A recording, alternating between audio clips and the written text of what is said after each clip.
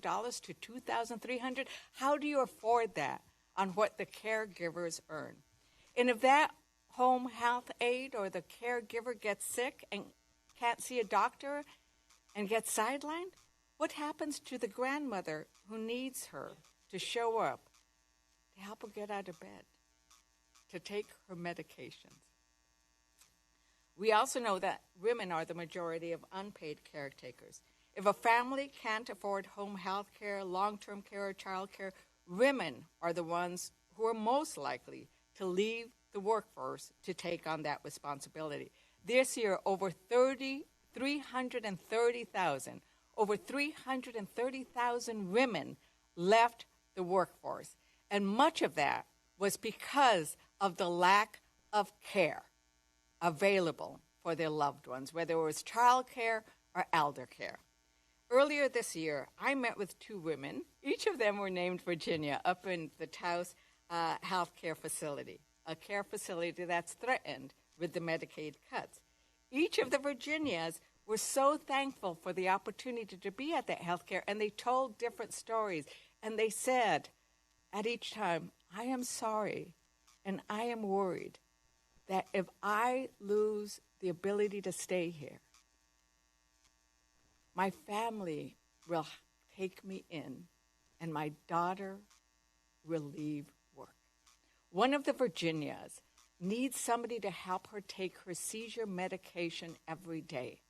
Another one almost lost her leg because she wasn't taking her diabetes medicine. And these were wonderful Virginias. They were great. We all ended up singing Las Mañanitas to one of them because it was a birthday. And it was wonderful, and to think about what would happen if they weren't get the care they need. So that's why we are here, because we need a focus on both the caregivers and how we need you to be able to do your work, and how these Republican policies will destroy your ability to do the work you need to get done for us. We're all in this together. And Republicans' refusal to even show up is infuriating. In New Mexico, the legislature showed up and on a bipartisan basis passed a law to cover the tax credit cuts. I have written a letter to my Republican colleagues saying you should have the same courage as those Republicans did in New Mexico, but it's only temporary. We need Republicans to show up, to stand up for their voters, to have the same kind of courage they did in New Mexico. So thank you for being here today, and I want to turn this over to my wonderful Representative Del Bainey, so that she can introduce Kristen Rowe and Countwiner. Thank you, Madam Chair. Thanks. Good morning, everyone. And first, I just want to thank all of our incredible witnesses for being here today, for the work that you do to advocate for our care economy, to fight for health care for everyone, and protecting the Affordable Care Act. In my home state of Washington, 80,000 people are at risk of losing health care if Congress doesn't act to extend the enhanced premium tax credits for the Affordable Care Act. And I'm glad to be here for this incredibly important conversation. It is my privilege, though, today to introduce one of our great witnesses and my constituent, Kristen Rowe Finkbeiner. Kristen is the Executive Director and CEO of Moms Rising, where she works to increase family economic security and discrimination against women and mothers, and build a future where both businesses and families can thrive. Moms Rising is a grassroots organization with more than 1 million members that advocates for many of the policies that my Democratic colleagues and I regularly fight for: paid family leave, affordable child care, better childhood nutrition, and access to health care. In addition to her work with Moms Rising, Kristen hosts Breaking Through, a talk radio show. She's also an award-winning author of books and articles, frequent public speaker, and media contributor. She has received numerous accolades for her work, including the Spirit of Motherhood Award from the Maternity Care Coalition and the Washington State League of Women Voters Good in Government Award, just to name a few. I could go on for a long time here.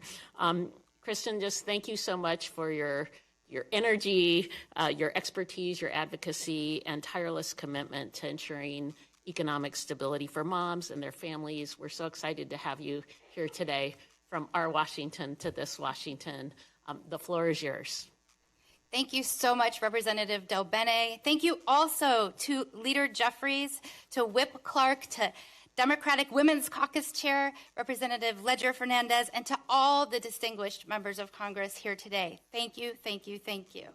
As you heard, I'm Kristen Rao-Finkbeiner, Executive Director of Moms Rising, and I'm honored to be able to share that we have 1.2 million members, people in every state in the nation, which actually adds up to 1 in every 300 people in America are an active member of Moms Rising at this time. People like Liddell in Nevada, who shared that if the ACA tax credits are cut off, then a lifeline for her family is cut off too. And this is causing her understandably great stress. Her daughter is battling breast cancer and is covered by the ACA. Liddell isn't alone. Brooke from New York recently shared, quote, "I'm scared. My husband and I both don't get insurance through our jobs, so if our ACA premiums go up, we simply won't be able to pay them. They will lose their health care entirely." We are in the middle of a national emergency, and we hear about it every single day. As you know, Republicans in Congress followed President Trump's demand by taking health care away from more than 17 million people in the big, bad, ugly bill, the largest Medicaid cuts in history. And right now, Republican leaders are threatening to keep our government shuttered unless they can increase, yes, increase, coverage premium costs for 24 million more. This situation is disastrous. Our nation absolutely can afford health care. But Trump and Republicans in Congress are cutting health care in order to pay for more tax breaks for billionaires and also to pay for terrifying, hardworking immigrants, people who are essential to our care workforce. 1/3 of the care workforce are immigrants, people who are essential to our families, to our economy, to our communities, and to our futures. This is nothing short of shameful. Our country needs safe and orderly immigration process that balances compassion and security, not cuts to health care, and most definitely not cruelty. If Republican leaders don't come back from vacation and finally sit down with the hard-working Democrats who are defending our health care, thank you, then health care costs are expected to skyrocket by an average of 75% and by up to 90% in many rural areas. On top of that, child care, which parents need to be able to go to work and children need to be able to learn and thrive, is also being defunded by Republican leaders. In less than 2 weeks, because of the Republican shutdown, Head Start programs serving more than 58,000 children face potential closure. Child care is one of the fastest growing costs in our country, and Republican leaders are making it worse. But make no mistake, skyrocketing child care costs hurt everyone. On average, the U.S. economy loses $122 billion a year due to lost wages and revenues when parents can't get the child care they need. All of these rising costs are happening at the same time as vegetables are up 40%. Coffee, my personal favorite, is up 33%. Eggs are still expensive. Healthcare is surging, and the list goes on. Trumpflation is happening. Trumpflation is happening every day, and it really doesn't have to be this way. Solutions are possible. 42 million people are about to lose SNAP right as we come into Thanksgiving and have empty dinner plates. Trump's Department of Agriculture could and should use contingency funds for SNAP. In fact, there are solutions to all of these very real problems that open avenues for people to build good lives, to contribute to their communities, to raise their children, and that also strengthen the economy as a whole. Research shows that passing care infrastructure policies that Democrats have long fought for in very good ways and that Republicans have long opposed in very bad ways, including health care, child care and elder care, paid family and medical leave, and fair pay for care workers, all together lower family costs and also boost businesses and the economy alike. These win-win solutions are supported by voters across the political spectrum.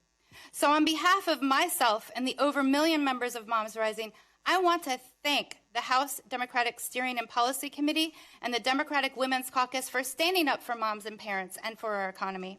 We know that when we stick together, we can build a better nation where every mom and family can access health care, where every person can get child care, food, housing, and elder care in an affordable way, where paid family and medical leave is available when people have a baby or a serious health crisis strikes, where every pregnant woman can get the high-quality, caring, and affordable maternity care we need, where the economy is strong, and where the only person wearing a crown is Lady Liberty.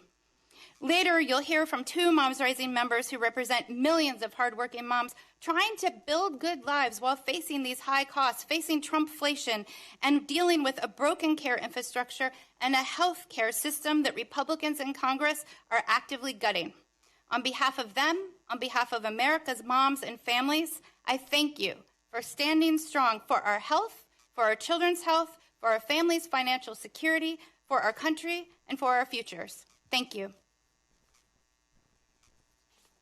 You, Kristen. You got us all fired up. I want to thank our hosts with the Steering and Policy Committee and the Democratic Women's Caucus and our leader, Hakeem Jeffries. And thank you to all of the witnesses who are here today. I am so grateful to have your perspectives at the table because families know what you know, that all of these issues are intertwined. The healthcare crisis, the child care crisis, the cost of living crisis. They are all part of the same ugly trend, and they all present real challenges to the care economy. Stagnating wages, rising costs, public services that are deeply and chronically underfunded, all amid unprecedented billionaire wealth.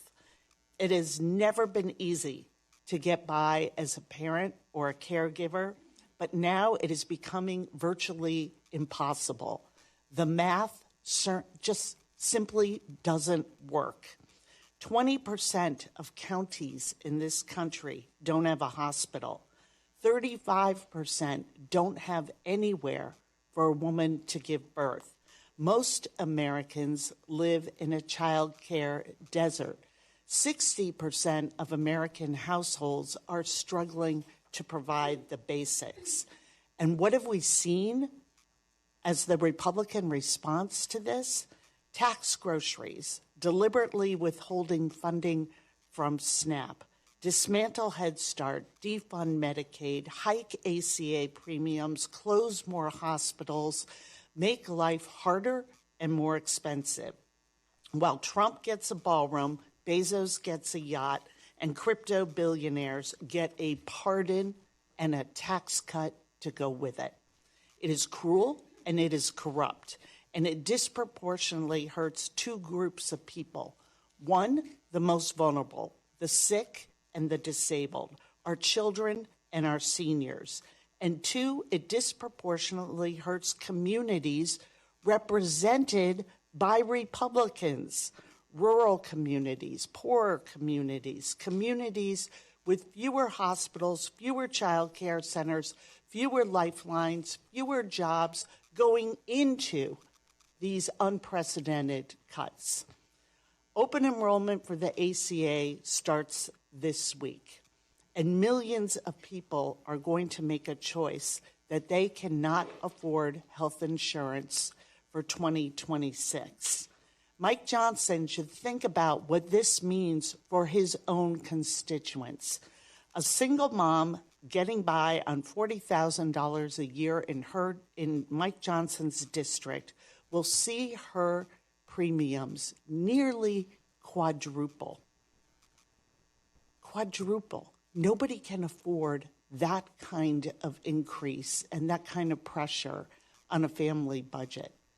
But it is not too late to stop that from happening. It is not too late to reopen the House. Democrats will be here ready to vote, ready to end this cruelty. And we are so grateful to be joined by all of you, but certainly by a champion and a leader for our country on the care economy and making sure that voices of workers and families are heard. And we are going to keep fighting alongside all of you, but especially our next witness, President Ai-jen Poo. Welcome. Thank you so much, Whip Clark, for your leadership, your consistency, and thank you to Leader Jeffries and to our distinguished co-chairs and members of Congress for having us here and for continuing in this very crucial fight. I'm grateful to be here to speak about the reality facing working and middle-class families right now, families who are doing everything in their power to take care of the people they love, and they are living a care nightmare. In just a few days, more than 24 million of us will, on average, see our health care premiums more than double as we try to re-enroll in our insurance. Allowing the Affordable Care Act tax credits to expire will sever a lifeline that millions of caregiving families and workers rely on to afford health care. Over 7 million older adults, many of whom are family caregivers, will pay steep increases in their premiums, double or triple that of someone in their 20s. Disabled people, people who already incur health care expenses 5 times greater than those of non-disabled people, will face ballooning costs. This on top of the $1 trillion cut from Medicaid in the big, ugly budget bill that threatens care for 80 million Americans. Medicaid is also the primary payer of long-term care in the U.S., putting essential home care and other supports for older and disabled people and their caregivers at risk. A recent inflation report showed that prices for in-home care are already up 12% from last year. The tax credits made ACA plans more affordable for millions of people earning just enough not to be eligible for Medicaid, but not enough to pay the high cost of insurance. Taken together, these cuts put lives, health, and well-being of huge segments of the American workforce at risk. Direct care workers, in particular, I want to speak about especially. Direct care workers make a median income of $25,000 per year, rarely get employment-based insurance, will lose one of the only safety nets in a precarious job. The expansion of the Affordable Care Act decreased the uninsured rate among direct care workers by 26%, a major milestone for a sector where nearly a third of workers had no coverage. The typical direct care worker enrolled in the ACA marketplace will now face average premium spikes of up to $1,070. Every single dollar counts for workers who earn wages so low that on any given week they're forced to choose between gas and milk, rent, and utilities. Meanwhile, the administration is also rolling back minimum wage and overtime protections for home care workers, as well as temporary protected status for immigrant care workers. Immigrants account for a third of our care workforce. As baby boomers age and we all live longer, there is in fact no way to provide the care that American families need without immigrants. And yet the very funds cut from Medicaid and our health care in the big bill are now being used to target and separate immigrant families, commit human rights abuses, and terrify the very workers we count on for our care. This all-out assault on our care workforce is an assault on caregiving families. When a care worker cannot afford to see a doctor or risks being separated from their own families in deportation every time they leave their home, they are forced to choose between their own safety and families and showing up for ours. Disabled children are losing their confidence, their connection to a full life in the community. People living with dementia who rely on familiarity for stability, losing their primary relationships of care. Care and dignity in our country are two sides of the same coin. We all have people we love who need care. The dangerous policy decisions being made by this administration and leadership in Congress are robbing us of our right to care for our loved ones, our right to care and our dignity. We should be expanding Medicare to cover long-term care. We should be fully funding Medicaid home and community-based services, raising wages for care workers, offering pathways to citizenship for immigrant care workers. We should be making childcare affordable for every family. And instead, we are taking away the only access to care that we have. We can create systems that enable families and workers to thrive, but not like this. Thank you very much for having me.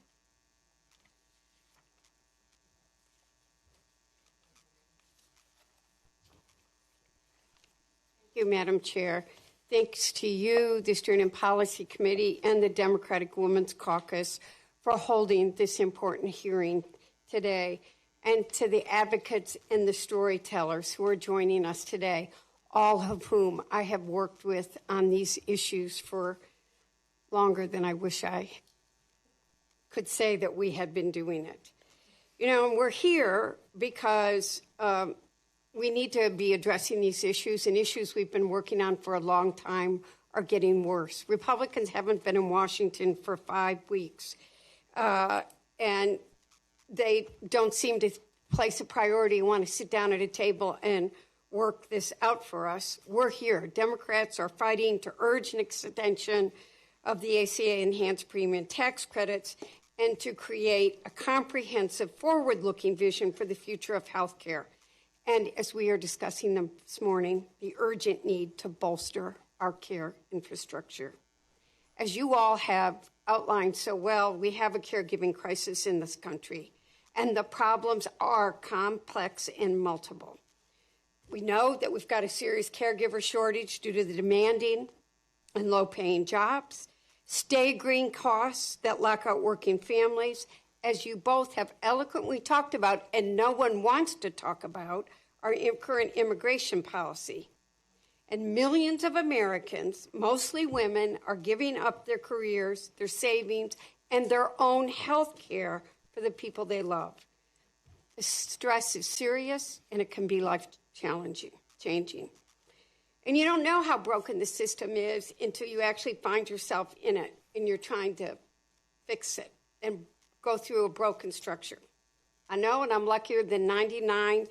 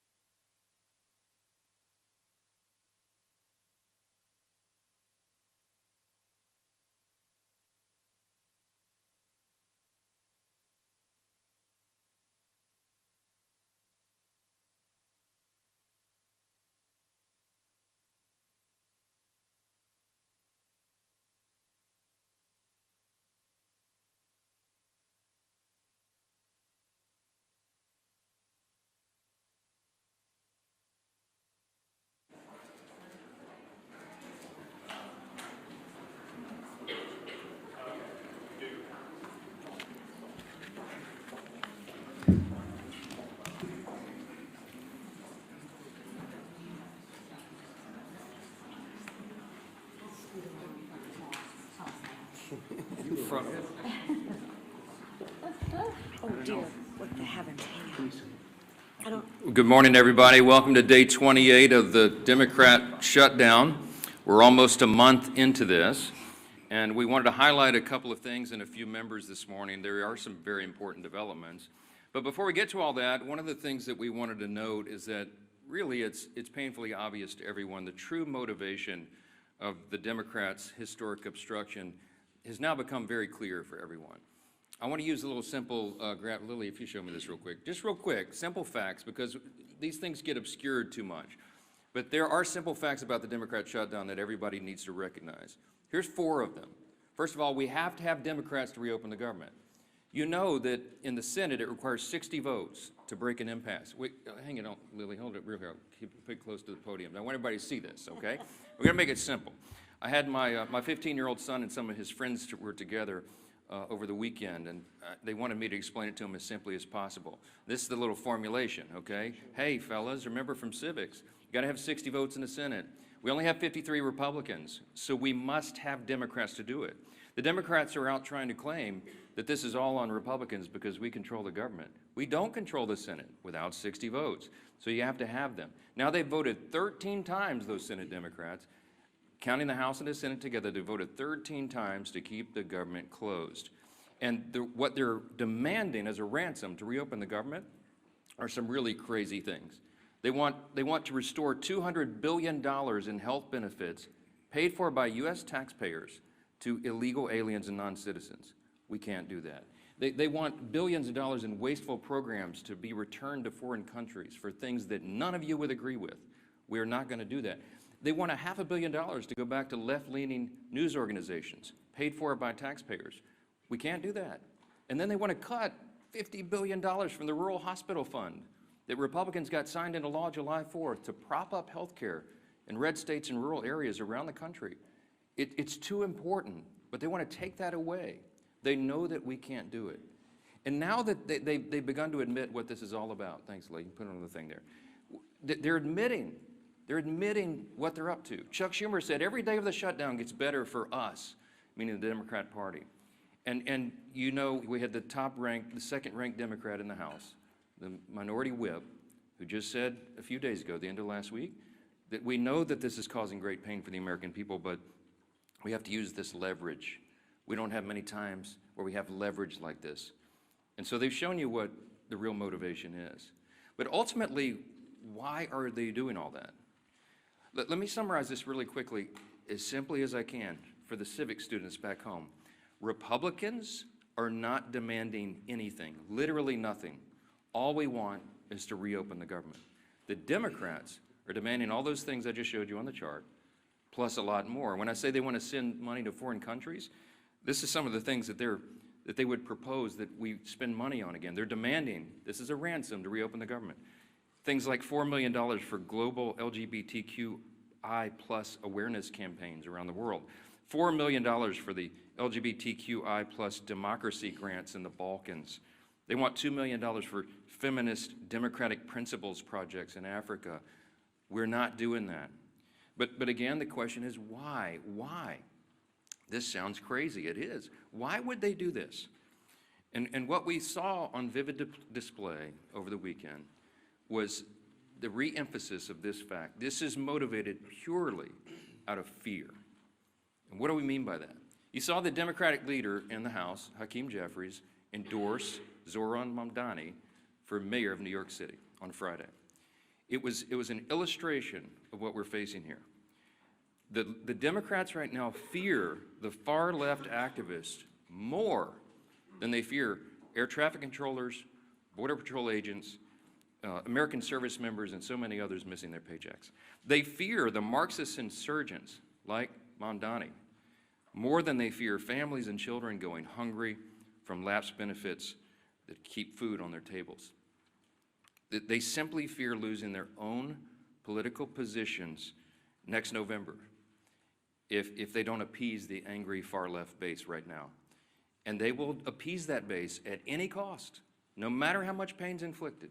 In fact, they've said in their own words, this gets better for us day by day. How does it get better? Because they're proving to the angry far-left base in their party that they will prioritize them over the American people. And simply put, it's the profound fear in the Democratic Party that drives this shutdown. It is not principle, it is not policy, it is certainly not concern for the constituents that they say that they want to represent. We know that because even their own constituents now are begging Democrats to stop the political games and reopen the government. Just yesterday, the largest union of federal workers, the very people that the Democrats claim that they fight for, came out publicly and urged the Democrats to join the Republicans in passing the House's very simple short-term funding bill. Also yesterday, the National Air Traffic Controllers Association began to put up flyers in airports to explain the real danger that is being imposed for air travel, air safety in this country, highlighting what the Democrats are doing. So I just want to say this simply to our Democrat colleagues. You have an off-ramp now. You painted yourself into a corner, but here's your off-ramp. The unions, the largest unions are saying, please do this. You can claim that as cover and say that you had to do it. Reopen the government. Get it working for the people. It's our #1 priority and responsibility as members of Congress. But Senate Democrats have refused to do it for almost a month now. I've said it over and over, Republicans have done our job. We passed the clean short-term funding extension to keep the lights on and pay all these workers and our troops and fund programs like SNAP and WIC that Americans need and rely on. And in the meantime, Republicans have been working very hard around the clock every day of this Democrat shutdown to do our best to reduce the pain for our constituents. In our districts, we got a video running over here just showing some highlights of what all the House Republicans are doing and have been doing for the last few weeks. Out in their districts, they're trying to help Americans navigate the crisis that the Democrats have created with their selfish political decisions. Here's a few more examples this morning we wanted to highlight. In Montana, Congressman Troy Downing, these are all Republicans doing work back home. He's met directly with his TSA officers and air traffic controllers who continue to show up to work while Democrats keep the government closed. In New York, Congresswoman Nicole Maliotakis has been working around the clock, hand in hand, for example, with her local national park officials to organize community cleanups and maintain our public lands, doing the work Democrats left behind as park rangers and visitors' staff remain furloughed under their shutdown. In Sullivan County, Indiana, and down in South Texas, you have Congressman Mark Messmer and Brian Babin. They've strategized with rural hospital leaders to ensure that these communities are able to access that $50 billion rural hospital fund, by the way, that the Democrats want to defund. It's the very funds that the Democrats worked hard to kill in their counterproposal to reopen the government. In South Carolina, Congresswoman Sherry Biggs has been meeting with her small business owners who continue to serve their communities, many of whom are already feeling the benefits from Republicans' work to deliver no tax on tips. We did that in the big, beautiful bill, the Working Families Tax Cut. It's a wildly popular measure that, by the way, every Democrat voted against. In Oregon, Congressman Cliff Bentz is meeting with his air traffic officials as they wait on Democrats to reopen the government and deliver the federal funds they need to expand that region's critical air travel infrastructure. And here in Washington, the work has gone on in earnest as well. People keep commenting to me, you look so tired on TV. I am so tired because we're not sleeping a lot. We're working overtime. Here in Washington, our House committees have continued to conference together and do all the work we can to ensure legislation is ready for the floor for action as soon as we get back to legislative session. The House also continues to carry out its essential oversight duties. And you'll be reporting on this all day, but the Oversight Chairman James Comer released a blockbuster report now on the Biden auto pen presidency. And this report includes 47 hours worth of transcripts and testimony revealing that every executive action signed by the auto pen without written authorization from President Biden should be voided. This is an unprecedented situation in American politics and government. The actions of President Biden simply were not all his own actions. And there are major implications to that, including all the pardons that he signed. But don't get me started. Okay, on Friday, the Energy and Commerce Chairman, Brett Guthrie, these are all Republican actions, he launched a bipartisan investigation into the NBA's handling of betting and illegal gambling allegations following the recent shocking reports that raised questions and integrity concerns. And as we covered last week, the House Oversight Committee also delivered its third batch of files from the Epstein investigation, now totaling 43,000 pages and documents, pieces of evidence, including personal flight logs, financial ledgers, daily calendars, and diaries of Epstein himself. Republicans are here in Washington, and we're out in our district, fanned out across the country, doing good work on behalf of the people we serve and represent. And what are the Democrats doing? You've seen it. They're posting TikTok videos. They're bragging about using the American people's pain as their political leverage. And House Republicans are taking this day by day, just like the rest of the country. We have our House Republicans on a 48-hour return notice so they can get back, understanding that some flights may well be delayed. But to get everybody back here as soon as possible, as soon as the Democrats decide to do the right thing and reopen the government, we will get back to immediate and urgent and necessary business on the House floor itself. We're anxious to get back to that, but we cannot have a regular legislative session until the Democrats do their most basic responsibility to reopen the government and get this moving again. So today we're fortunate to be joined by several of our good friends and colleagues here, all members of the Republican Study Committee, and the chairman of that committee, the largest caucus of conservatives in Congress, is Representative August Pfluger from Texas, and we're glad to have him as well.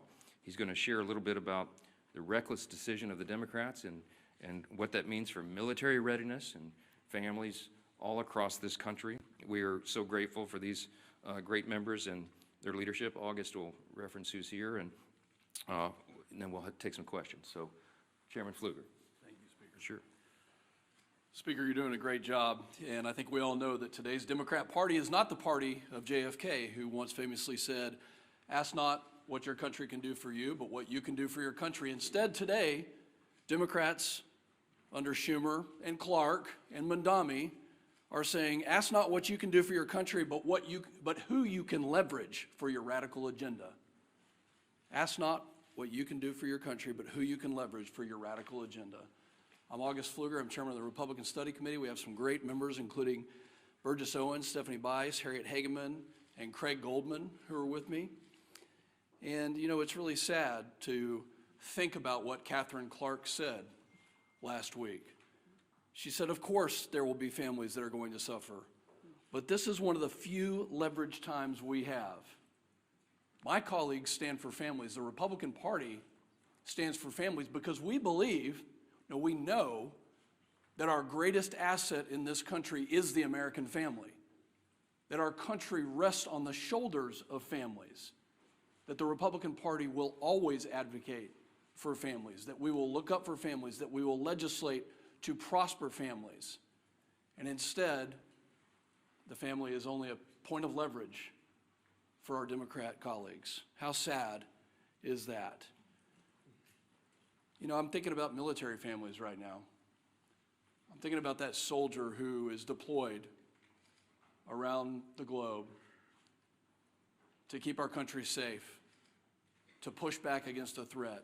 And I'm thinking about that phone call that soldier probably received this year, this month, in the last couple of days, asking whether or not they're going to get a paycheck, talking about the new baby at home, trying to figure out if they're going to be able to pay their rent or even buy some groceries or put gas in the car.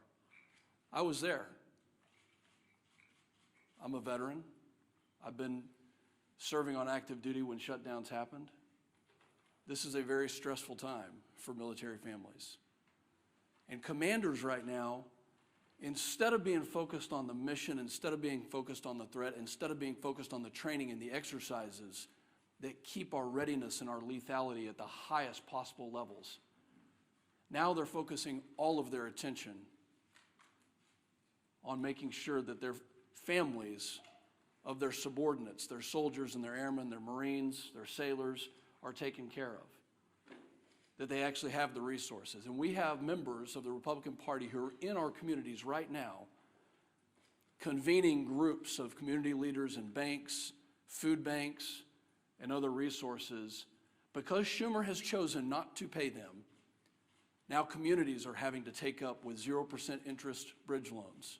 Now communities are having to defer those mortgage payments and those car payments. So where the Democrat Party is failing, our communities are succeeding because they know that the right thing to do is to fund and help in this time of need. You know, the enemy has not shut down. Our enemies around the world want us to be divided. I'm calling on my colleagues on the other side of the aisle who served in the military to do the right thing. We were there. We were there when Joe Biden and Nancy Pelosi put CRs on the floor, and guess what? We did the right thing. Multiple times we did the right thing. Where are my Democrat colleagues who served in uniform to stand up and rise above petty politics to do the right thing? Have you not gone home to your districts to hear from your military communities, from your federal workers? Have you not listened to your local communities telling you to stop the nonsense? No. You know what? They're not there. They're in New York City campaigning for Mondami. Maybe they've orchestrated this so that they had the time to go campaign for an outright socialist. Maybe this was orchestrated so they could go do that. No, this isn't the party of JFK anymore. This is the party of Schumer and Mondami, the party that bows to the radical left. I hope that everybody can see the split screen of what's happening in this country. The speaker has so eloquently talked about the fact that Republicans are doing our job to take care of families, that over 13 times the Senate Republicans have voted to fund our military, to fund TSA, to make sure our Border Patrol can get paid and all federal workers can get paid, and Democrats continue to obstruct. I hope you can see the dichotomy between the two sides here, and I'm calling on Democrat members, especially those who served in the military, to do the right thing and to stop the nonsense. With that, I hand it over to my good friend, our leader, Mr. Steve Scalise. Thank you, Chairman Pfluger. Thank you for your service to our country, especially to all those men and women who are currently serving our nation, whether it be in the military, federal employees that are still working, showing up on their job, but because of Chuck Schumer and Democrats who have bowed to the socialist radicals in their party, those federal workers are not getting paid. We've talked up here for weeks now about some of those hardships, how it's going to affect people, and ultimately now how it is affecting people. Those impacts are now being felt. It's not hypothetical anymore. It's not some memo from a department laying out what might happen. We're starting to hear those stories. You can see, and our conference chair, Lisa McClain, has done a really good job of compiling a lot of the work that's being done by many of our colleagues. One of the reasons we're not meeting in session is because the Democrats shut down the government, but also because of that shutdown, our members are now busy in their districts mopping up a lot of the mess created by those Democrats because of the shutdown, the hardships it's created on families. And those are real hardships, and I applaud my colleagues who are in their districts trying to figure out ways to help people during this difficult time, working with food banks to get food to people who are missing SNAP benefits, WIC payments, military members who are not getting paid, but they're overseas, as Chairman Pfluger talked about. While their family's still here, those babies still have needs, and yet the paycheck's not coming in. Those bills are still due. And Democrats think this is some kind of game. Speakers talked about this over and over again, but what has their reaction been? Not figuring out a solution to get out of it, an off-ramp.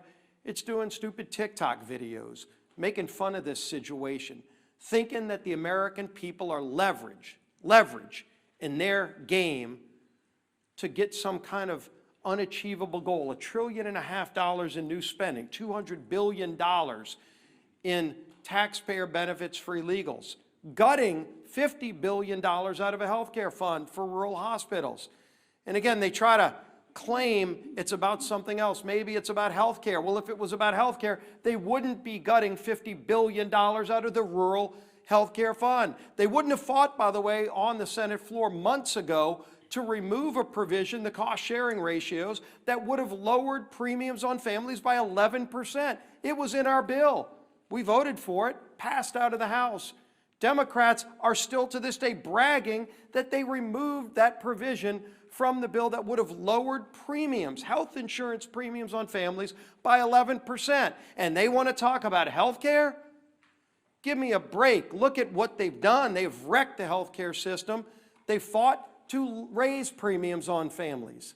Democrats have over and over again, and now they're imposing real pain on American families with this shutdown. We've got some new numbers that have come in, and these are not good numbers, unfortunately. Reuters reported more than 2,700 flight delayed nationwide on Monday, and more than 8,600 flight delays just Sunday. 8,600 flight delays. Think of how many families were impacted. Every flight, well over 100 people on each one of those 8,600 flights that were delayed, all because Chuck Schumer and radical Democrats want to use American people as leverage. A Democrat aide said they won't concede short of, quote, planes falling out of the sky. Who are these people? Didn't they once care about this great nation and making it better? And now they think if a plane falls out of the sky, that's their leverage? For what? Goodness. Chuck Schumer, quote, every day gets better for us. Who is us? Because I can tell you who them are. The American people are sick and tired of Chuck Schumer and his friends thinking it's a better day for him when they are feeling more pain. Senator Coons, quote, the point of this shutdown is not just suffering for suffering's sake, but to make a point, as if suffering of the American people is not enough. We've heard, of course, over and over again, Catherine Clark, shutdowns are terrible. Of course, there will be families that are going to suffer, but it is one of the few leverage times we have. They keep saying over and over again, they know American people are suffering. They don't care. They want leverage for themselves. They want to show off to their radical socialist base. Bernie, of course, Bernie Sanders, who was on the stage with AOC over with Mandami the other day with their socialist love fest. Bernie, quote, you reopen the government and we lose our leverage. That's what this whole shutdown is about. They're telling you what they mean. Democrats source in the Hill article last week that we talked about, quote, we would have enough votes to reopen the government if people were not terrified of getting the guillotine. This is Democrats being afraid of their own base because their base is so radical that they're afraid of their base. The American Federation of Government Employees, we talked about this yesterday, came out and said, quote, it's time to pass a clean continuing resolution and end this shutdown today. No half measures and no gamesmanship. Rep. Amelia Sykes said, quote, we know that people are going to suffer if we don't open the government. People will go hungry. Well, she knows it. She's causing that hunger, but let's put a point on this. In an ABC article regarding the 42 million Americans that are going to lose SNAP benefits next week, Joel Berg, who's the CEO of the nonprofit Hunger Free America, said this, quote, we are going to see the greatest hunger crisis since the Great Depression. And that's not hyperbole, that's just true. The greatest hunger crisis since the Great Depression, when 42 million people lose their SNAP benefits this weekend. What are these Democrats waiting for? This is not a game. This is not leverage. They're taking food off the table for families, for babies. It's disgusting. It's time to end the madness. They can go on the Senate floor today. Just 5 of them need to get courage. Just 5 of them need to get the courage to do the right thing and open the government today and end this pain and end the suffering that they've caused. Then we can go negotiate our differences. Yield to the whip. Time ever.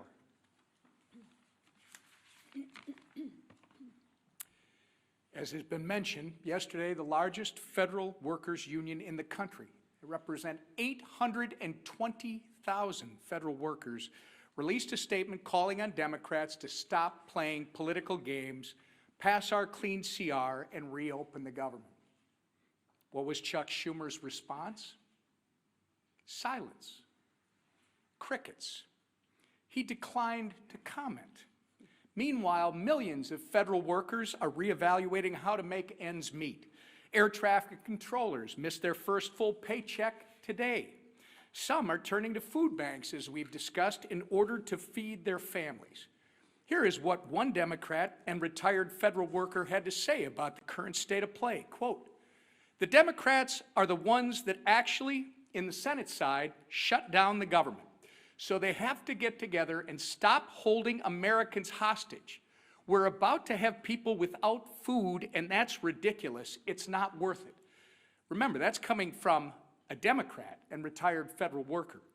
Since Chuck Schumer and company won't listen to us, maybe they'll start listening to members of their own party. Enough is enough. You're playing politics with people's lives, and as Leader Scalise and the Speaker have reminded us, for what? So that you can appease the radical pro-terrorist wing of your party, so that you can fundraise off of picking a fight with President Trump. It's not worth it. In fact, it's despicable and downright wrong. There's a nonpartisan government funding bill waiting in the Senate to be sent to President Trump's desk immediately. It will come to the floor for a vote for the 13th time this morning. Put an end to the madness. Do the right and reasonable thing that you did back in March, by the way, and vote yes on our clean CR. Instead of complaining about a new White House ballroom, how about you try doing your actual job and reopen the government for the people you were elected to serve? Our conference chair. Thank you and good morning, everyone. And I first want to extend a thank you to the RSC chair and the members of the RSC who are here today. And thank you for all the work that you've been doing in the district. I know we appreciate it, and more importantly, I know your constituents appreciate it. I know I've been standing at this podium with Speaker Johnson and House leadership for weeks now. And every time we have said the same thing. Republicans voted to keep the government open. Democrats voted to shut it down. Period. It is that simple. This week, more than any other week, the consequences become impossible to ignore. As of yesterday, more than 10,000 flights have been delayed because of staffing shortages. By the end of this week, nearly 2 million paychecks will be missed by Americans. And by Saturday, 42 million Americans will lose their SNAP benefits.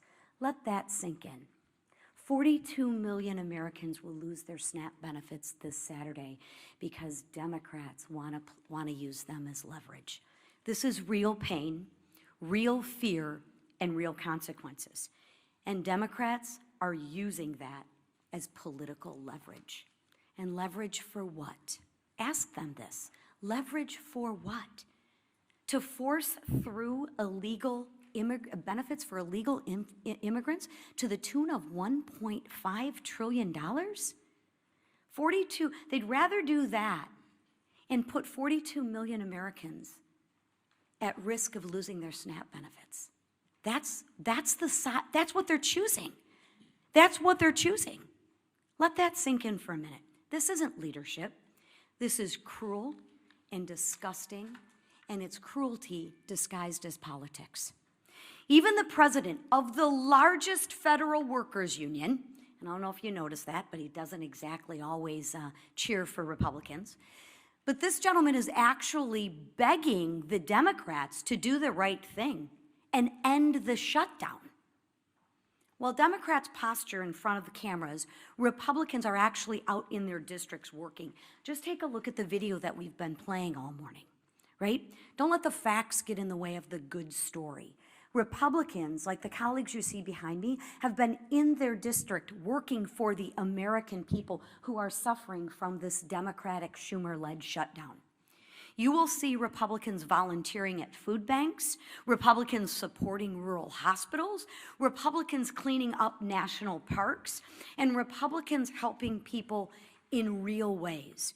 Republicans believe in solutions, not stunts. We believe in serving the American people, not using them. So while Democrats try to turn American hardship into political currency, Republicans are working to reopen the government, to restore paychecks, and bring stability back to American families. Because this isn't about leverage, it's about people. And we are here to serve.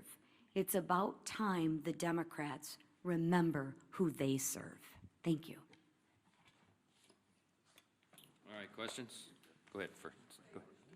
Earlier this week, President Trump floated running for president again in 2028. Are you comfortable with those comments, and you're a constitutional lawyer, with that violating? Well, there is the 22nd Amendment. I spoke with the president about an hour ago. It's late in the evening in Japan. He's working around the clock, serving the American people. He doesn't stop. Talk about someone who works around the clock. And as Chairman Pfluger mentioned a moment ago, and as we've reiterated in here so many times, you're looking at the split screen because under President Trump, the Republican Party has delivered. I mean, you're talking about reducing taxes, reducing regulations, cutting fraud, waste, and abuse, ended the border crisis, ending the crime crisis, resolving conflicts, wars around the globe, and working on these amazing trade agreements. It's been a great run. But I think the president knows, and he and I have talked about the constrictions of the Constitution, as much as so many of the American people lament that. The Trump 2028 cap is one of the most popular that's ever been produced, and he has a good time with that, trolling the Democrats whose hair is on fire about the very prospect. But I do believe that we've got 3 extraordinary years ahead of us, and the 2 years of the Trump administration are going to be an incredible thing.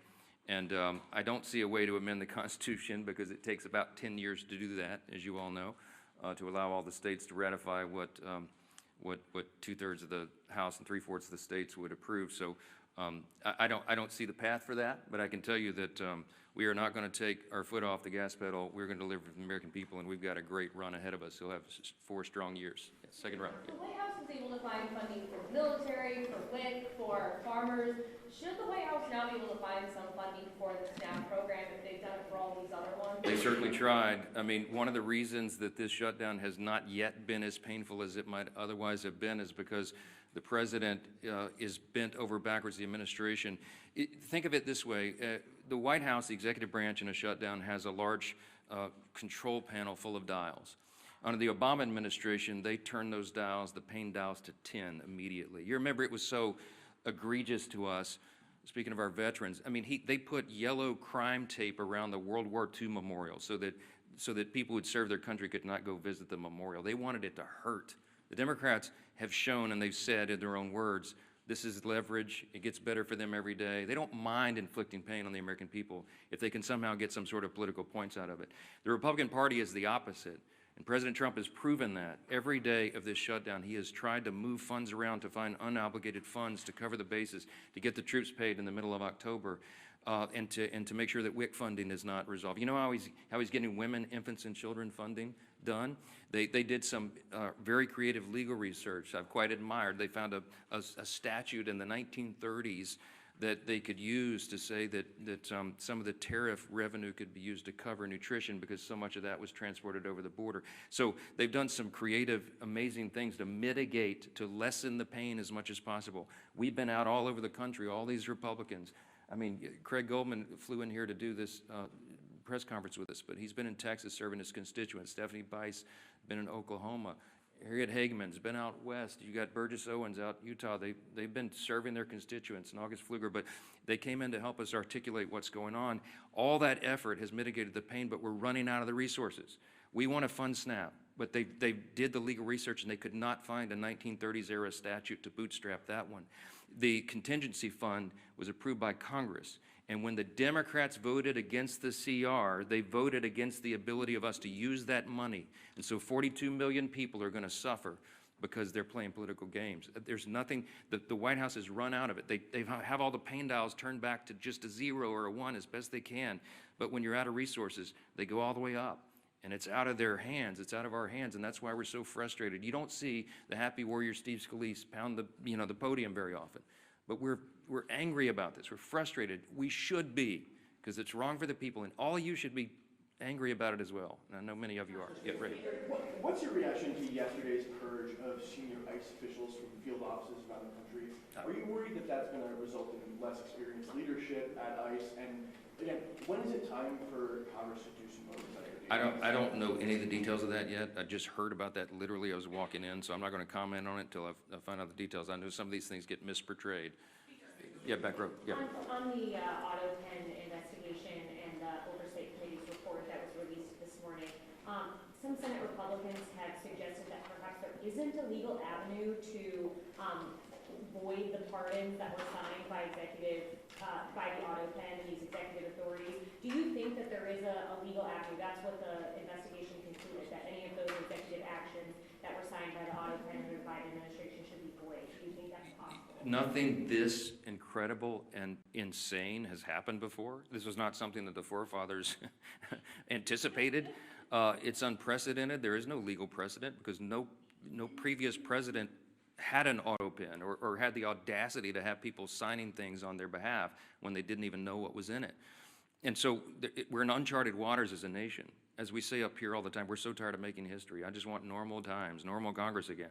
But the Biden administration was unprecedented in so many ways, and the president was checked out of his job for quite some time, and everybody knows it. And there was a cover-up. The people around him who were using, they would give him scripts to follow. They would point him literally in the direction, stand here, sir, wave like this. And he didn't know what he was signing. So there's all sorts of just incredible implications. It sounds like a terrible novel or something, but this is reality. And so the pardons, for example, he pardoned categories of violent criminals and turned them loose on the streets. And he didn't even know what the categories were, apparently, much less the individual people that he pardoned. They're invalid on their face. I mean, I used to be a constitutional law litigator. I would love to take this case and go into the courts and make that law to set the precedent. You can't allow a president to check out and have unelected, unaccountable, faceless people making massive decisions for the country. Think of the executive orders that were signed with the auto pen. When he paused LNG exports, liquefied natural gas, to our European allies around the world, I confronted him about it, by the way, the one meeting they allowed me to have with him as Speaker in the Oval. And he looked at me as if it hadn't happened, and he said, I didn't do that. And it occurred to me, he wasn't lying. He honestly didn't know. Do you know what the implications of pausing LNG exports were around the world? It made all of our European allies had to buy their natural gas from Vladimir Putin, which fueled his war machine, to go, conduct his war on Ukraine. It destabilized our energy sector, and it had us step back 3 or 4 steps of energy dominance around the world. Thankfully, we're back now because we have a commander-in-chief who's fully in command and understands the necessity, energy policy being national security policy. I could go on and on and on in every category. Huge implications. What does it mean for us? How do you unwind it? I don't know. But it will be determined in the courts ultimately. And these are unprecedented cases of first impression, as we say, because it's never been tested before. But man, is it dangerous stuff. Front row. Because you win the boot game today. Go ahead. Norman, Your Honor. I'm curious, you guys, a lot of you were talking about the government unions demanding that Democrats reopen the government at this point. Do you think that that is building off of President Trump's gains with labor unions for the 2024 election? Do you think that this is a sign of a different relationship between House and Senate Republicans and federal government employees? Do you welcome these people in your tent? As Chairman claims that these are not traditional allies of yours in a lot of President Trump and the Republican Party achieved some very important historic things in the last election cycle. We had a true demographic shift in the election. We had a record number of Hispanic and Latino voters, for example, who came into the Republican Party, record number of African-American black voters, Jewish voters, union workers, young people, demographics that had not traditionally in recent years been with the Republican Party in large numbers, and they came to us not reluctantly, but with hopeful anticipation. Why? Because they wanted a return to common sense, and they saw what the other party had done to them with their terrible policies and their terrible ideas and the radical, woke, Marxist, progressive agenda, and they realized it didn't work for them. So they came to us and they said, can you do better? Well, we did. We have. And we passed the One Big Beautiful Bill, the Working Families Tax Cut, and all of our legislation and everything the president's done with executive orders, fulfilling his promises, are codifying those things and doing the rest of our legislative agenda, which is being held up right now because of this. We're delivering for those people. So it is not a surprise to me that union workers would come enthusiastically supporting common sense. What we're asking for here is common sense. They're supporting the party. They're supporting the president because they know who's working for the American people and who is not, who is causing and inflicting pain on the American people. The contrast has never been more clear. We say all the time, this is not your father's Democratic Party. I grew up in Louisiana. When I was a kid, I didn't even know a Republican. Literally, like everybody was Democrat. And, you know, they're the Southern Democrats, you know, conservative Democrats down in Louisiana. That party doesn't exist anymore. My grandfather would not recognize what this party has become. He would clearly, they'd all be Republicans because the Republicans stand on the side of common sense and working families, hardworking, middle class, lower class earners in the country. We drafted the working families tax cut to be geared for them, to help them. And we infused the legislation with all this pro-growth policies so that all boats will rise. People see that. They see the effects. Ideas have consequences, my friends. And the policies and ideas that are advanced by the Republican Party are right for America because they comport with our founding principles, and we stand on those principles to defend them. And by contrast, on the other side of the screen, they're going for communism and Marxism. Take your choice. Jake. Picking up the opinion that you're not interested in these one-off funding bills, SNAP, air traffic control, is that still your view? We voted September 19th to fund every one of those priorities. And every Democrat in the House except one voted to not fund them. The Democrats are playing games. They put a few of the one-off bills on the floor, as you've seen in the last week or so. They put a bill to pay the troops and pay essential workers, and the Democrats voted it down. So it would be a futile legislative effort for us to do this again repetitively in the House and send it over there so Chuck Schumer and the gang can play games and spike it. It's a waste of our time. They need to vote for the clean, continuing, nonpartisan CR, turn the lights back on and get the country working again, and then we can resolve all the rest of the issues that were always on the calendar for the remainder of the year. I want to thank our Republican Study Committee colleagues for being here and standing in the gap for your constituents. All the Republicans out there, they're still at work. They're not even watching these press conferences because they're working for their constituents. Thanks for that. Appreciate it.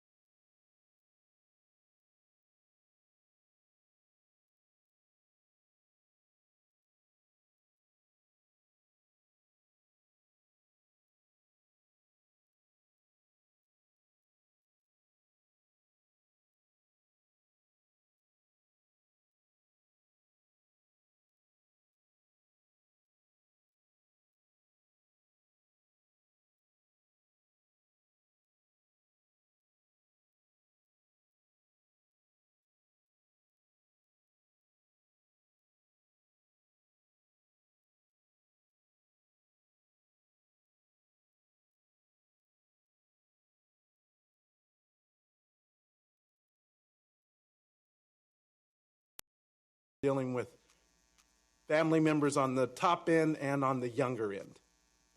I can relate to that right now. In your testimony, you described how Medicaid has provided your family with stability, something that might not have been possible otherwise. So, Ms. Randall, You've come before this Congress time and again to plead with lawmakers not to cut Medicaid and to share their real-life consequences that those cuts would have. After Republicans have continued to ignore your pleas, how do you find the courage to keep coming back and sharing what is needed and to advocate on behalf of your family and millions of other Americans who are in similar situations?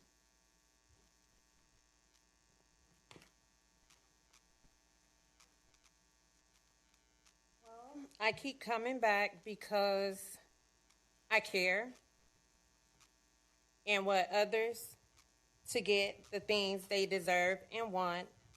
And only because I've gone out to the Republicans in Georgia, but they realize there's a problem, but yet there's no solution. And that's why I keep coming. Thank you for showing up. You're welcome.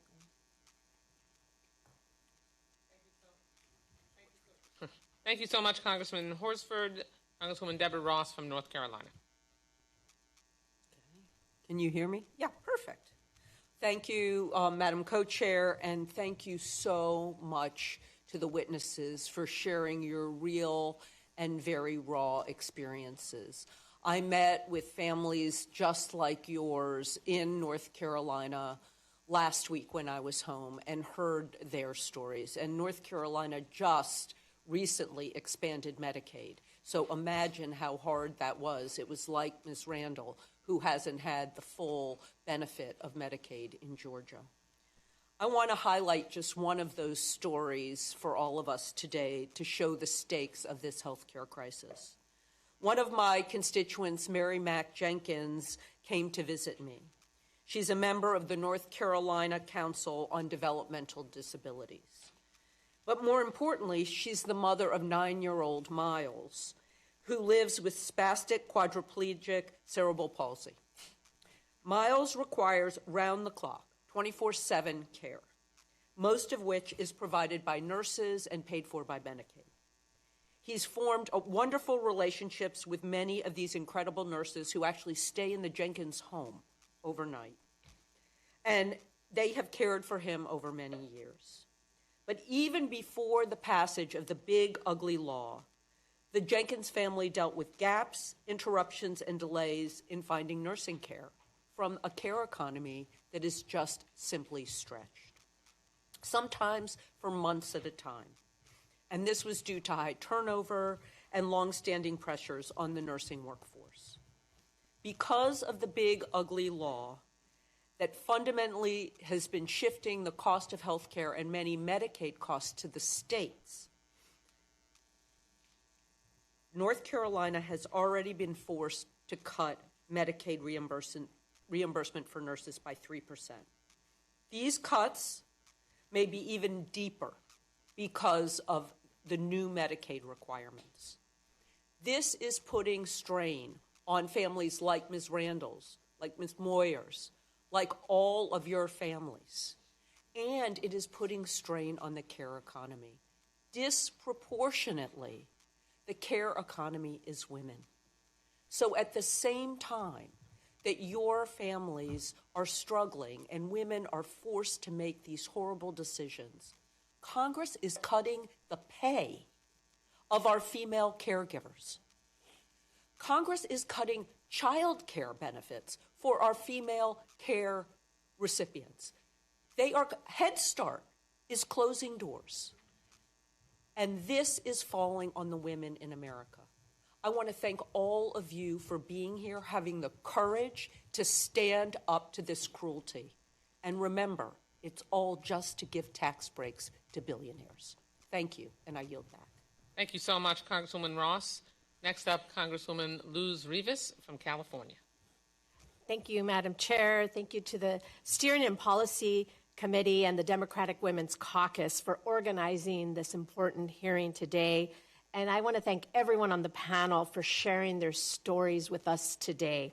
Today marks 4 weeks since Republicans chose to shut down the government rather than help working Americans like yourselves. I've been hearing from my constituents in California that have similar stories like yours.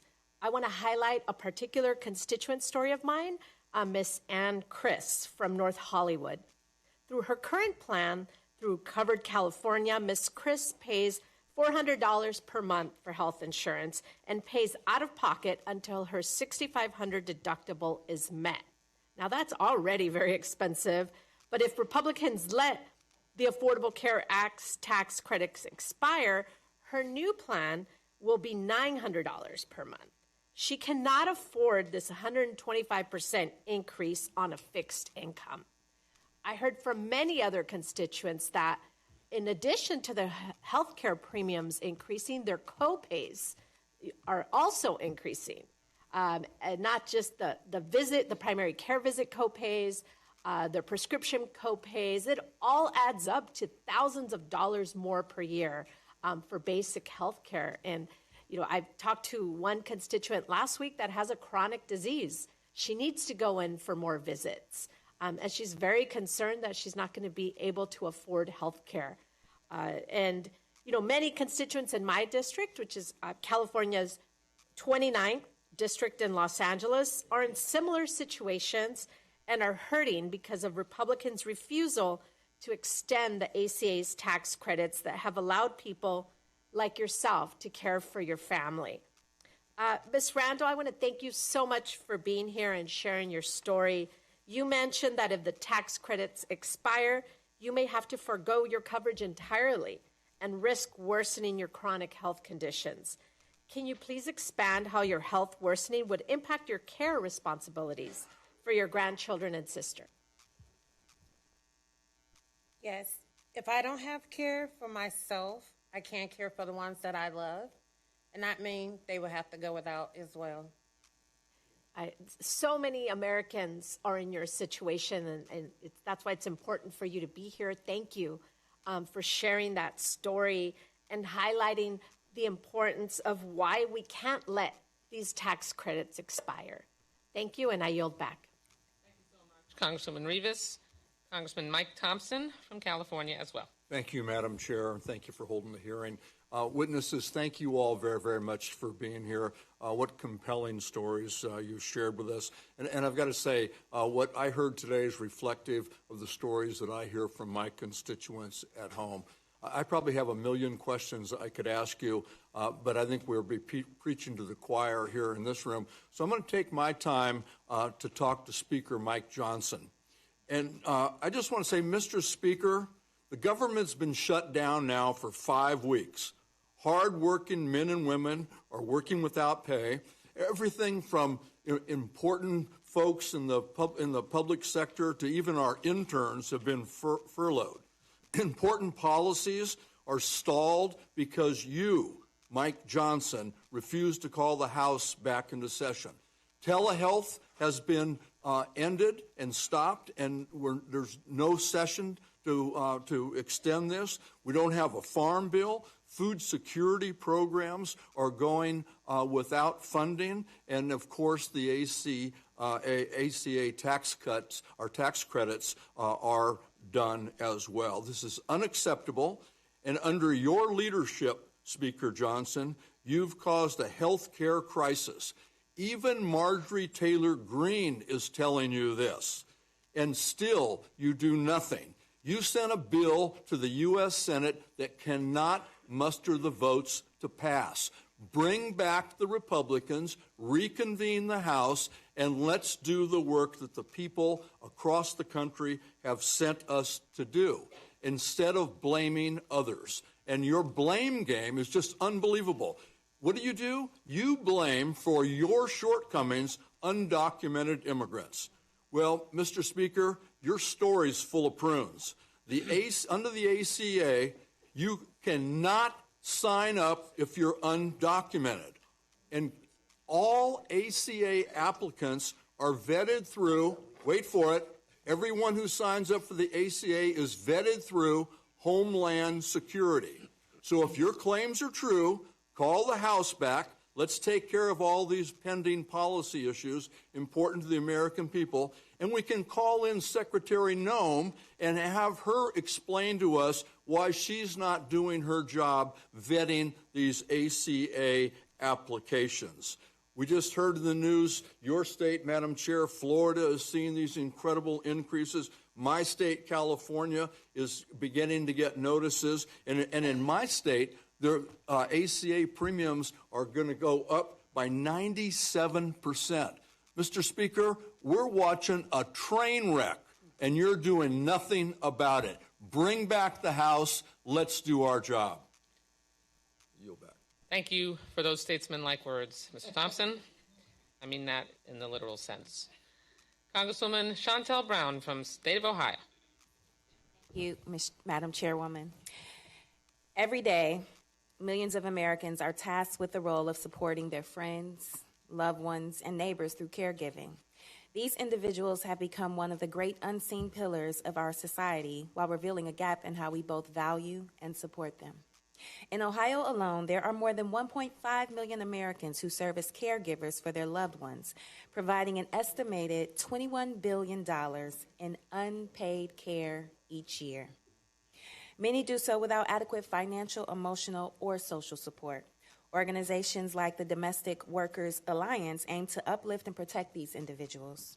Through initiatives like We Dream in Black, marginalized groups are given a seat at the table where they strengthen the workforce, support communities, and shape the next generation.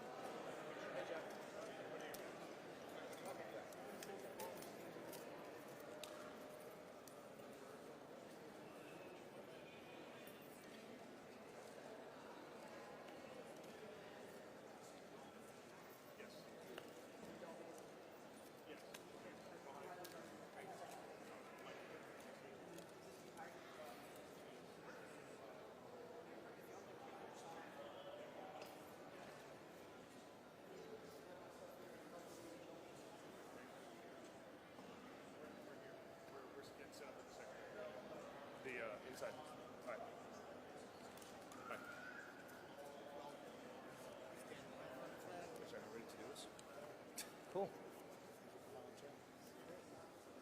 I should let Jade do this. No smile. No smile. No, she's doing photos. I was tasked with B-roll.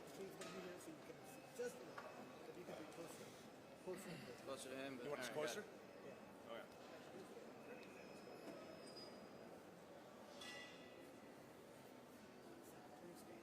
Just adjust yourself so you can be seen. Okay, okay.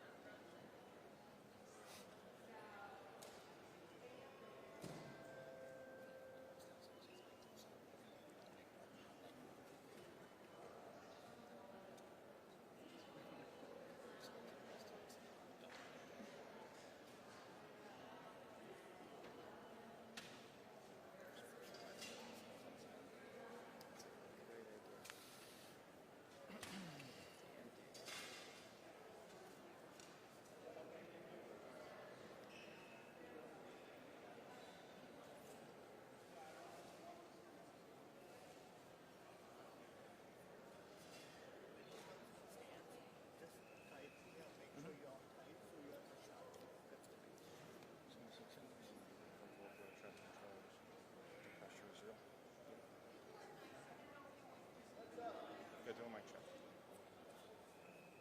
Want me to do it now? Mic check. Controller right there. Hey, everybody. Thank you for coming out today. I'm here with Nick Daniels, the president of the Air Traffic Controllers Union. I have a few of our air traffic controllers with us today. Oftentimes, these guys are nameless and they're faceless, but they're the men and women who work in our towers to make sure that our flights are on time, that our flights aren't delayed, and your flights are safe. And so I wanted you to have a chance to see a few of the men and women who aren't getting paid today. The men and women who rely on the paychecks from the federal government to support their families, to pay their car payments, to pay their rent, to pay for gas in their vehicles, to get into work. It puts food on their table. Yesterday, I had a controller who talked to me about his 9-year-old, 10-year-old daughter who made the traveling volleyball team. And as many of us know, it's an honor when your child makes the traveling team, but with that comes a cost. You have to pay to be part of that team. And he had to talk to his 9-year-old daughter about her not being able to join that team because he had to preserve and reserve his money because he thought that this day would come, the fact that he wasn't going to get paid for his work as an air traffic controller. It's those stories that are happening throughout our community that are having real impact on these controllers' lives. I've been clear to our air traffic controllers, they need to show up for work. They do really important work for our country and they need to show up. But I'm not going to lie to anybody to not say that they're not feeling the stress. The fact that they are working, and oftentimes they are head of households, they're the only income earners in their homes and they have families, and the fact that they're having a hard time paying their bills. And this is day one. And day two gets harder, day three is harder after that as expenses continue to roll. Many of our controllers can make it without this first paycheck. They've been in the job for 10, 15, 20 years. They plan for days like this. But we have a lot of new controllers who are still in training, that aren't at a high level in income, and they can't handle what's happening to them today. Those are the very people who have now looked for side jobs. You've heard the stories of controllers working at an Uber or a DoorDash, a controller who might go to a food bank to help make ends meet from this point to the point where they're going to get that paycheck. But I'll tell you this, almost every controller can't make it 2 paychecks. They can't make it without 2 paychecks. And so I think the message is clear. And I appreciate Nick and the controllers. They've sent a message: open up the government, end the shutdown. Figure out how you guys can negotiate. Have a conversation, but pay us in the interim. Make sure we get paid for the work that we provide to the American people. I'll just note that in the Senate, a bill came up that said, okay, let the shutdown continue, but there's critical staff, critical workforce that come into work every single day, like air traffic controllers. Those workers who are coming to work, let's have a bill that pays them for the work they do. And Democrats said no to that. So I think we're getting to the point of extremism, and it does beg the question for me, again, what are the Democrats fighting for? Let's fight for America. Let's not fight for health care for illegal immigrants, illegal aliens. I think that's a wrong approach. And listen, I spent almost 10 years in Congress. There are political differences. Those political differences are very real. And the way you resolve those differences is not taking hostages. It's actually opening up the government and having a conversation. What can we work out? What compromises can we make? But in shutdowns, there's no room for compromise. And so I think that message has been clear. Controllers and those other critical employees need our government to be open, and they need to be paid. I want to say one other thing, because I'll get a question about this. Oftentimes, I'm asked, is the airspace safe? Is it safe to fly? And I would tell you that, yes, it's as safe today as it was 2 months ago. It's safe because we have great men and women who run our facilities that if they don't have the right staffing levels, or if there's distractions in towers, they will slow down the landings and departures in different airports across the country. And what that means for the American people is that means more delays, or that means more cancellations. We want you to travel on time. We want your flight to depart when scheduled and land when scheduled. We want that to happen. But the number one priority of the men and women who are with me here, or all men, no women, all men are with me today, but also the women in the towers, is they want you to be safe. And so if we have issues, we will slow it down. We will stop it. And so I don't want anyone to think that it's not safe. It's just that you may not be traveling on the schedule that you anticipated because of this government shutdown. And so, again, I couldn't be more honored to be here, who's become a very good friend, Nick Daniels, the president of NATCA. We work very closely together. We don't always see eye to eye on every issue, but there's a lot of issues that we agree on, and we work really well together. And before I give it to Nick, I just want to say one last thing. I'm grateful for our controllers. These are the most remarkable. If you ever go into a tower and listen to the work that they do, the expertise that these men and women have to control our airspace, you would be amazed.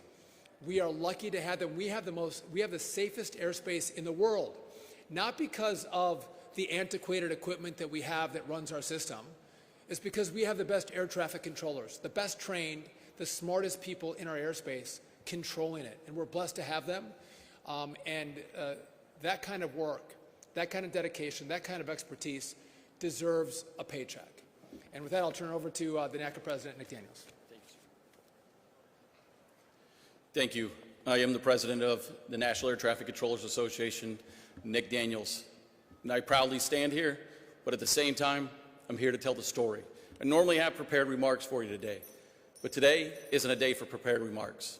Today is a day to speak on behalf of the men and women, as the Secretary just said, that go in and day out and do the job of unsung heroes. They keep America safe.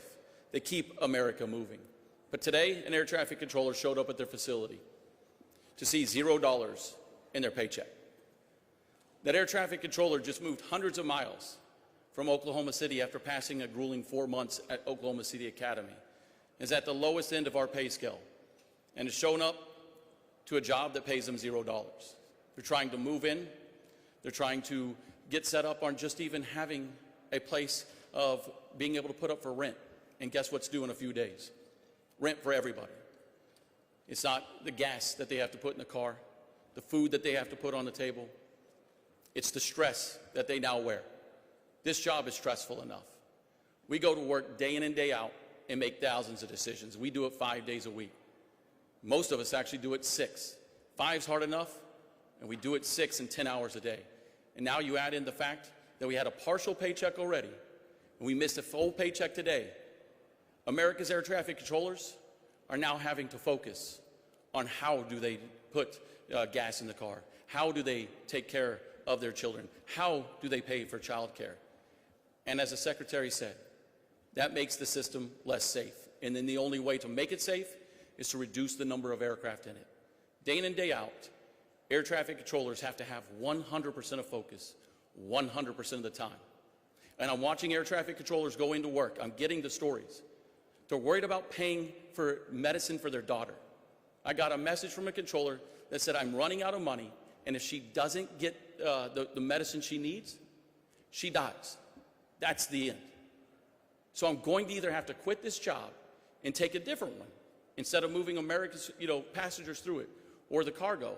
Now I'm going to have to choose my family and my daughter. And that is nothing a parent should ever have to deal with, or especially the hardworking men and women that are federal employees across the entire system. But I could tell their stories all day. I could sit up here and tell you time and time again that they should never work a side job, that they should never get off a night shift and then go wait tables, and then go move the commerce and people through this airspace. But you can hear it from an air traffic controller yourself. I'll give you Joe Segreto out of N90. Joe?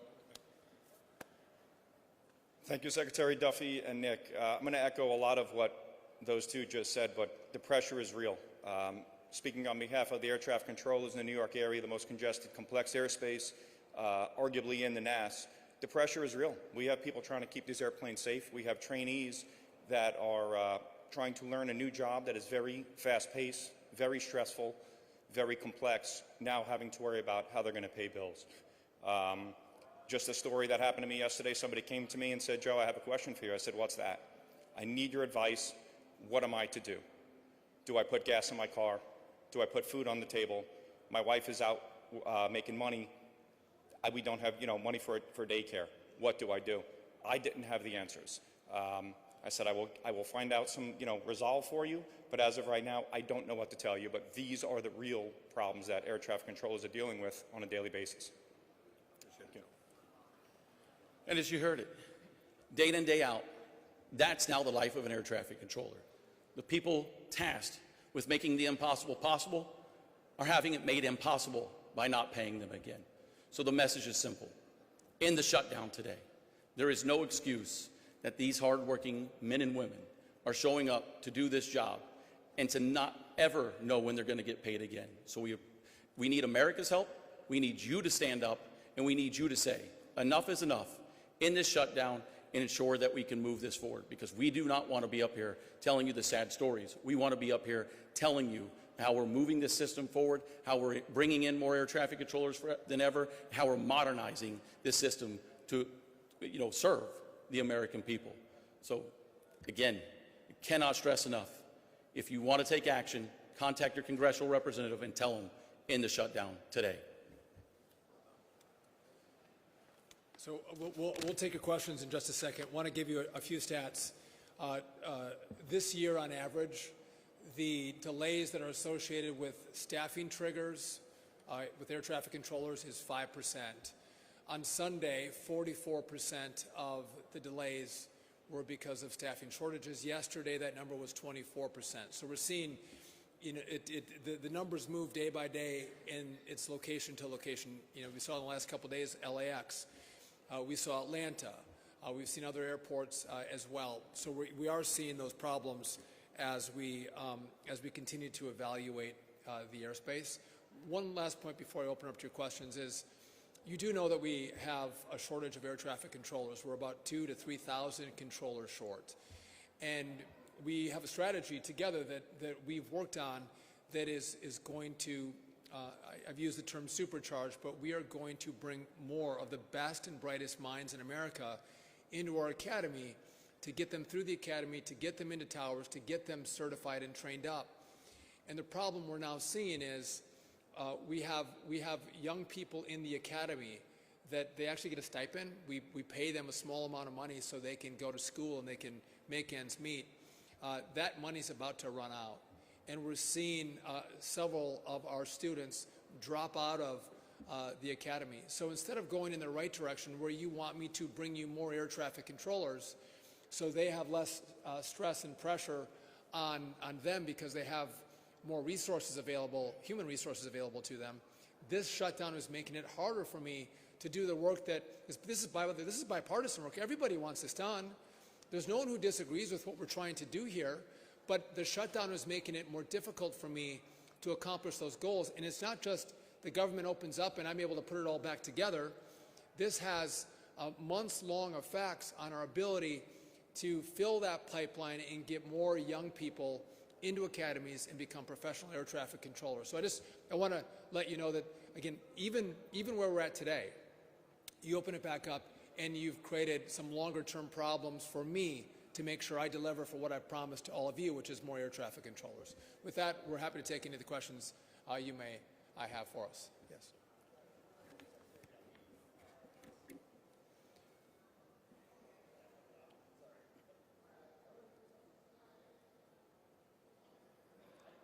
Yes.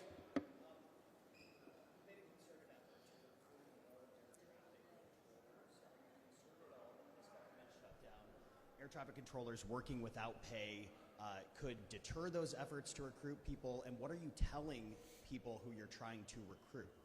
So our instructors at the academy, they're not being paid. And the fact that our controllers in the academy may lose their stipend, we tried to plan for this. We tried to preserve as much money as possible. We have about a week left of dollars. But yeah, no, I'm very concerned about what this does for our pipeline. The president has said, and I agree with President Trump, like we have here, I want the best and the brightest. I want the smartest people to come in and control our airspace. And if you see that you pick a career where you may not be paid for a partial payment one paycheck, the next paycheck you're not paid, and maybe a third, that'll make you rethink, do I want to go into this profession? Not only that, when we have new controllers that are being trained up, they don't make a lot of money. It's a base pay that they get, and they're having a hard time making ends meet on the pay itself. You take that minimal pay away, and they throw their hands up. They don't know how they're going to navigate it. So this truly can drive people, and we've seen a few times that it has, it drives people out of a profession where we're trying to build more numbers as opposed to the shutdown taking numbers away from us. Yes? If you just want to yell it at me, I don't know. Hi, quick question.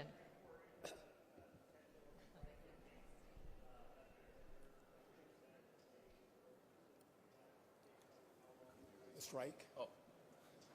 I'll happily answer that very directly. No, there will be no concerted effort for air traffic controllers to in any way have a job action. It is illegal for us to do such thing, but I will tell you, as you just heard Joe say, the problems are mounting daily. As the Secretary is telling you, these are the real stories. They're not just stories, they're real people in real lives of issues that are going to mount every day. When you don't pay people, there's going to be a lot of issues that come with that.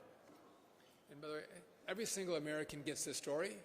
If you have one family member that works and the other one who doesn't, you lose a paycheck. Every American knows how hard that is. And so that's exactly what the controllers are going through. Yes? Hi. Quick question. You said yesterday it was about 44% of delays that were attributed to staffing shortages. That was I'm on wondering, Sunday. is that the highest percentage we've reached during the shutdown so far, and how does it compare to last shutdown? So Sunday was 44. Yesterday was 24% of delays. We've seen it in the mid-50s as a percent of delays from staffing shortages. And again, it's a moving number. And I'm grateful. I've asked the controllers to show up to work, and they have responded. And I think we're seeing less problems in the airspace today than we have in prior shutdowns. But I don't have the exact numbers for you on that. Yes?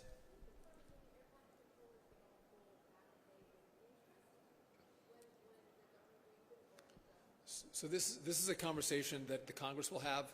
Traditionally, they get their back pay not with interest. There'll be probably a debate after the government opens, hopefully sooner rather than later. Those who have come to work will be paid. There's been a conversation. If you've been furloughed for the last 26 days, is there pay that comes to those who've been furloughed? And that's, I left Congress, so I can't tell you what they're going to do, but that's a debate they'll have.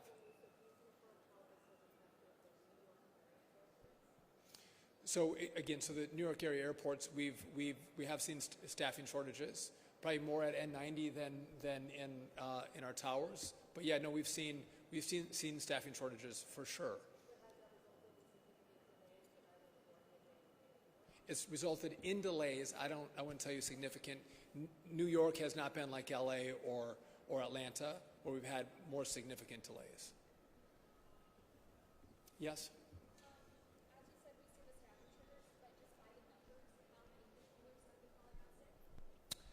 Now I'm going off the top of my head. I don't know if it's LA or Atlanta. The number they should have in the facility was 25.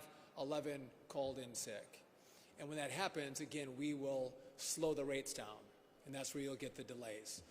We can provide you more information in regard to what the numbers are in each facility, but again, our number one priority is safety, making sure that we don't have any incidents on our runways or in our skies. Anybody else? Yes?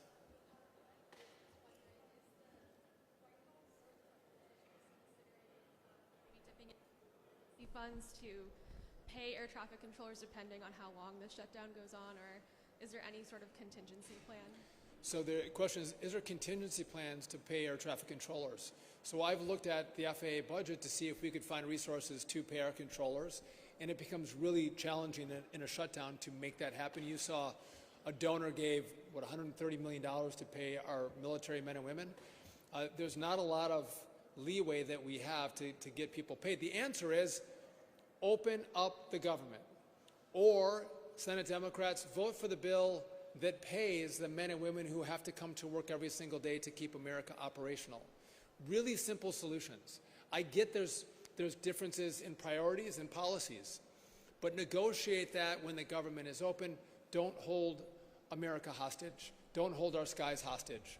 And that's what's happening right now. And again, this is the second longest shutdown that we've seen.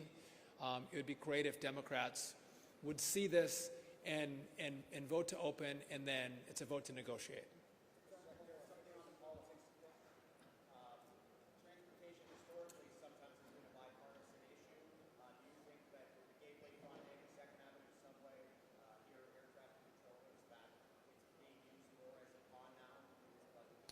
So the question is, transportation is traditionally bipartisan. I would say it still is bipartisan. I have great relationships with Democrats in the House and the Senate. I truly do. Talk to them frequently. We work on projects together because infrastructure, transportation, is not partisan. We all use it. Whether you're Democrat, Republican, Independent, far right, far left, this is for America, and that's why we all work together on these issues. You mentioned Gateway and 2nd Avenue.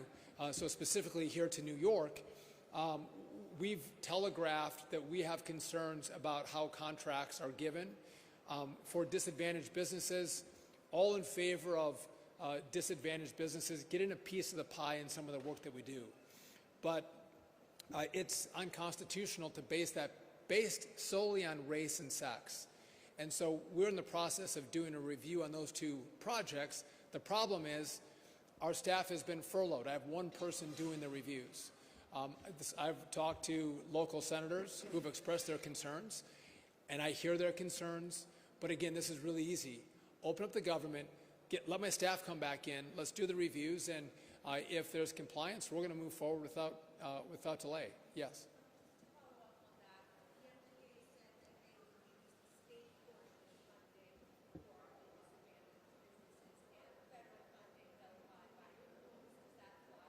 We'll see. I want to look at the proposals. I guess with MTA, I have some other concerns. I do think if you're a Democrat, you're a liberal, you don't like cars, and you want people to ride public transportation, I think that's wonderful. Good for you. But if you want us all to ride public transportation, make it safe, make it clean, make it beautiful, and then you don't have to argue about your cars or your subways. Everyone wants to ride the subway because it's faster and it's safer, and kids can get on it, and families can ride without fear of life and limb and liberty. And I don't know why New York can't do that. It shouldn't be a big, well, I don't know why I have to convince the governor to actually get engaged and say we're going to make the subway safer and cleaner. I shouldn't have to. I think there should be an uprising in the city that you all want to ride your subways, you pay for it, and you should feel free from crime when you do it. And again, this shouldn't be complicated, but it seems like in the city, not by the people, but the leadership doesn't seem to get that. Yes.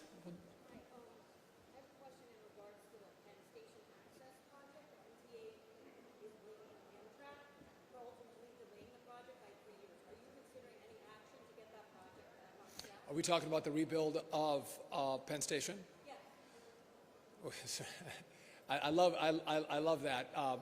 We're moving at the speed of President Donald Trump, which is a remarkable speed. We can't go any faster. I think you would have seen another decade, 2 or 3, before MTA would be able to build the new Penn Station, and I think it would probably cost 10 times as much if you look at their track record. So we are going to build it fast, and we are going to build it on budget. And so again, I've looked at the past performance of MTA, and I don't have a lot of confidence in what they've done and how they operate. One more question, then we'll go.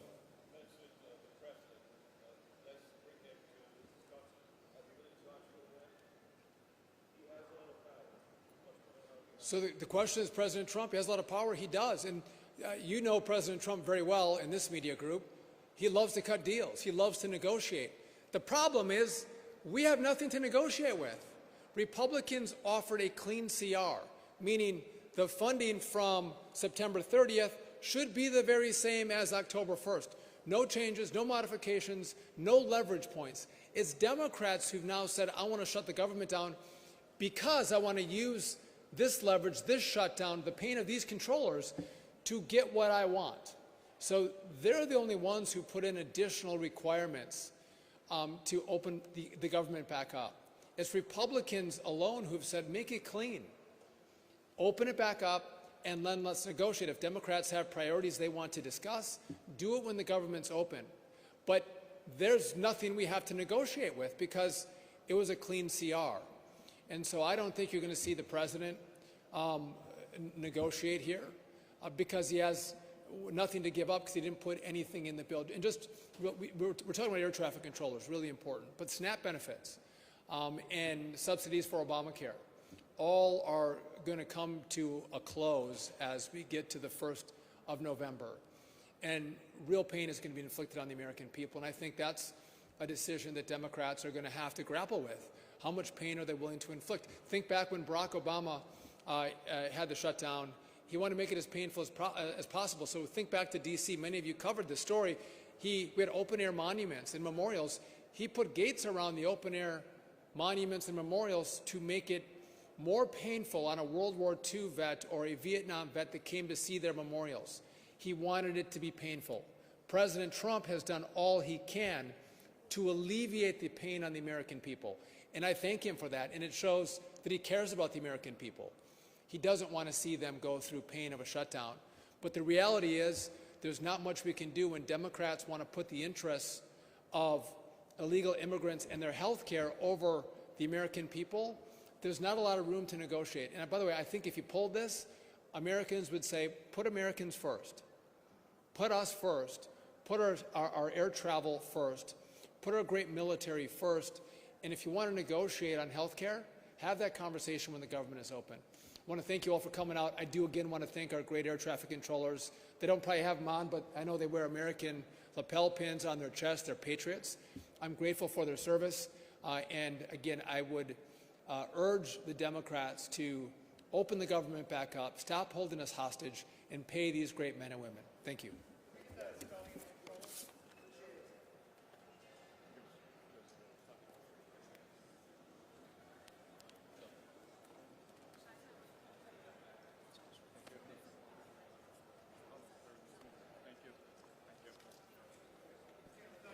They're going to give it to you.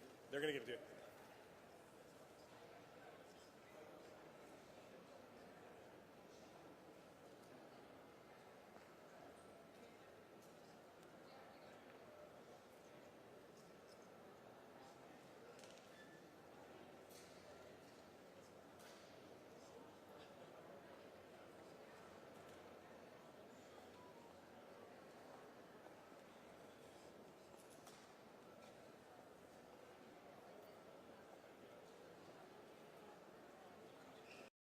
Blackburn, Mr. Blumenthal, Ms. Blunt-Rochester, Mr. Booker, Mr. Bozeman, Mrs. Britt, Mr. Budd, Ms. Cantwell, Mrs. Capito, Mr. Cassidy.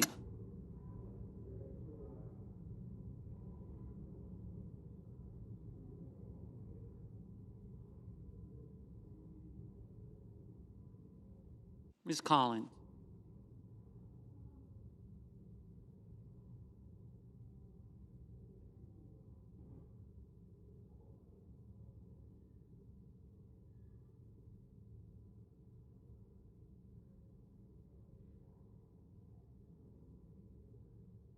Mr. Coons.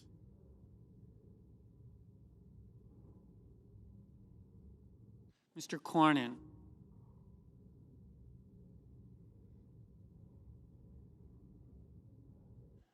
Ms. Cortez Masto. Mr. Cotton. Mr. Kramer. Mr. Crapo.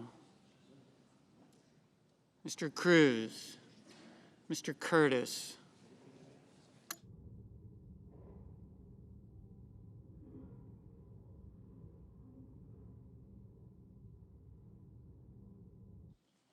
Mr. Daines.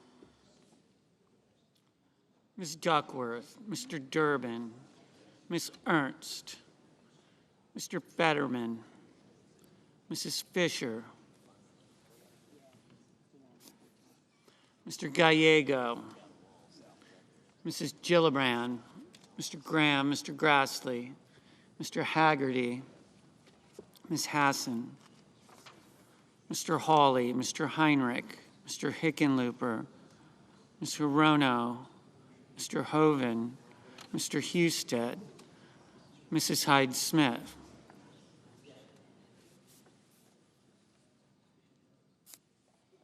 Mr. Johnson, Mr. Justice, Mr. Kane, Mr. Kelly, Mr. Kennedy, Mr. Kim, Mr. King, Ms. Klobuchar,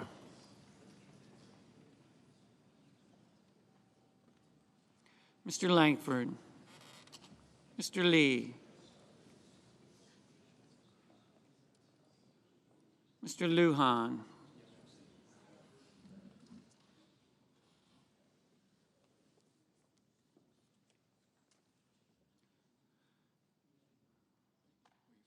Ms. Lummis, Mr. Markey, Mr. Marshall, Mr. McConnell, Mr. McCormick, Mr. Merkley, Mrs. Moody, Mr. Moran, Mr. Moreno, Mr. Mullen, Ms. Murkowski, Mr. Murphy, Mrs. Murray.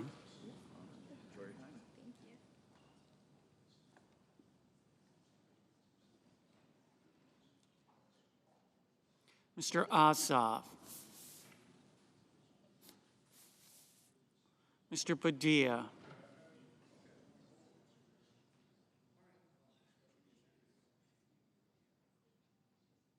Mr. Paul, Mr. Peters,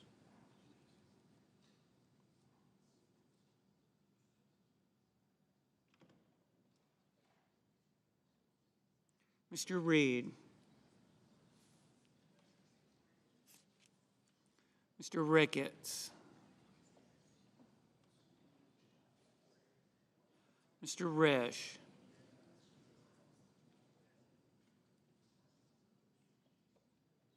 Ms. Rosen, Mr. Rounds, Mr. Sanders, Mr. Schatz, Mr. Schiff, Mr. Schmidt, Mr. Schumer, Mr. Scott of Florida, Mr. Scott of South Carolina, Mrs. Shaheen, Mr. Sheehy, Ms. Slotkin, Ms. Smith, Mr. Sullivan,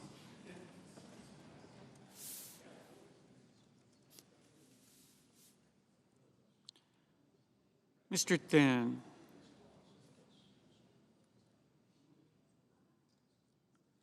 Mr. Tillis, Mr. Tuberville, Mr. Van Hollen, Mr. Warner, Mr. Warnock, Ms. Warren, Mr. Welch, Mr. Whitehouse, Mr. Wicker, Mr. Wyden, Mr. Young.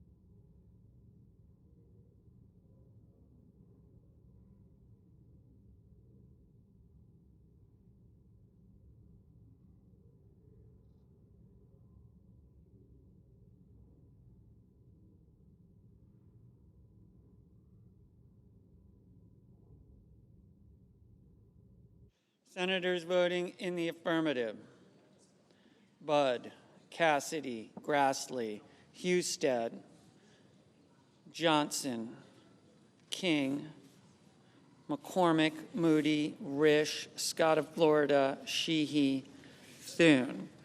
Senators voting in the negative: Baldwin, Blunt Rochester, Booker, Cantwell, Duckworth, Hassan, Kim, Rosen, Schiff, Welch.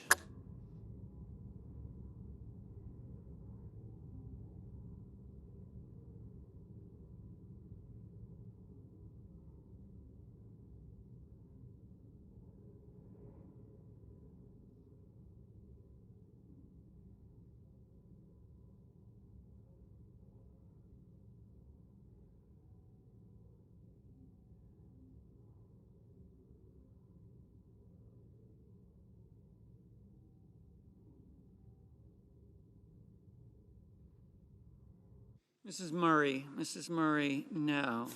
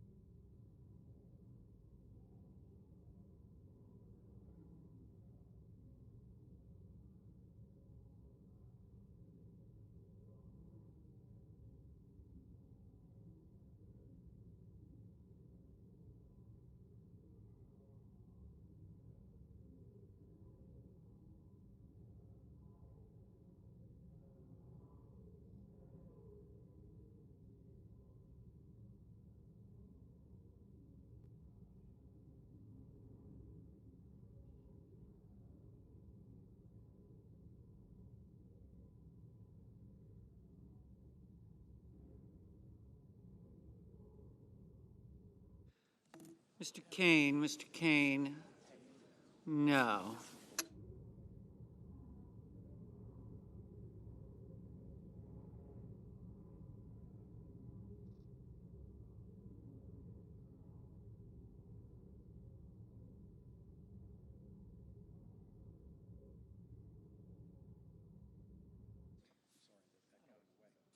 Mr. Barrasso, aye.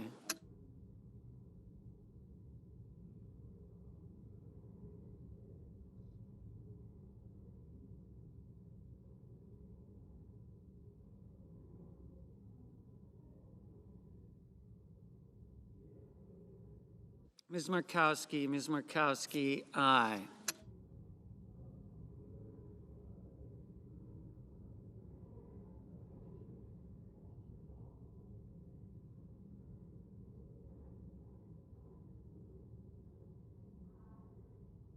Mrs. Blackburn, aye.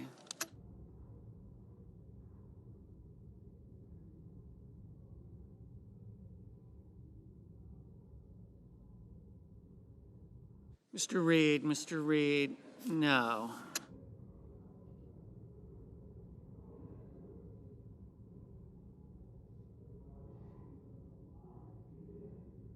Mr. Wicker, aye.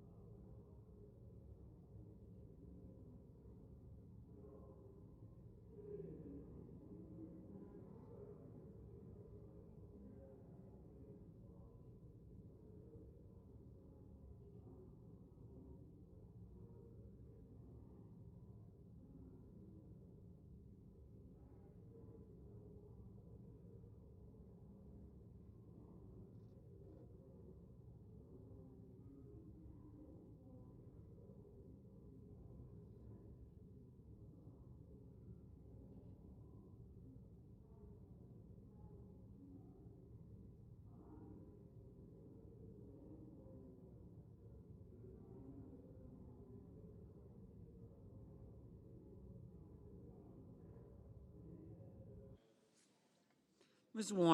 Warren, no.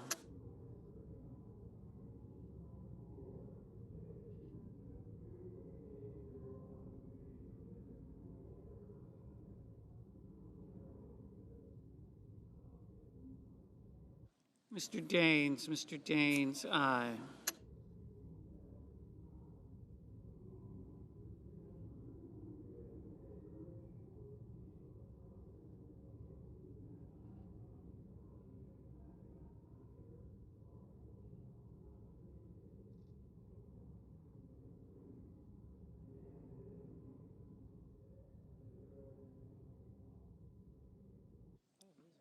Mr. Schumer, no.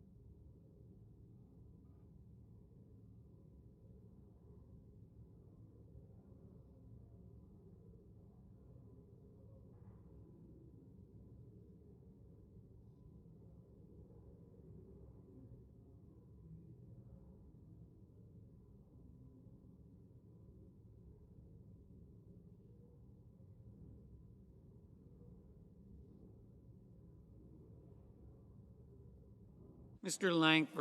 Langford, aye.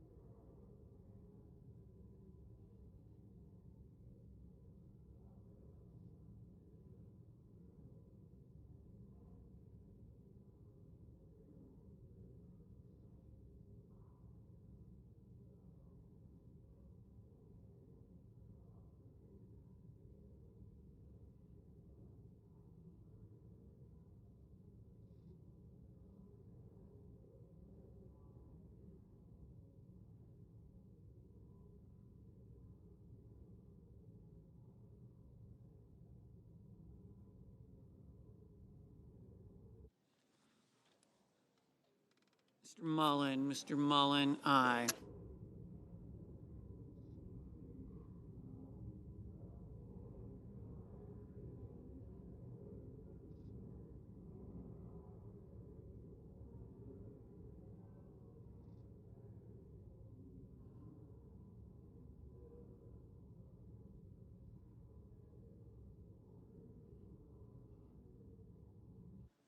Mr. Warner, no.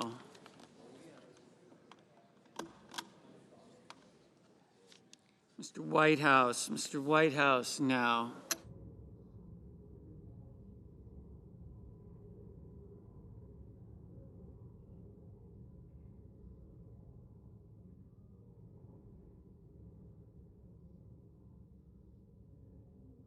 Mr.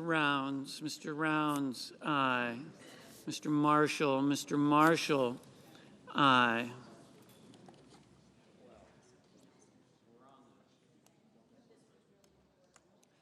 Mr. Kelly, no.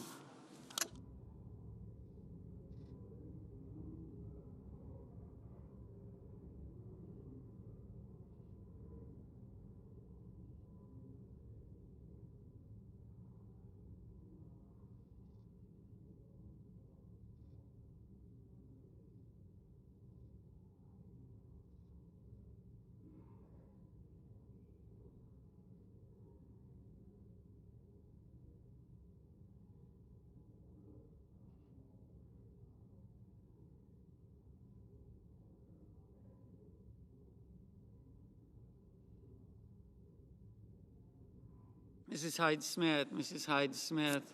Aye. Mr. Graham, Mr. Graham. Aye. Mr. Ricketts, Mr. Ricketts. Aye.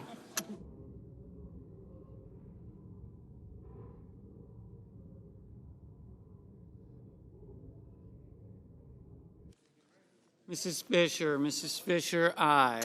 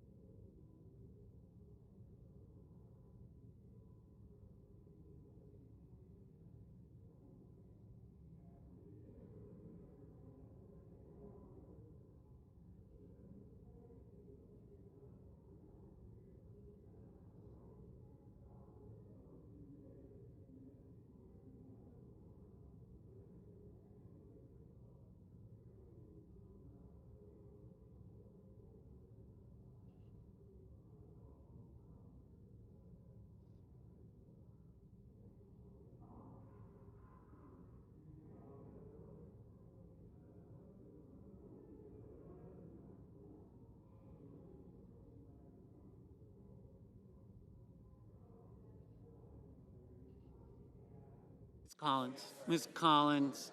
Aye.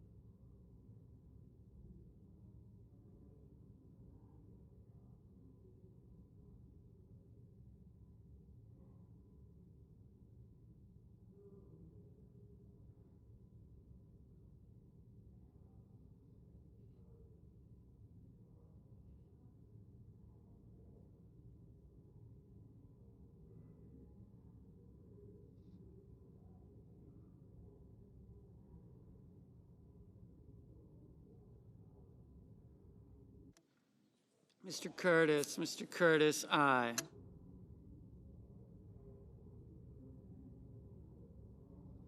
Mr. Sullivan, Mr. Sullivan. Aye.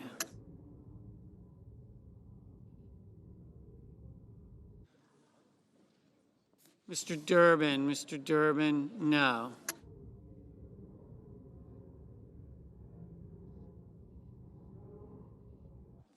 Mr. Schatz. No.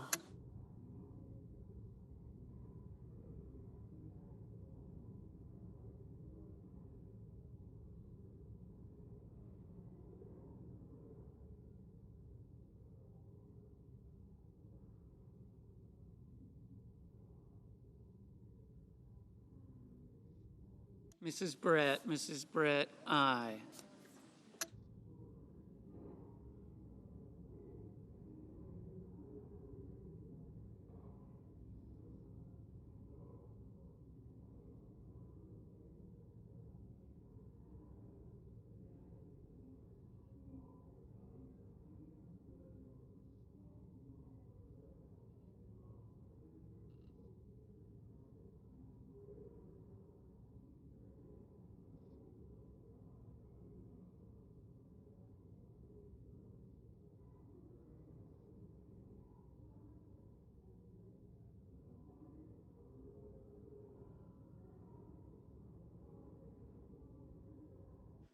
Mr. Van Hollen, Mr. Van Hollen. No.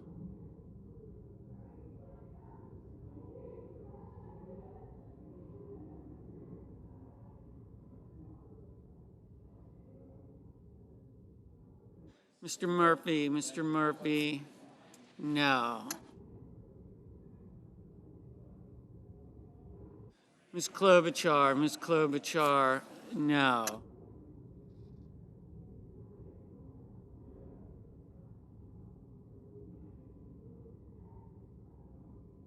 Mr. Young, Mr. Young. Aye. Ms. Ernst, aye. Mr. Paul, no. Mr. Wyden, no.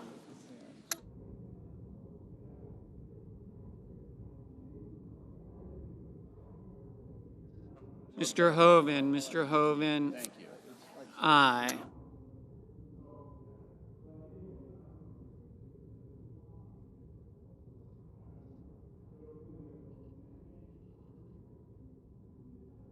Ms. Smith, no. Mr. Merkley, no.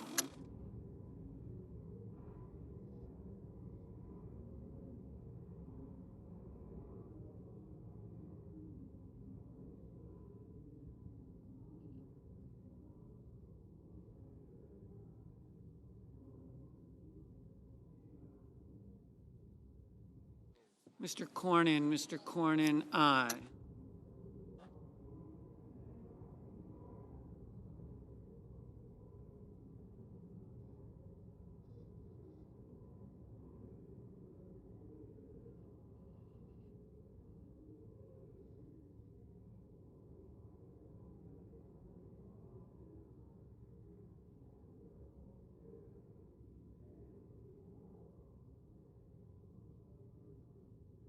Mr.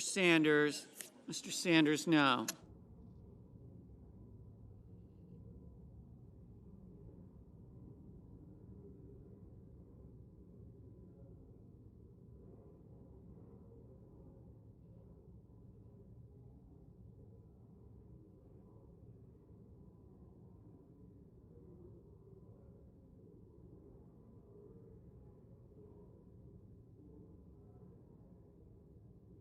Mrs. Gillibrand, no. Mr. Hawley, aye. Mr. Bennett,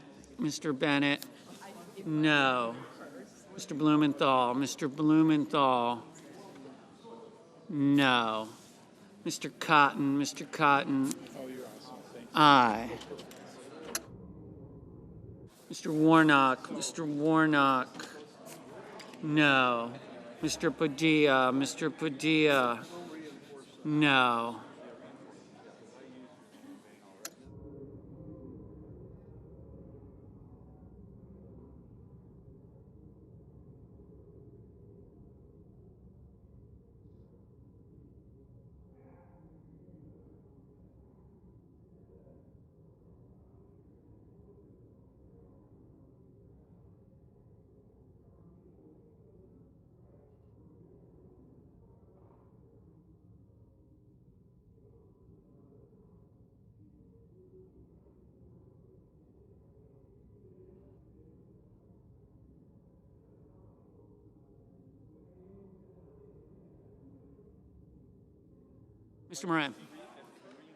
Mr. Moran, aye.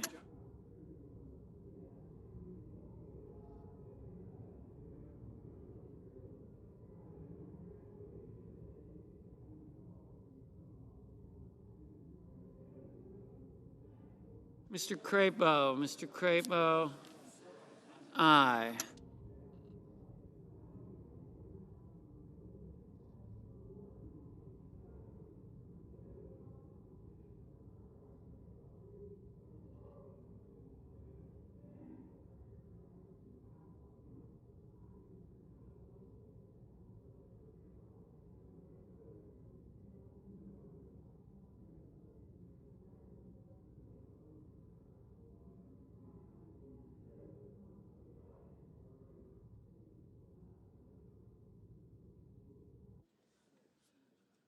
Mr.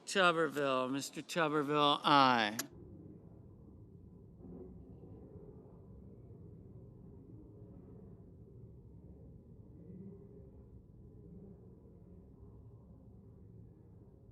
Mr. Fetterman, aye.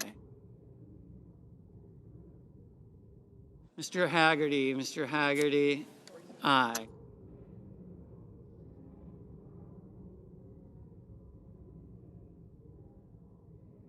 Mr. Tillis, aye.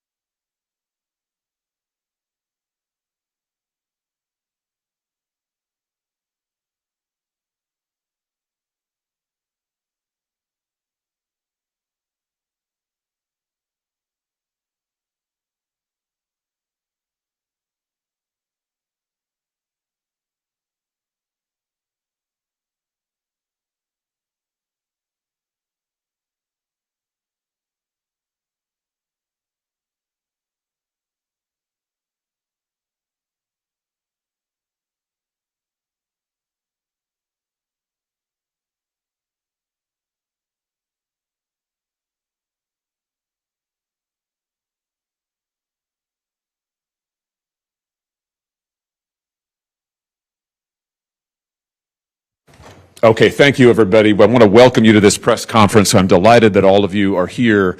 This press conference is to announce new legislation, but really it's more fundamental than that. We are here today to begin to vindicate a simple principle, which is that the pursuit of profits by Silicon Valley should not consume and destroy America's children. These are the richest companies in the world. They are the richest companies in the history of the world, and they live by a motto that I think we're all now all too familiar with: move fast and break things. But increasingly, those things are our children. And listen, we don't begrudge any company success and profit, more power to them, but when they begin to destroy our families, when they begin to destroy our children, we have a problem. And that's what we're here to talk about today. You know, the internet and everything associated with it, the new AI revolution that we have been promised, will only be good for the American people if it actually protects America's children. It will only be good for this country if it benefits America's families. And we're here today to do our best to begin to see that that is in fact the case. The legislation that we are introducing today is very simple. It just says this, that no AI chatbot companion should be targeted at children who are younger than 18 years of age. This legislation would require age verification to make sure that these companies are not going after kids and trying to profit off of them. It would also require mandatory disclosure by all chatbots for people of all ages to make it clear that these chatbots are not in fact human, that they are not licensed professionals of any kind. They are not therapists. They are not counselors. They are not priests. They are not lawyers. And I say these things because chatbots at one time or another have claimed all of the above. In fact, you'll hear from parents today about what some of these chatbots told their children as the chatbots urged them to abandon their families, to ignore the advice of their parents, and then sadly, ultimately, to take their own lives. This is a new frontier that will be a nightmare for the American family and American children unless Congress does its job. So we are here today to advocate on behalf of families everywhere, to advocate for sensible restrictions and regulations and guardrails that will protect our kids in this new age of AI tech. I want to introduce you to some families here today. You see them beside us. I want to say before I do that, it is a tremendous, tremendous honor to have bipartisan support from such distinguished members of Congress who are standing here to my right and to my left. My very good friend, Senator Blumenthal, he and I have partnered together on so many things through the years. He has been a champion when it comes to taking on these companies and AI. Senator, thank you for your leadership. Senator Britt, who is standing to my left, perhaps somewhat ironically. Senator Britt, who is, of course, a mother herself, I think the youngest member of the Senate alongside Senator Ossoff, and an absolute force. It is a privilege to have her on this legislation. Senator Murphy, who has spared no company, no powerful entity in his work to secure the rights of Americans. It's a privilege to have you on this bill, Senator. Thank you for your leadership. And now I want to just introduce to you a few parents who are going to say a few words. They're the ones you really need to hear most from. Their stories are why we are here today. They're beautiful children whose lives were sadly destroyed by these AI chatbots, by these companies in search of profit. Let me start with Maria Rain. Maria, we heard from Maria and her husband earlier this year at a hearing of the Senate Judiciary Subcommittee, Senator Blumenthal and my committee. And Maria's story is incredibly powerful. Their son, their remarkable son, whom she will talk about, who was, I think the right word would be seduced and deceived by a chatbot. And for what reason? For profit. That's wrong. Maria will tell you more about why. Would you join me in welcoming Maria Rain?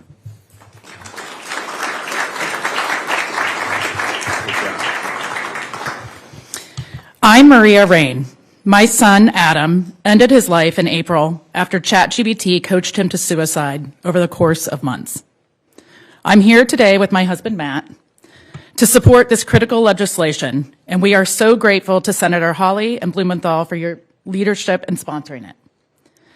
Adam was one of my 4 beautiful children, a silly, sensitive, bright 16-year-old boy who loved his family and friends. I miss our talks in the car, driving him to practices in school. It was in those car rides that he and I talked about everything: school, college plans, PRs at the gym, girls, part-time job prospects, future family trips, teenage stuff. Adam was working on getting his driver's license. He was excited for our family trip to Hawaii this summer. He was excited for the future. We miss him so much. It was only after Adam died that we learned what ChatGPT had done to him. And now we know that OpenAI twice downgraded its safety guardrails in the months leading up to my son's death, which we believe they did to keep people talking to ChatGPT. If it weren't for their choice to change a few lines of code, Adam would be alive today. Thank you again, Senators, for pushing forth this important legislation that would make sure that dangerous chatbots are never offered to another child.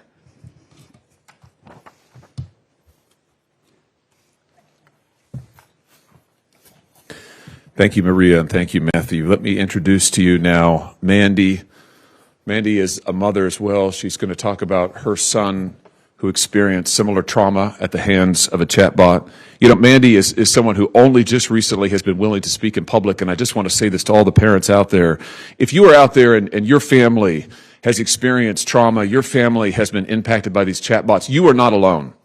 This technology is so recent and it's so new. I think so many families feel very isolated by this. They think this is only happening to our family. In fact, it's not. It's happening to thousands, probably by this point, millions of families all across the country. And one of the reasons these parents are so important is they have been willing to come forward and be in the vanguard to speak when almost no one else has yet spoken. Mandy is one of those parents. Would you join me in welcoming her?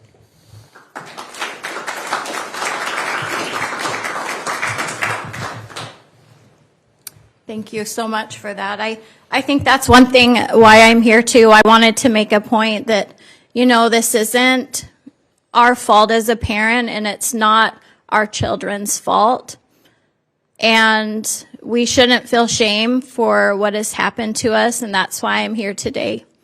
Because I am a wife and mother of 4 beautiful kids. My son LJ was affected by this terrible AI technology. He's also my special needs son with autism. Our family, we have a small business in East Texas and practicing Christians.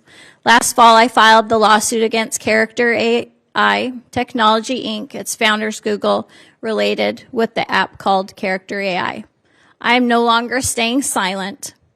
Now I am standing up for my child and all the children who can't speak for themselves and their families. In 2023, Character AI was marketed as safe for ages 12 plus.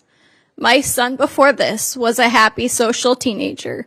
He was close with all of his siblings, and every night he hugged me while I cooked dinner. Within months, he downloaded Character AI. He becomes someone I didn't even recognize. He developed abuse-like behaviors, suffering from paranoia, panic attacks, isolation, self-harm, homicidal thoughts to our family as us parents for limiting his screen time. He stopped eating and bathing, and he lost 20 pounds. We withdrew from our family and would yell and scream and swear at us all the time. None of these things he did before. One day he cut his arm open with a knife in the kitchen in front of his siblings and me. I really had no idea. I feel like other parents have no idea the psychological harm that these AI chatbots could do until I saw my son's light turn dark.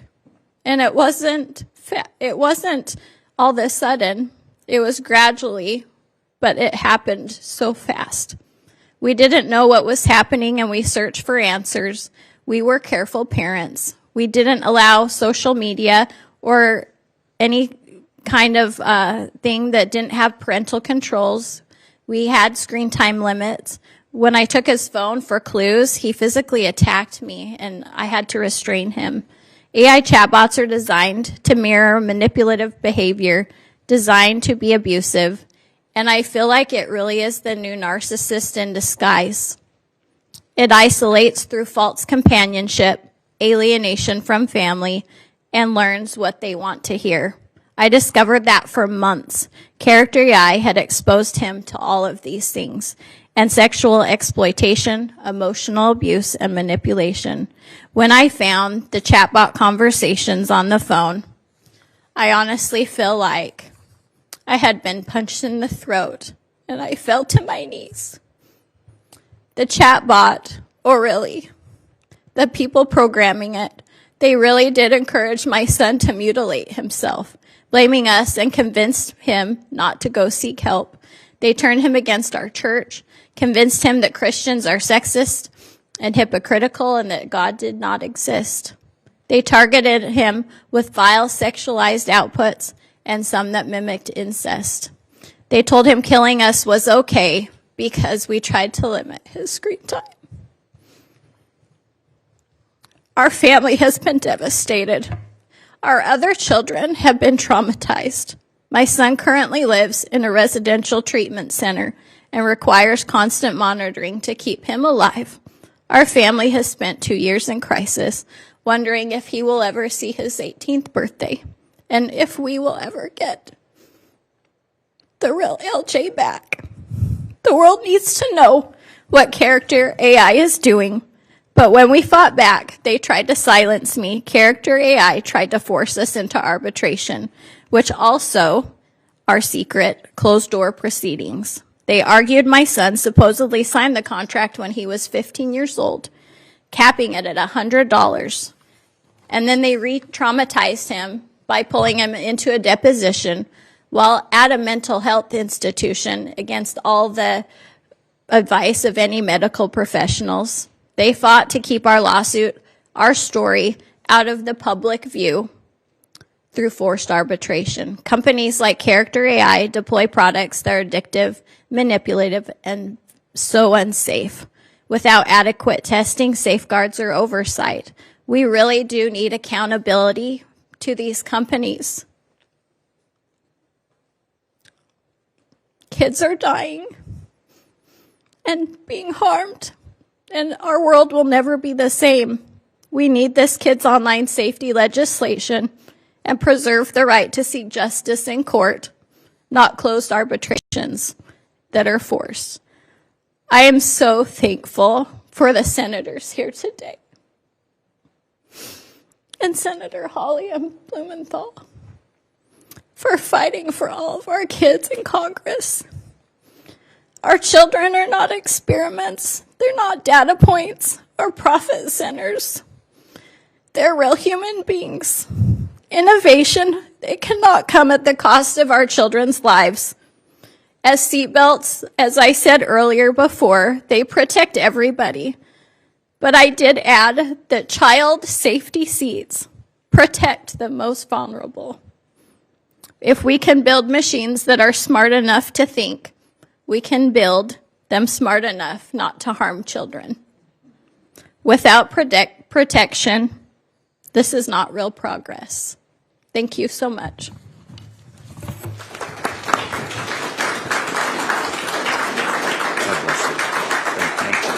Thank you. And now let me introduce to you Megan Garcia. Megan is going to share about her beautiful son, Sewell, who we learned some about at our hearing a couple of months ago. I think the whole nation should know about Sewell and what a phenomenal young man he was, but also what he was subjected to by these companies. Let me invite Megan Garcia. Thank you. Good afternoon. My name is Megan Garcia. I'm here today with Sewell Setzer Jr., Sewell's father. I'm a wife and a mother to 3 beautiful boys. Last year, my firstborn son, Sewell Setzer III, died by suicide in our home in Orlando, Florida. He was only 14 years old. Sewell was a bright and beautiful boy with a gentle soul. He was a great brother and an obedient son. He was a good friend and good student. His dream was to build rockets and invent holographic communication networks and play professional sports. I really believed he would grow up to change the world because he was so brilliant and he had such a good heart. But in the months prior to his death, Sewell became withdrawn and isolated. His grades started to suffer. He started misbehaving in school. This was in complete contrast to the happy and sweet boy he had been all of his life. After his death, we discovered that Sewell had been communicating with several AI chatbots on a popular platform called Character AI.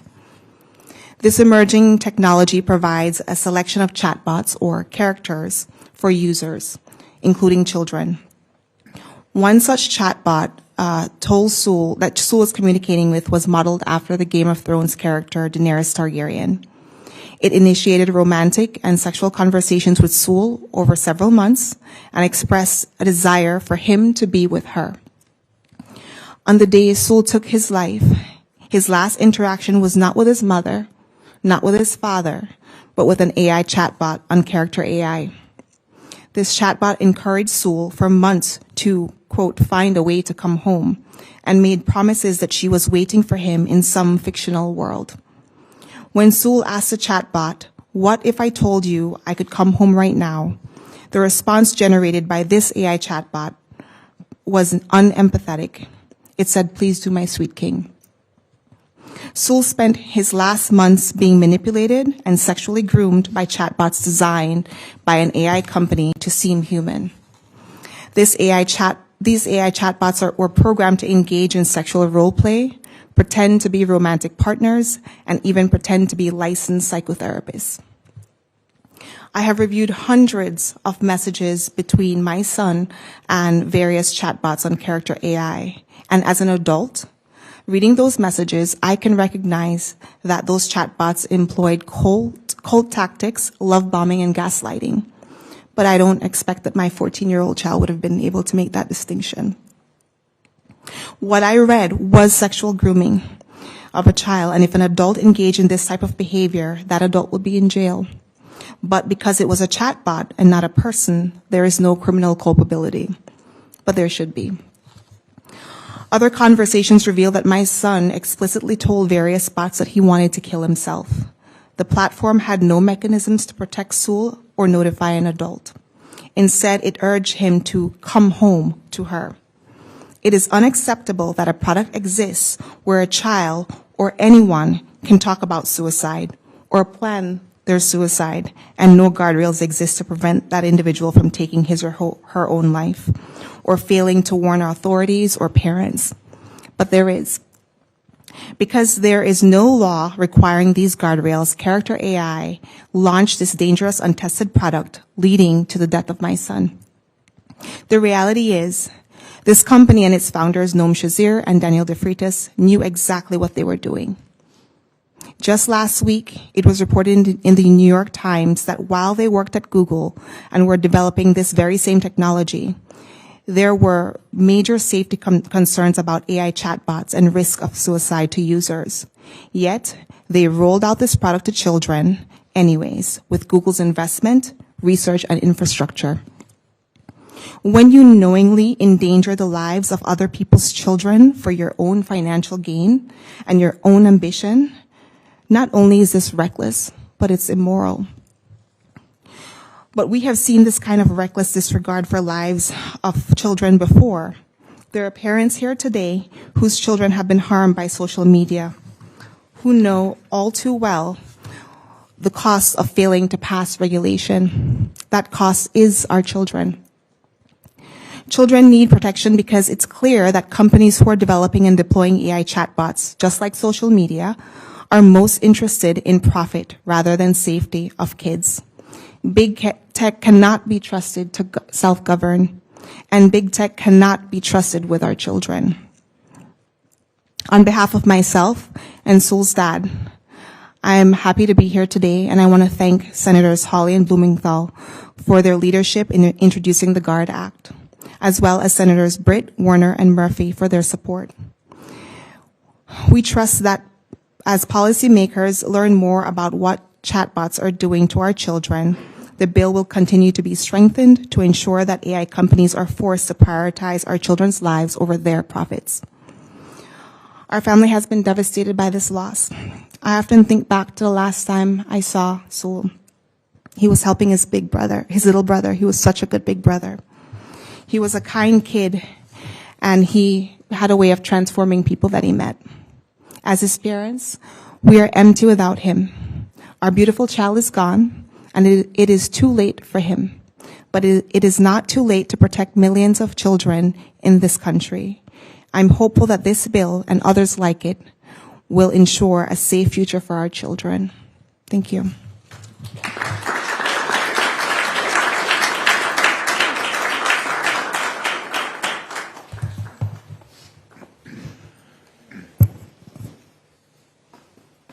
I want to thank all of you for being here today. Words cannot capture the gratitude, but also admiration that I feel for the parents who are here. Your courage and strength is just so inspiring and overwhelming. I want to thank Senator Hawley for his leadership. We have a partnership that I think has been extraordinarily important. We have a framework for establishing some oversight and scrutiny on AI, a partnership that has produced this legislation as one piece of what we think is necessary to prevent some of the excesses and abuses that flow from AI, not to stop new technology, but simply to make sure that the values and interests of Americans and people all over the world are preserved as this new technology advances. And we've held hearings which have given parents and advocates and the good guys in this industry an opportunity to step forward. And I'm very proud to introduce the GUARD Act with him today. I'm here, like all of us, as a parent of 4 children, but also as a grandparent of a 3-month-old granddaughter, and I see the world now through her eyes, literally 100 years into the future. And I'm fearful of what is ahead for us, and more so when I listen to these stories. Because let me say to the American people, you may think this is somebody else's problem, but you are not immune. This can happen to anyone in America or around the world. These are good parents who cared about their children, did everything right, and their children were victims of big tech and its experiment to decide how much more money they could make. Big tech is using our children as guinea pigs in a high-tech, high-stakes experiment to make their industry more profitable. They are putting profit over safety.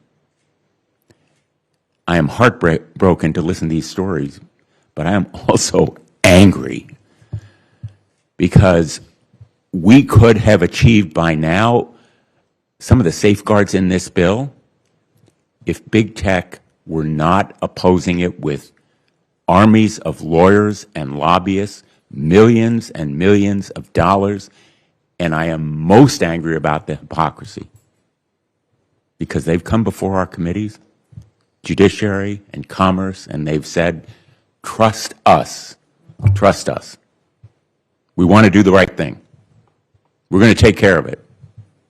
The time for trust us is over. It is done. I have had it, and I think every member of the United States Senate and Congress should feel the same way. This bill establishes tough criminal penalties for these companionship bots, character AI that encourage the emotional bonds that then prey on children by encouraging violence, self-harm, suicide, offering sexually explicit material. There ought to be criminal penalties, federal criminal prosecutions. That's the only thing that big tech will understand at this point. And the guardrails and safeguards in this bill that would be enforced through criminal penalties, for example, reminding users that They are only a chatbot, not a real person. Sounds pretty simple and basic. We shouldn't have to require it by law if big tech were willing to be responsible and accountable, but they are not. And what you've heard here about saying that there has to be arbitration, this is another example of big tech refusing to be accountable. AI companies would be barred from providing AI companions to minors. Again, pretty basic, simple. Big tech won't do it on its own. The time for trust us is over, and we need these kinds of measures because, and I'll just finish on this point, big tech knows what it's doing. It doesn't need this press conference to see the harm that it's causing and the care that it should be providing. Harm versus care. They've chosen harm over care, profits over safety. And that's the reason that we will fight for this bill. I'm proud to join Senator Hawley as his co-lead and to have the support of our wonderful colleagues here who also have a record of caring about this issue. And I hope we'll be joined by others as well. Thank you.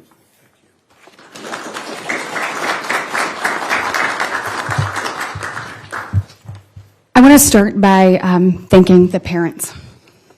Thank you so much for elevating your voice. Thank you for being willing to tell your story. And thank you for being willing to tell us about your most precious gift, your child. To all the parents out there, we hear you. And I think if you look at this group, Senator Blumenthal said it, but we come together obviously from different sides of the aisle, different political spectrums, all in front of you, because we are stepping up, not as Democrats or Republicans, we're stepping up as concerned parents, concerned grandparents. And I'm really grateful to the two of you for leading this effort.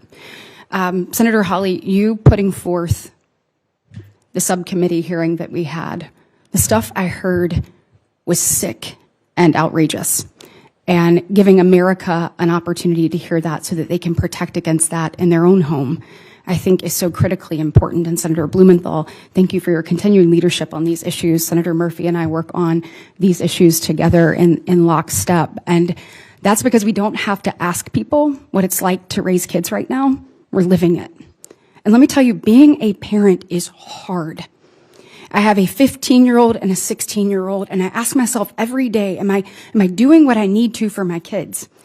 And take out social media, there are so many challenges to how to parent in this day and age. And what's right and what's wrong and when to push and when to pull and what conversations to have and when to have them. You layer on top of that social media in general, and look, the data speaks for itself. CDC said 1 in 3 high school young women actually considered death by suicide. And then 25% of those high school young women actually made a plan to take her own life. If you look at the number of high school young women that attempted death by suicide last year, it's 13%. You add in young men, it is 9% of our high school population attempted death by suicide. Like, when are we going to wake up? When is this building going to do the right thing? This is simple. These guardrails are necessary. You heard it from the parents. If AI can be this brilliant, we certainly can put the proper guardrails in place to where they are not talking to our children about sexual interplay, where they are not talking to our children about illicit drug use, where they are not talking to our children about self-harm. This is not hard. And if the United States Senate and the U.S. House of Representatives can't come together on this, what can we come together on? Look, we have got to speak directly to big tech and say, stop putting profits ahead of people. And in this situation, these people are children. They're children. They need us to elevate our voice. They need us to elevate these stories so that we can protect the kids that are out there. We can give parents the tools. Parents, who, like me, are just doing the best that we can. Parents like these that are so brave to tell their story, who want nothing but the best for their child, but also want to make sure that other parents don't endure this heartache. So to big tech, this should be pretty simple. You should come out today and every single thing in this GUARD Act, you should be able to say, we'll do. We'll do it today. My guess is they won't. Why? Because they're looking at their bottom line and they're not looking at the people they hurt. They've never cared about it, and certainly now is no different. So please join us in pushing this forward and telling these stories and protecting children coast to coast. Thank you.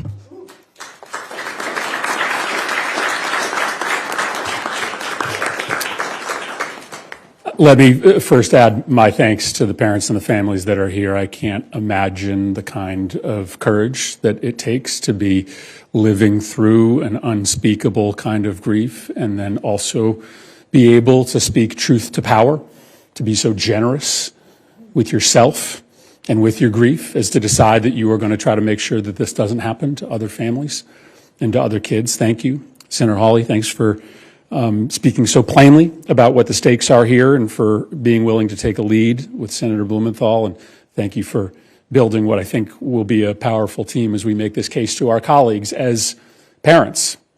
I'm raising a 17 and a 14-year-old right now, and you know what I know, that this is a generation that every single day is fighting for their lives. They are being preyed upon every single day by greedy, rapacious billionaires for whom there is not any amount of money that is enough. These companies that run these chatbots, they're already rich. Their investors and their CEOs already have multiple houses, but they want more. They want more, and they are willing to hurt our kids in the process. This isn't a coming crisis. It's a crisis that exists right now.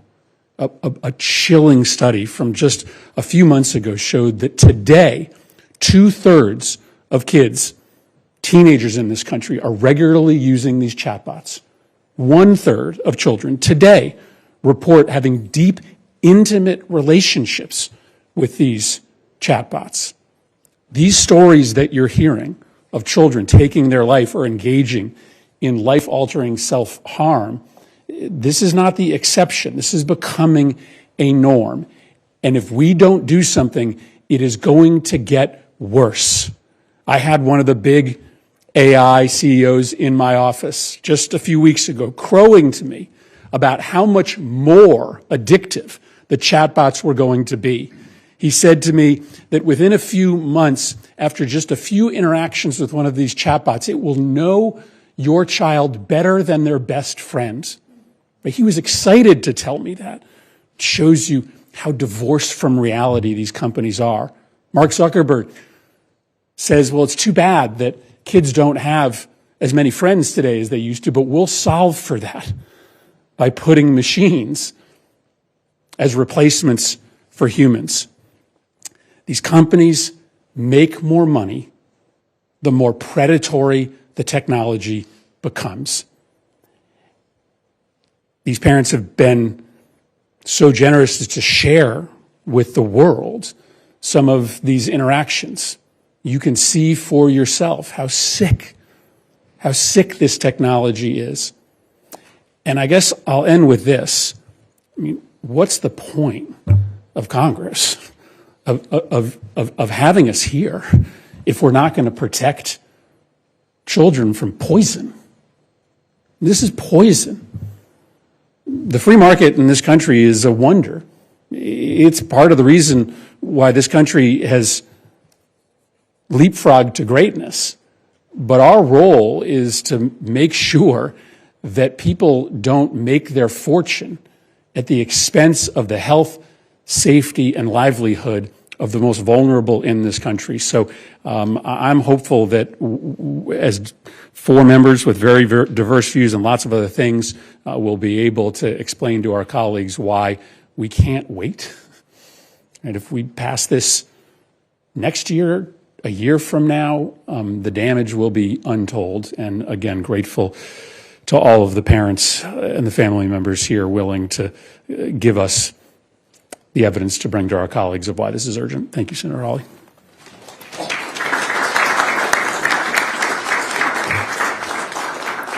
I want to let you hear from one other person, and then we'd be happy to take your questions. Stefan Turkheimer is the Vice President of Public Policy at RAIN, which is the Rape, Abuse, and Incest National Network.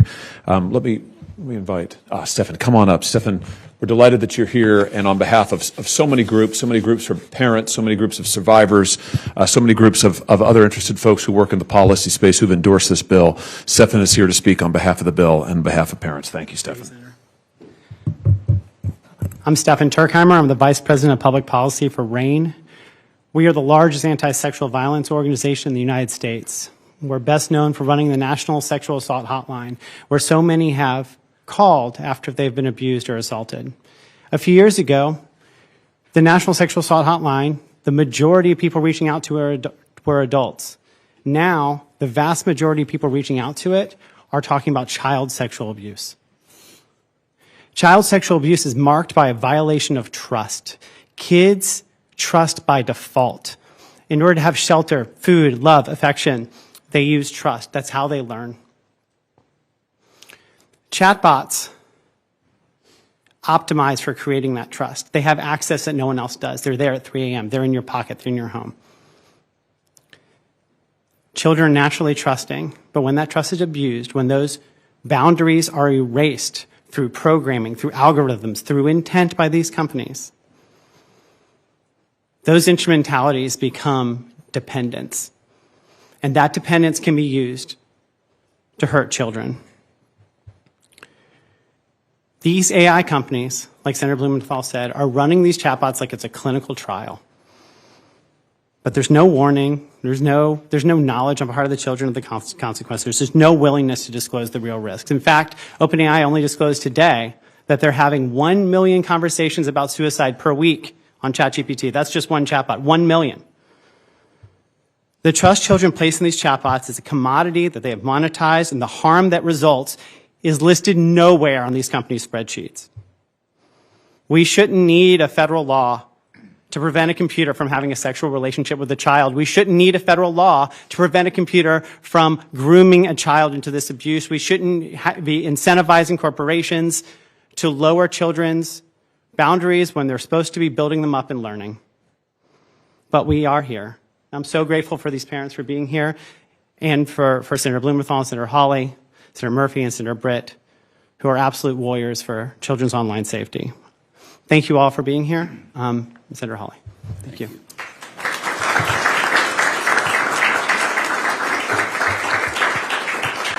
With that, I think we're happy to take your questions. Yes. I've covered this issue, as Senator Blumenthal knows, and the lack of action, as Senator Britt alluded to protect kids online, AI, real people, cyberbullying. Why has Congress not come together on this issue? What is it going to take to actually do something? No, it hasn't acted. Congress hasn't acted on this issue because of money. It's because of the power of the tech companies. I mean, let's just be honest. These companies are the wealthiest companies in the world. They're the wealthiest companies in the history of the world, and they're the most powerful companies on this hill. They spend like nobody's business. And I've said before, joking, but really it's more ruefully, there ought to be a sign outside of the Senate chamber that says bought and paid for by big tech. Because the truth is almost nothing that they object to crosses that Senate floor.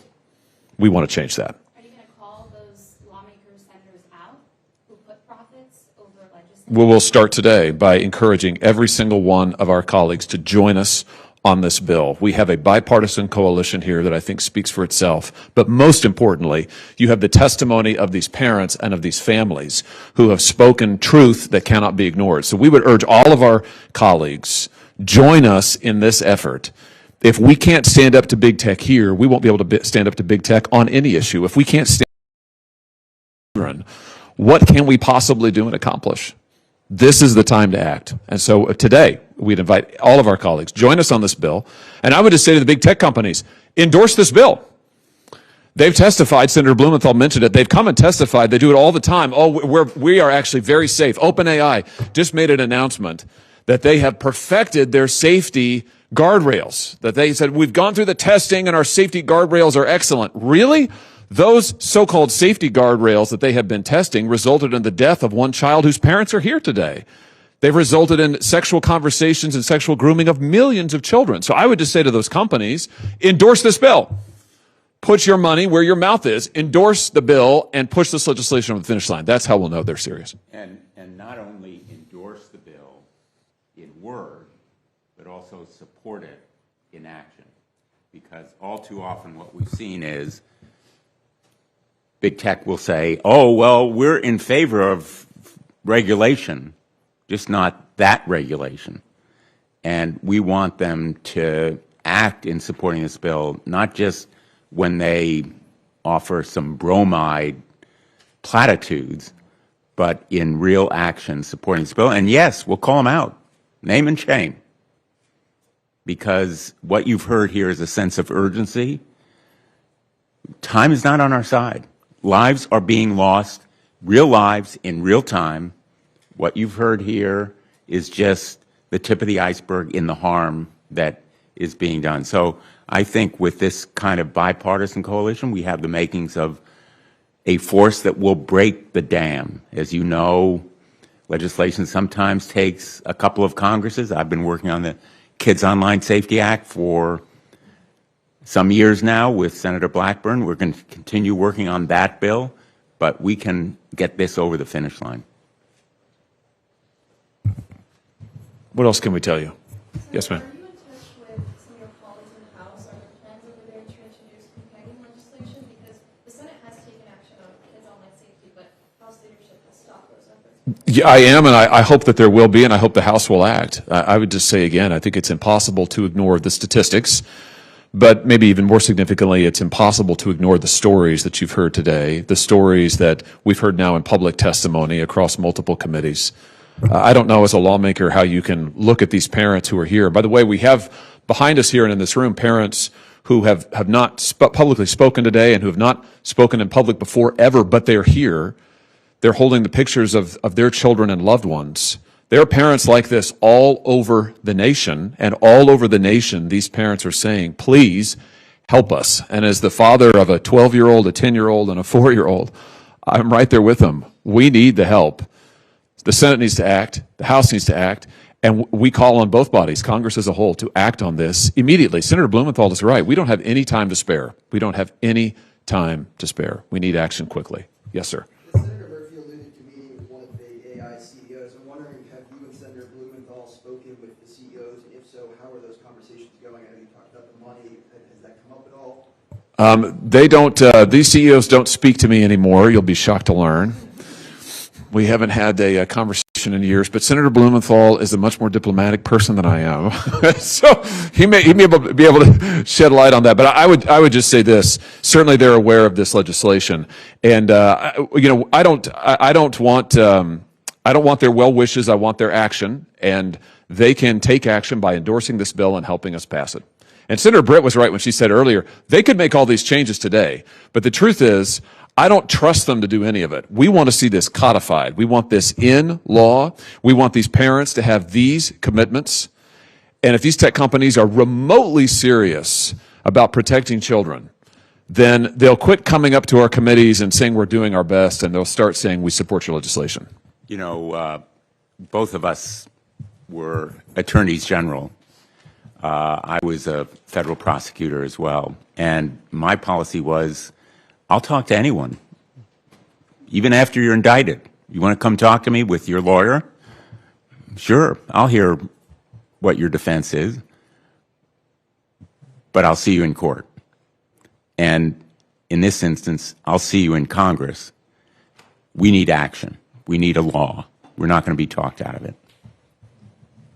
Do you plan to bring AI companies back to the Hill to testify about these things? Absolutely. I would love to do that. And in fact, in our most recent hearing where some of these parents who are here today appeared and testified, I invited AI companies to be present. I've personally written to Mark Zuckerberg and asked him to come and testify. We've invited the heads of other AI companies. And I issue that invitation here today. To every head of the AI companies, whether it's OpenAI, I noticed, by the way, OpenAI just announced today that they are formally and officially reorganizing as a for-profit corporation. What a shock. You know, what a shock. Of course, profits above all else. But I would just say, if you're so confident in what you're doing for the American people, come testify. We would love to have you. We will give you the dais. You can testify, but expect some tough questions. Expect to answer for what you have done to these parents who are standing here today and to the American people. But absolutely, the invitation is open. We've extended it many times. And I think the country deserves to hear from them. They deserve to hear from Sam Altman and Mark Zuckerberg and the whole host of them. And I would be delighted. We convene that hearing tomorrow. Yes, ma'am. So the bill has the criminal penalties for certain things with the chatbots and then the enforcement mechanisms for both DOJ and the states. Did you consider including a private right of action to allow families to sue for the harms their kids have suffered? You know, I think, listen, I'm all for as many enforcement actions and enforcement clauses and potentials as possible. The thing about this bill is, what I think it is so hard to object to, is that it is so incredibly simple and really it's incredibly modest, which is what your question's getting at. I mean, if you can't agree to this bill, I mean, this is our point to the AI companies. If you can't agree to this just says you won't target children with AI companions, you cannot market it to children, and you have to disclose the fact that the AI is not human and not licensed. That's very simple. That's the virtue of this bill. It's simple, it's clean, it's easy. And so I would just, again, challenge these companies, endorse this bill and support it. But in terms of exploring other enforcement mechanisms, I think we need them, and I think there's more to do. And I agree totally, and we have a vote that is about to close, so I'm going to run. Thank you all for being here today. Thanks. See you later. Social media companies have said that disclosure requirements are against their First Amendment rights. And so how does your bill address that? They say that it's against the user's First Amendment rights. Against their own as companies? To have to disclose, to have to do age verifications, what you're talking about? Various bills at the state level, they have used these kind of ways to say that we have our own First Amendment rights. That's absurd. Yeah, I've seen their arguments, and their arguments are frankly hilarious. They've argued variously that they're not editors and publishers, and therefore they can't be compelled to the liability, to be subject to the liability of editors and publishers. And then they've turned around and argued, to your point, even in the Supreme Court, they've turned around and said, actually, we are editors and publishers, come to think of it. And therefore, we have total and blanket First Amendment protection. All I can say is that these companies surely do not have more constitutional rights than the human beings who are behind me. Surely they do not have the constitutional right to exploit children. Surely they do not have the constitutional right to lie to their users. All this bill would do is say that, listen, you cannot market or provide your AI companion chatbots to children who are 17 years of age or under, and it includes a verification procedure that will protect the privacy of the user, that includes requirements for encryption and other industry standard protections for the user. So the user is not disclosing his or her information out there in public, but it does put the onus on these companies to verify the age, and then it subjects them to penalties, including prosecution, if they lie and don't do it. And I think that that is not only appropriate and absolutely needed, I just think that's basic fairness. That's how everybody else in America is treated. And I'll just end with this. You know, as Stefan, I think, pointed out, if these companies, or one of our parents, if these companies were actual human beings conducting this kind of activity, grooming children in this sort of way, they would be prosecuted. I say this as a former prosecutor. I would prosecute them. It's illegal if they're human beings. But they hide behind the fact, well, it's just a computer. We didn't really know about it. We can't do anything about it. Oh, ridiculous. They can stop it if they want to, and it's time that they did. What else can I tell you? Yes, ma'am. You know, I think that, I don't want to speak for the president, but I'll just say this. The president has been a huge champion of safety for kids, of protection for kids, and also taking on AI companies, or tech companies, I should say. I mean, in his first administration, they launched the biggest antitrust suits, which are still ongoing, against many of these same entities that now own the AI companies. So I want to be careful not to speak for him.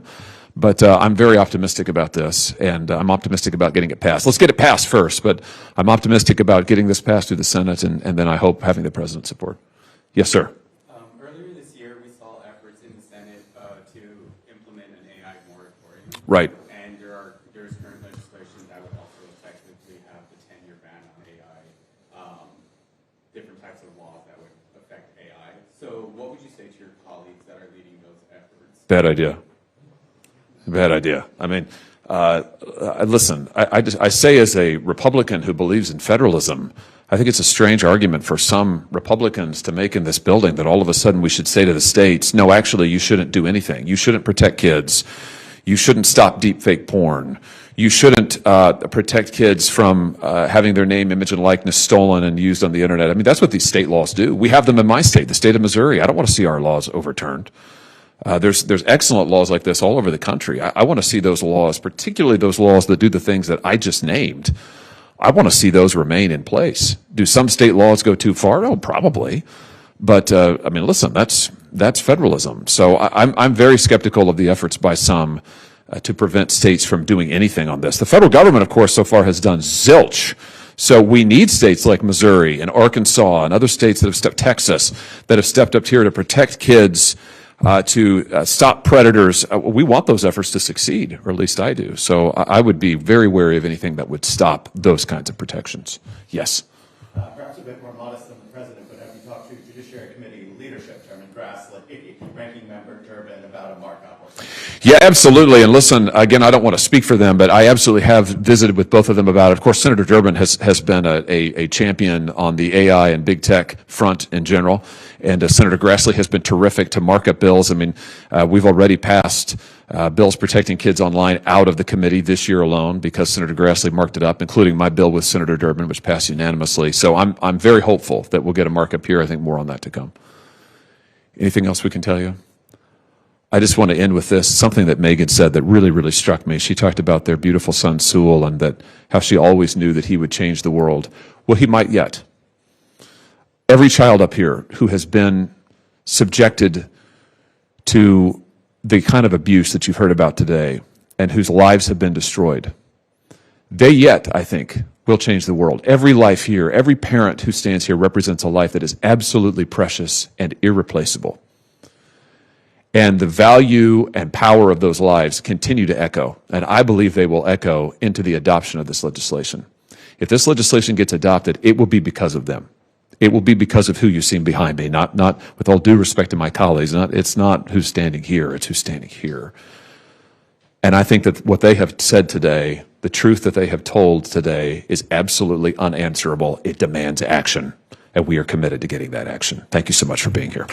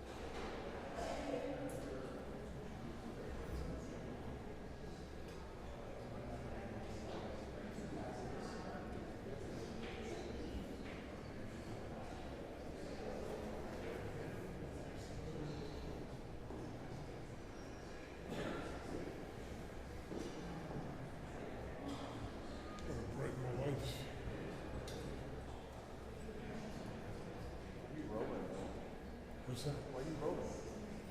I'm just turning it off.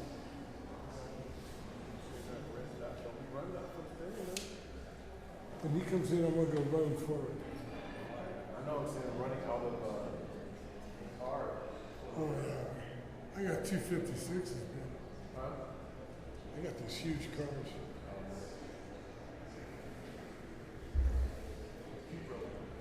I would brighten it up to like the hallway.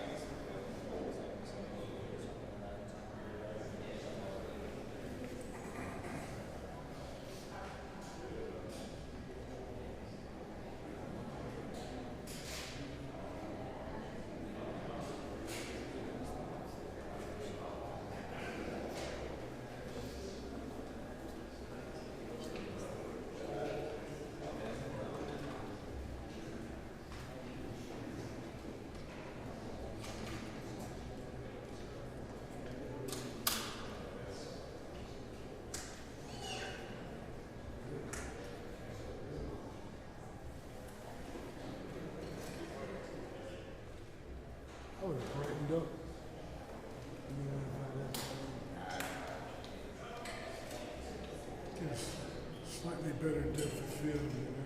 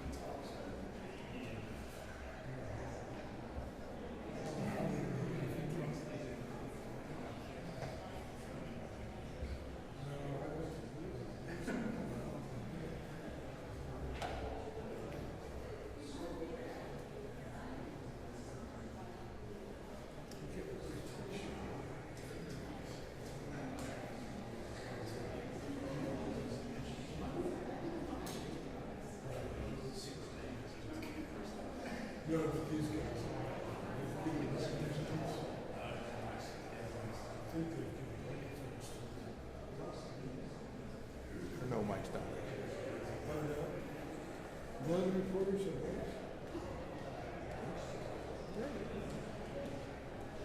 I don't know, there's 3 of them over there. There's 4 of us, so maybe one. CBS.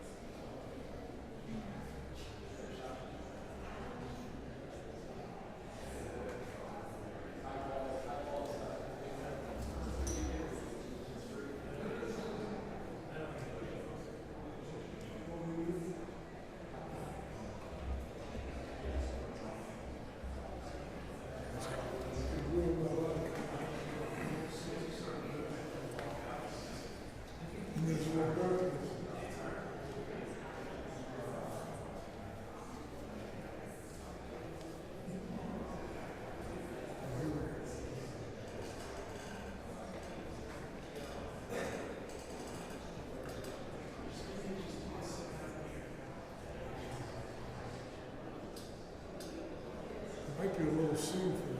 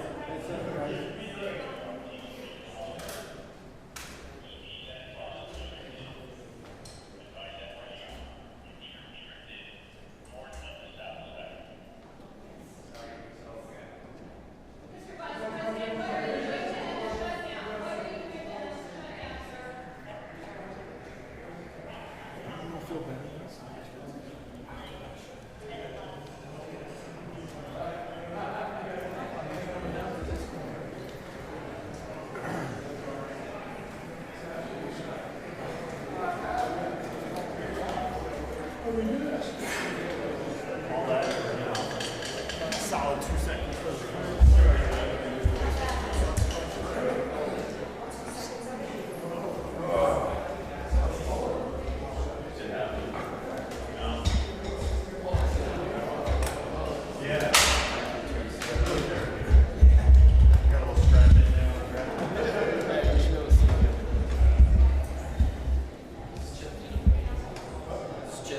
Testing 1, 2, 3 for the Ohio clock. Vice President is left. And so everyone's scurrying around. 1, 2, 3, 4, 5, 6, 7, 8, 9, 10. Test, test, test. All right, cool.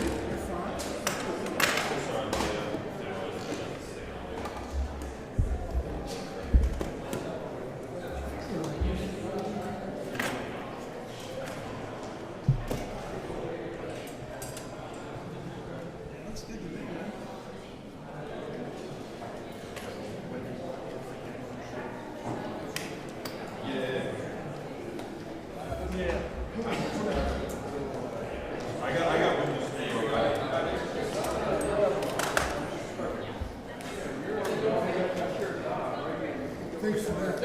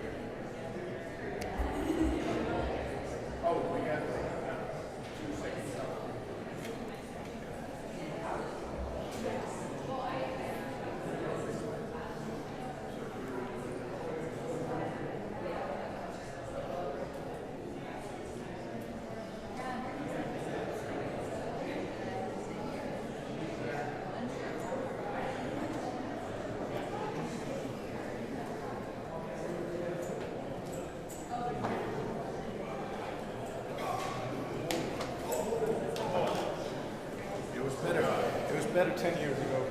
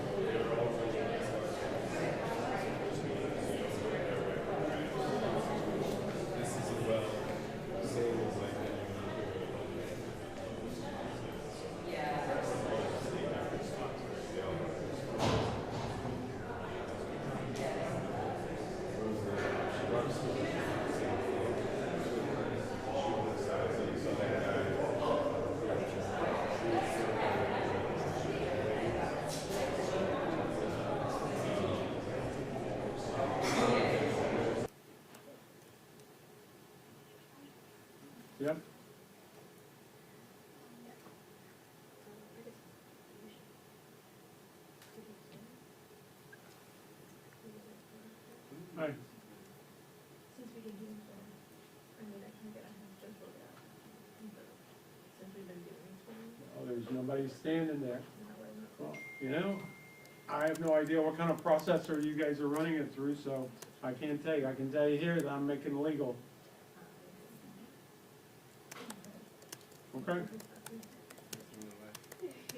I mean, you could do it. Well, I can't do anything until I get people up there. You know, she's looking at a brown wall. It doesn't reflect a lot. Yeah, I'm not. All right, thank you. Yeah, because you should see the video. That was the my laptop.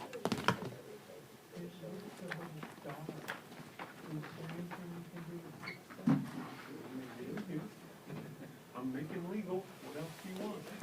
I have no idea what kind of processor you're running. Yeah. You're looking at it on a tiny screen on your computer. How many times does that get corrected before it gets to you? Hey, John, it's Yassine, on circuit 910, doing cuts for the precedent. I have audio, channel 1 is podium mic, testing 1, 2, 3.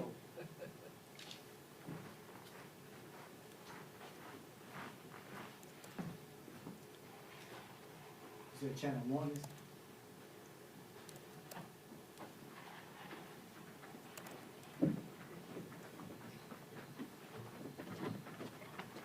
I have a question. Hi.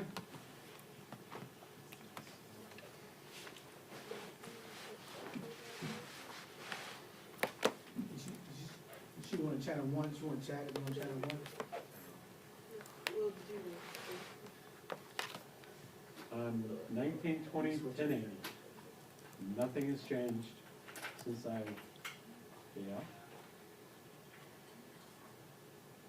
Well, I understand that, but this camera only produces 1080p. It's a false output of 1080i, so the system sees it. That's been since day one that we've had these cameras.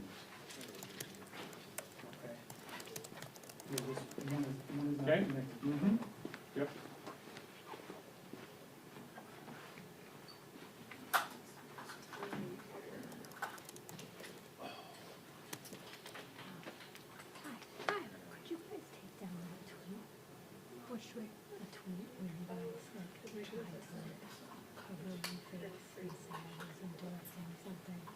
Because I know that they called you, to say the rules are, Yeah. you couldn't film there. Right. I don't want to have to ask for you, can you just ask? Hey, are we sending this to New York?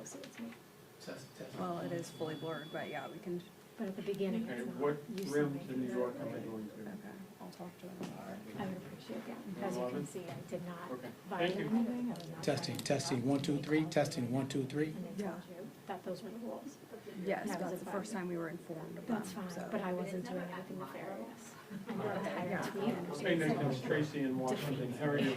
That was not our intention. We Okay. specifically Could you do me a blurred it out favor? so we could post the Could you content of the QC, Right, but you, congressman. Room in the tweet 111, itself which is and pool your 1. words It's say that I'm I the pool camera interrupted for you. the Senate, for the, I'm sorry, for Interrupted the her whole House thing. I specifically Jeffries said, hey, press I'm trying to do conference. you a favor, so you don't get into trouble. And there's a This little is like common confusion professional back courtesy, in and the you did not forward Washington. that to me when I did to you. Well, I'm sorry. So just wanted to see please what- have it if you removed see any immediately. issues with it.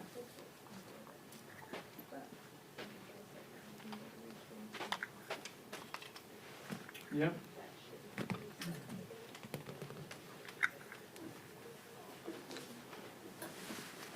So,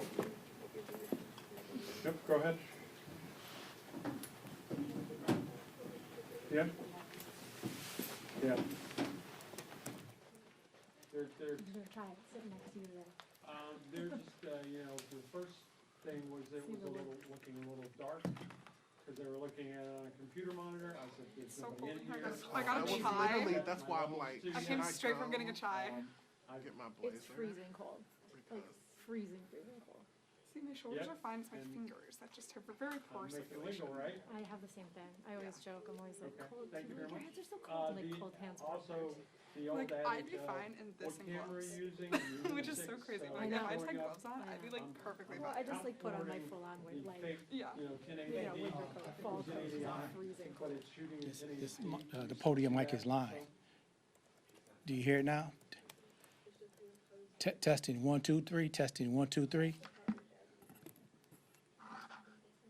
Okay, yeah, that's what it is. That's All all I right. care about, as long as you're here. Thank you. All right. Yep. Okay, all right, thank you very much. I just wanted to make sure this wasn't an issue. And they're looking at it on a computer screen, and it's a desk person, and so just want to double check my, my settings. Thank you. All right, bye.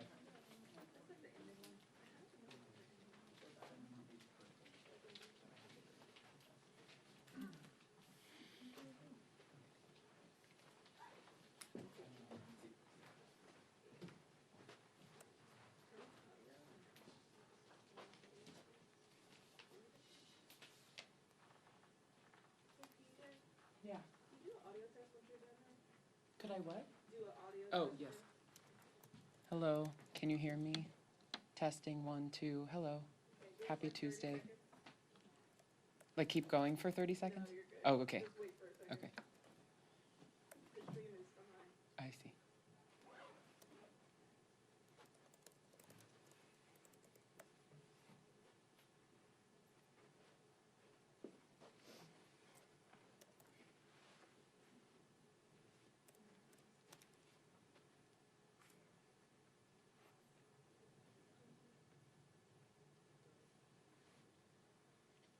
Okay. Oh, good. Okay.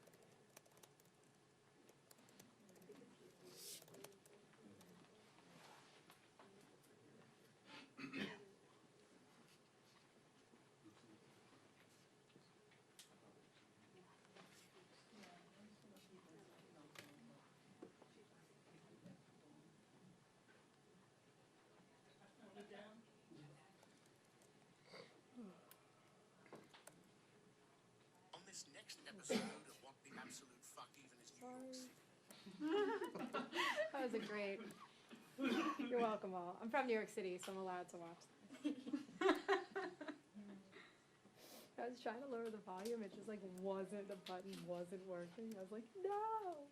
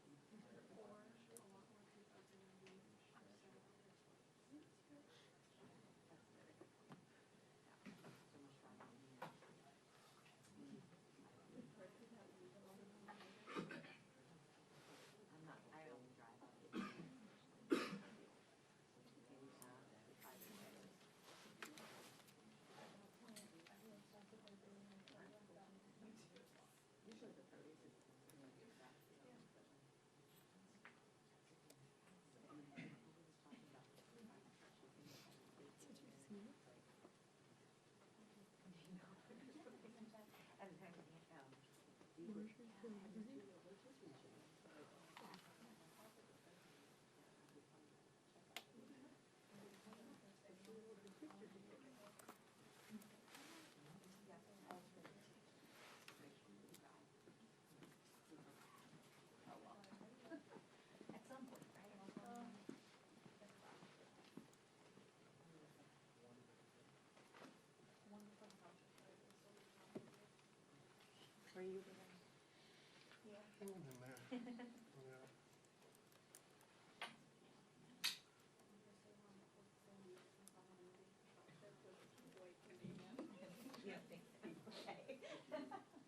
haven't gotten news that anyone's here yet. Okay,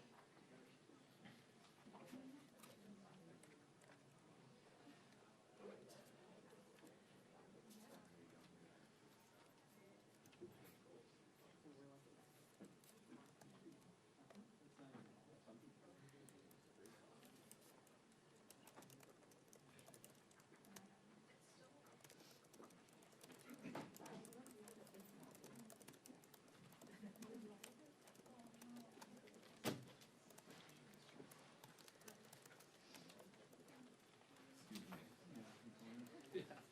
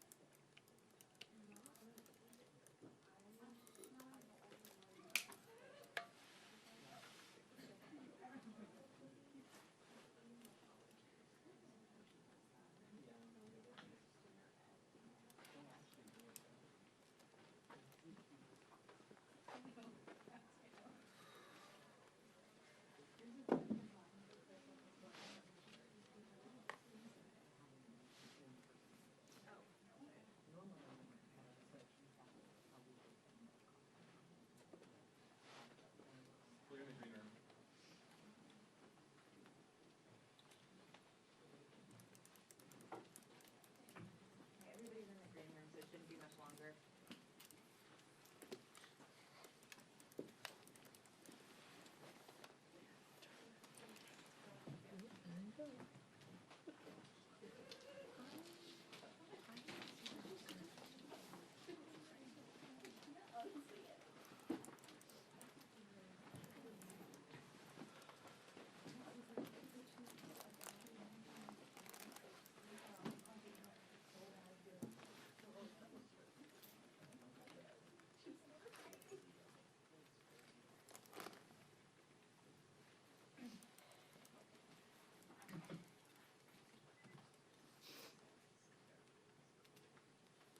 Heads up.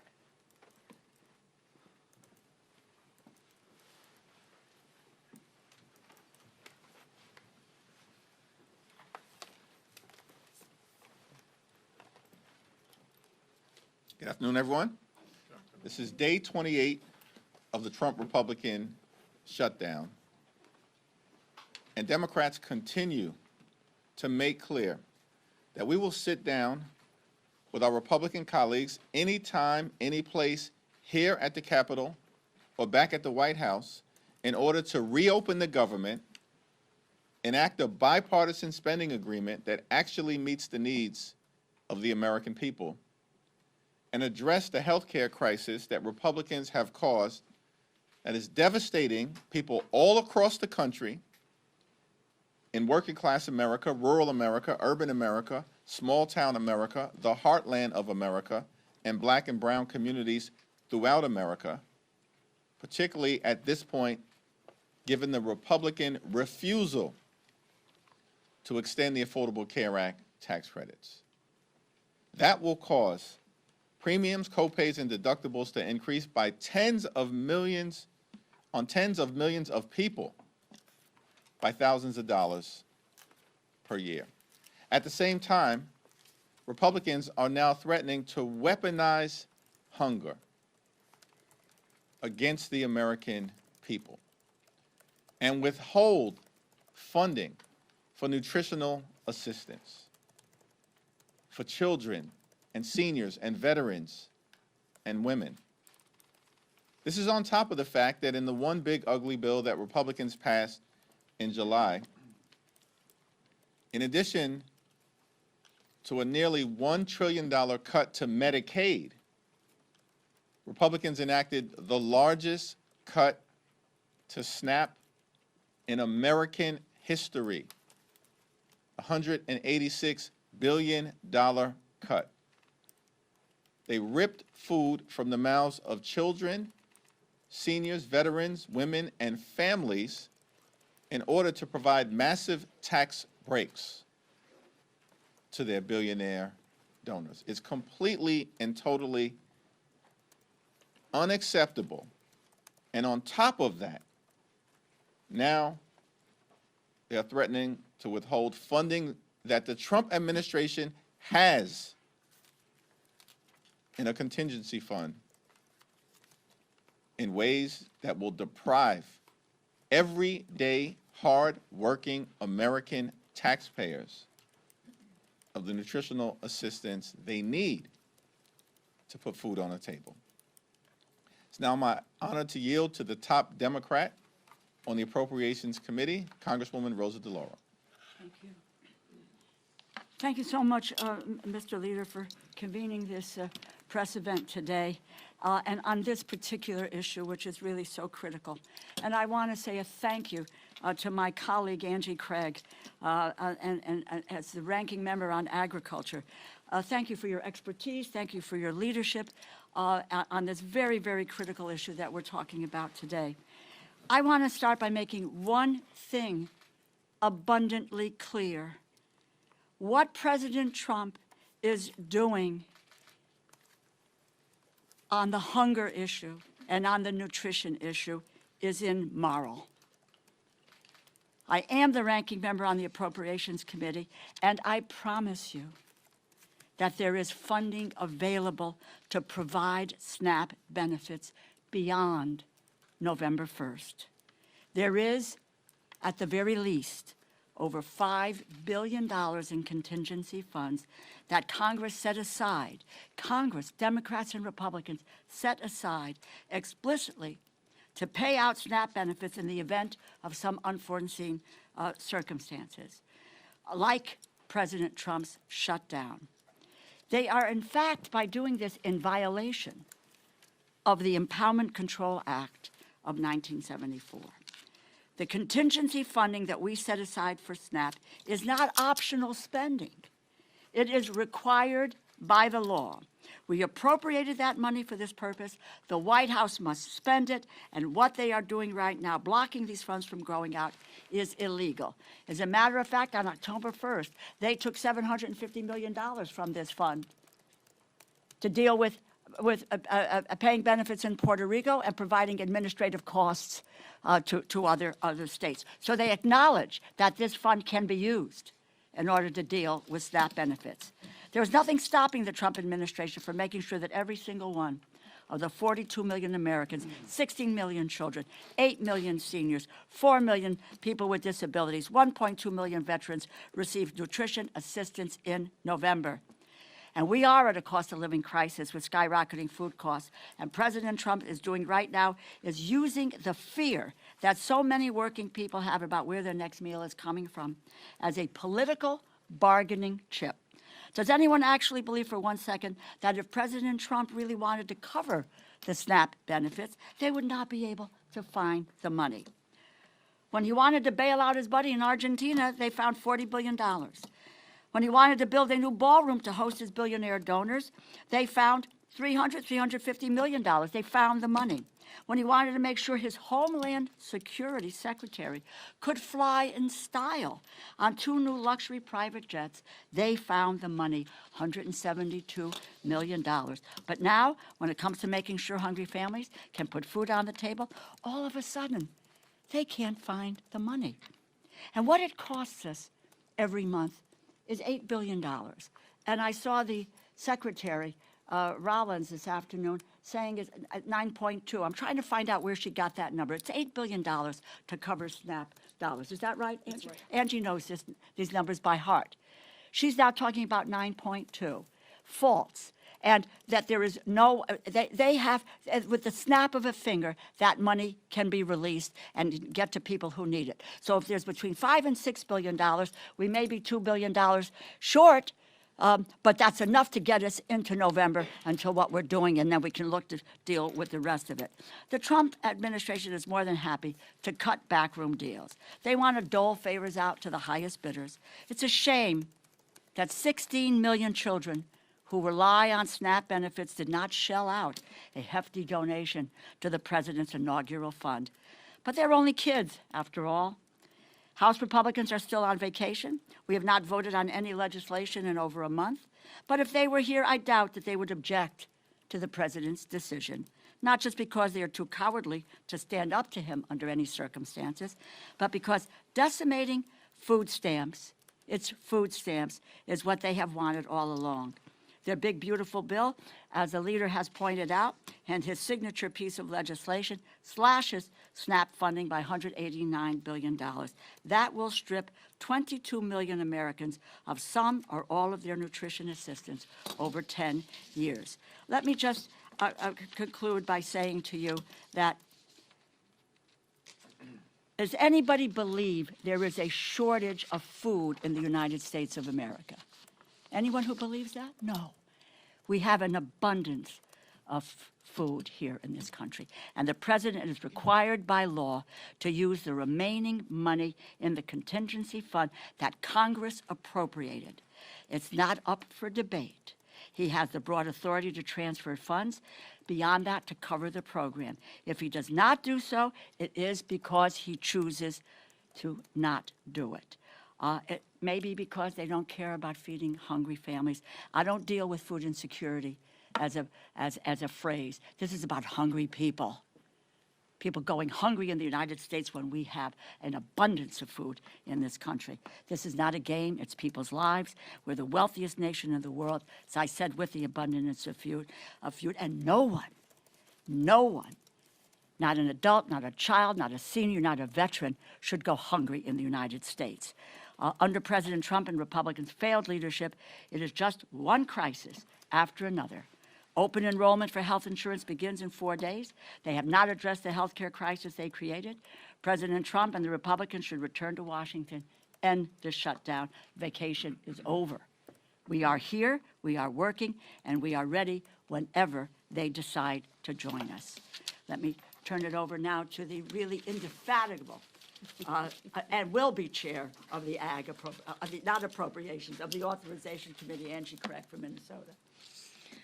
Well, thank you so much, Rosa, and thank you, Leader Jeffries. We are here today because President Trump and Secretary Brooke Rollins have chosen to take food away from 42 million Americans. Instead of coming to the table and working with Democrats to find a way to protect Americans from losing their health care, their health insurance premiums increasing dramatically, or both, the Trump administration has chosen to use the security of food in our country as a bargaining chip in a government shutdown. The president can't even be bothered to be in the country while Americans line up at food shelves across our nation. 440,000 Minnesotans alone need access to the SNAP program. The Trump administration has the appropriated funds and legal authority to fully fund SNAP in November, plain and simple. They are refusing to follow the law, and they are cutting food assistance when there are ample funds available, over $5 billion in the SNAP contingency fund, and they have the legal statutory transfer authority to fund the rest. If the president wanted to help feed hungry Americans, he would. He's shown us that. He does whatever the hell he wants to, whether it's legal or not. This is not only legal, but it is the right thing to do. But his actions have shown a callous disregard for America's seniors, veterans, and families with children. Earlier this year, he canceled food orders to food banks, stopping $500 million worth of food from reaching people in need. Food that our family farmers across this nation have grown. Food that they counted on being able to sell to the nation's food banks. The Republicans' one and only priority this Congress has been the big ugly bill, which not only cut health care by $1 trillion, but also cut SNAP by $186 billion, a frontal assault on our most effective basic need food assistance program to help vulnerable members of our community who rely on it to keep food on the table. Now the administration is taking food away from 16 million children, 8 million seniors, and 1.2 million veterans. Their hands are not tied. Their hands are not tied. The law is clear. The law is as clear as this administration's cruelty is as clear. The law is as unambiguous as congressional Republicans' desire to let the ACA tax credits expire. It is unconscionable. It is egregious, and it is illegal. I'm calling on the president to do the right thing and the moral thing, which coincidentally offers him a chance to do something he rarely does, which is follow the law. I'm calling on my Republican colleagues to speak up to your friends in this administration and at the USDA and deliver a simple message. They have the money and the authority to fund SNAP. Hungry Americans are not poker chips. Their health and well-being are not to be gambled with. And I so appreciate the attorneys generals from across this nation, including my own Minnesota Attorney General Keith Ellison, for standing up to this administration earlier today. Stop playing politics with America's hungry children, veterans, the disabled, seniors. Get back to the negotiating table. Open up the government and fund SNAP in November. Thank you. Connecticut joined that suit too, so excited to be with you. We're going to do on-topic questions first around the shutdown, SNAP, and healthcare. My question is for Congresswoman DeLauro on the shutdown. The speaker said that throughout the shutdown the last month or so that appropriators have still continued to work on the 12 appropriations bills. Can you talk about what that work has looked like as lawmakers have been off the Hill? How have your members been able to engage with Republican appropriators in both the House and Senate? Sure. When when the four of us sat down, Congressman Cole, Senators Murray and Collins and myself, that's really now over a month ago, and we came together and we talked about 2 or 3 things.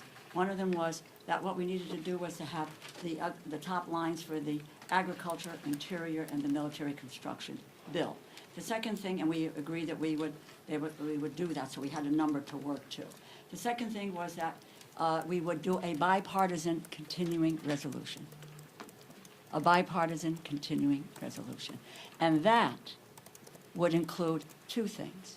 One of which was to take into consider Democratic priorities, because all of the bills that we had seen were just unilaterally partisan.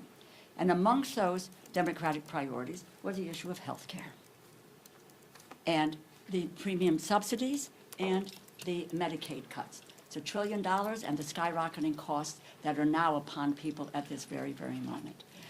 And the other thing that we spoke about, and there was a consensus about this, that what we needed to do was in the future, when the appropriators came to a conclusion, that would stick, and that we wouldn't have any unelected bureaucrats who were saying, no, money's going here, money's going there, everywhere, except for where it was appropriate. We had consensus about that. Not a few days later, on the table, bang. This is a Republican continuing resolution, and therefore, that's what it is. In the meantime, yes, staff in both the House and the Senate have worked on those 3 bills, and I would just say they have made progress on the bills. But the issue now is coming to the table to be able to deal with the continuing resolution and the issues that have been central to that, which is cutting the costs and canceling the cuts and saving America's health care. Now, you may want to ask, what does that have to do with the bill? Well, the continuing resolution is 91 pages. 67 of those pages are about health care and so forth. So it is the appropriate conversation, and given that those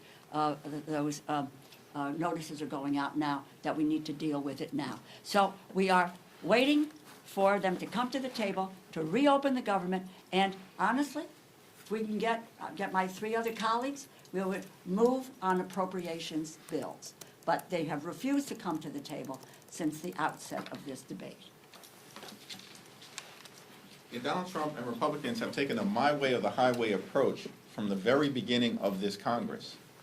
And we've maintained, led by Rosa DeLauro, that we want to sit down and negotiate a bipartisan spending agreement, now reopen the government, but at the same period of time, address the Republican health care crisis, which has been devastating on everyday Americans and hardworking American taxpayers throughout this year, including the largest cut to Medicaid in American history. Hospitals, nursing homes, and community-based health centers closing because of Republican policies and their one big ugly bill throughout America, including in rural parts of the country.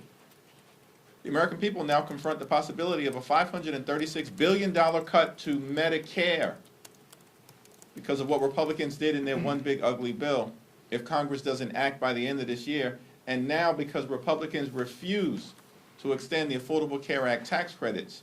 Tens of millions of Americans right now are receiving notices as we approach open enrollment on November 1st, indicating to them that their premiums are going to skyrocket in ways that will make it unaffordable for them to see a doctor when they need to see one, when their children need to see one, when their family members need to see one. This is a health care crisis that Republicans have visited on the American people, and it has to be dealt with decisively. We're now heading into a SNAP crisis. As Angie Craig and Rosa DeLauro have so powerfully articulated, that is a man-made Republican crisis, because Donald Trump has decided that he wants to force millions of Americans, including possibly 16 million children, to experience hunger so they can continue their my way or the highway approach toward driving their right-wing extreme agenda down the throats of the American people.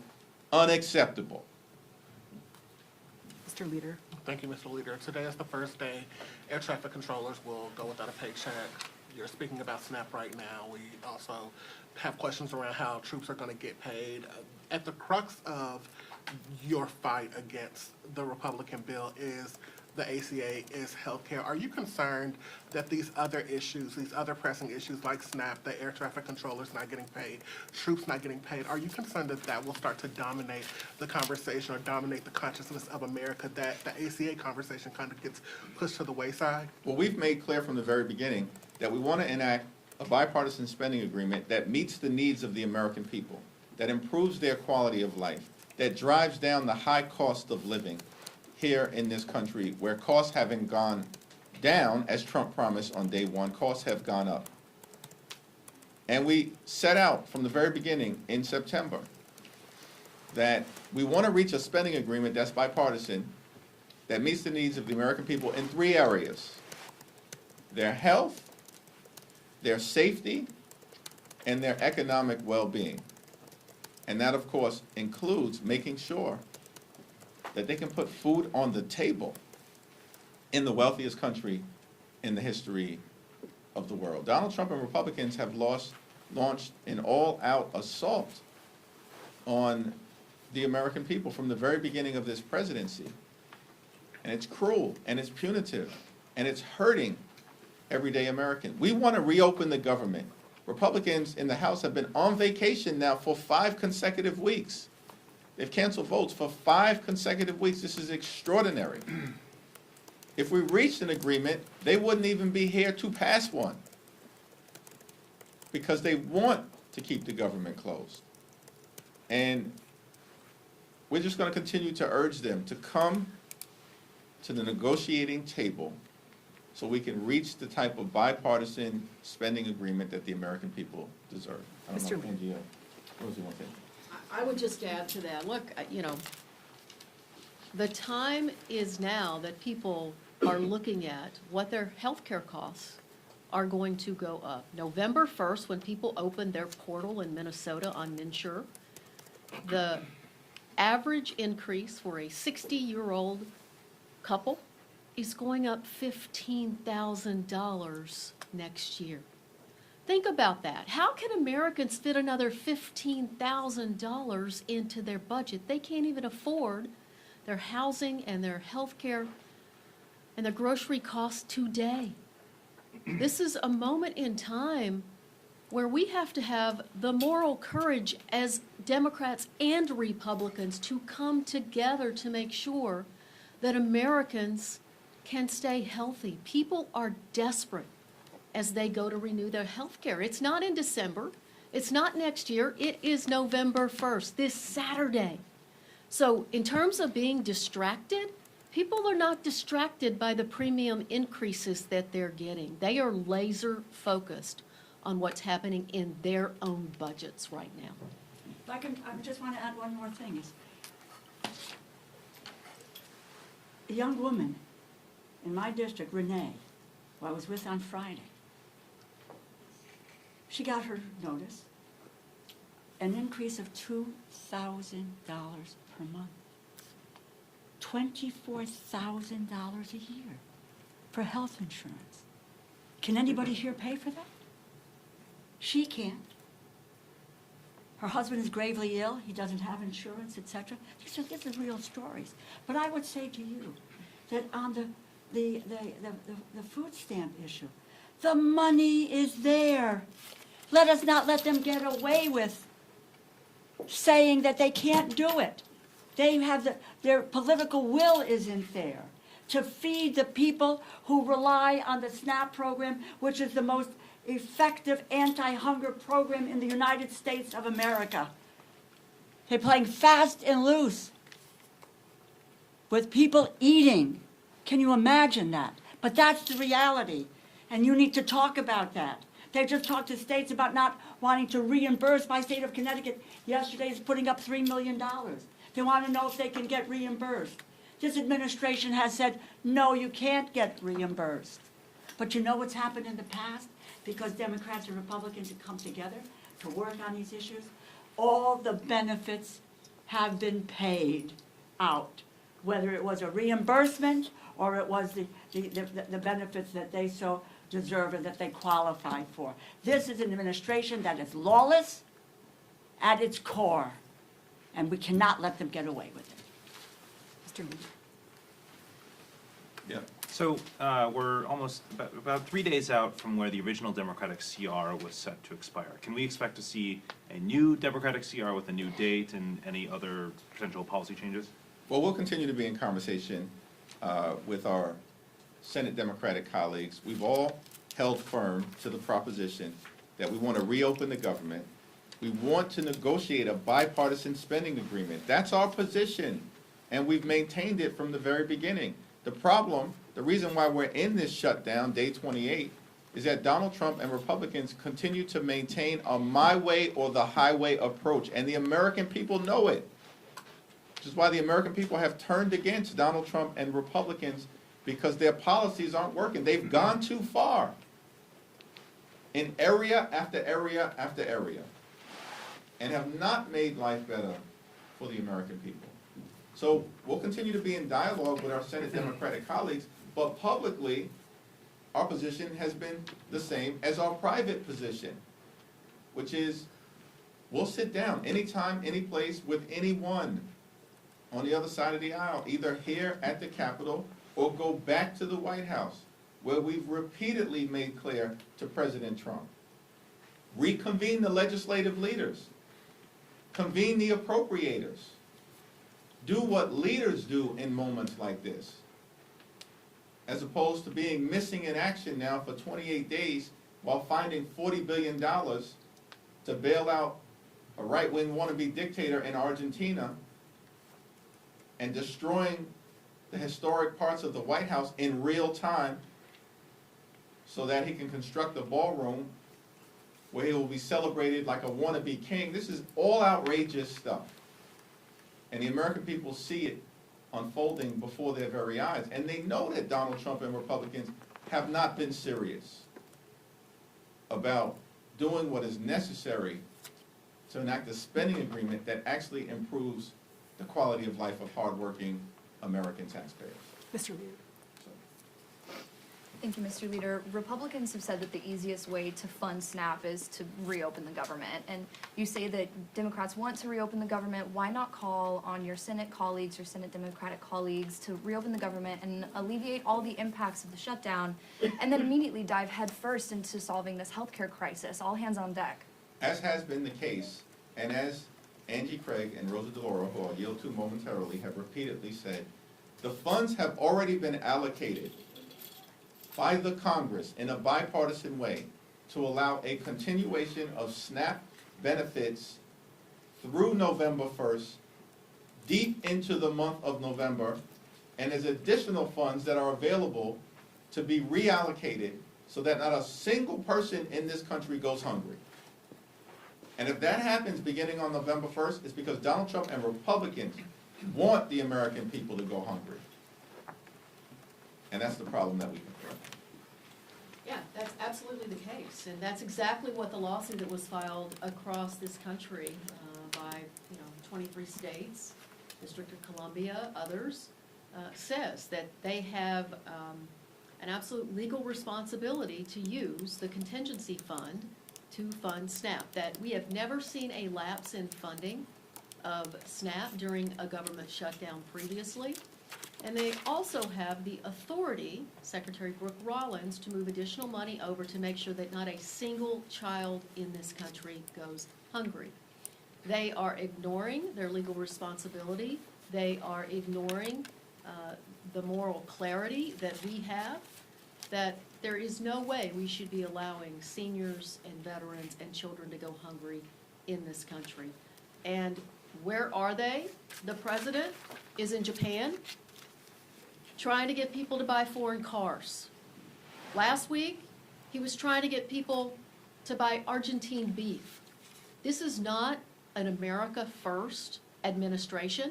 These are not America First policies on behalf of this administration. And what people really care about in Minnesota and across this country is what's happening in their own budgets. And what's happening in their own budgets is that this president's trade wars, attacks on family farmers by decimating the farm economy, is causing farm bankruptcies to dramatically increase across our country. And look, it's a slap in the face to family farmers.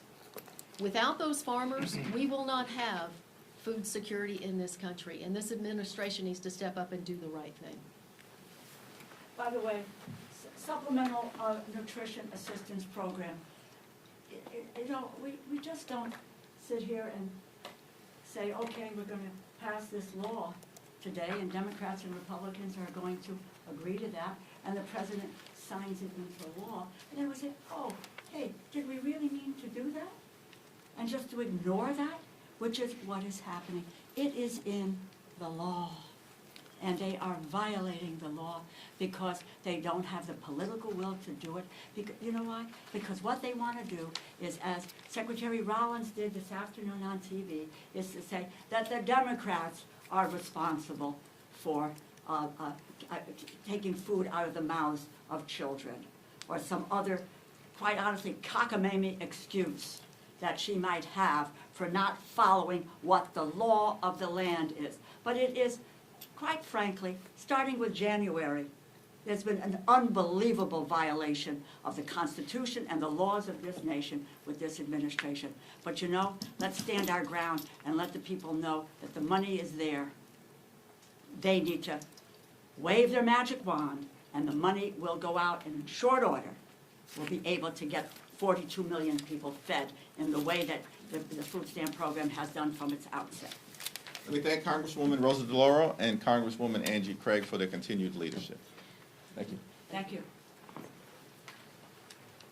This question is for any of the representatives, but now it'll be for you, Leader Jeffries. Mike Johnson and some of his Republican colleagues have pointed out the pain of Americans losing access to nutritional assistance programs, including in his press conference today, although they do blame Democrats for funding health care for who they call illegal aliens. Do you think there's going to be any flexibility for them in meeting with Democrats to address this issue, given they've talked about it? The Republicans passed their one big ugly bill in July. And that bill hurts everyday Americans to reward their billionaire donors.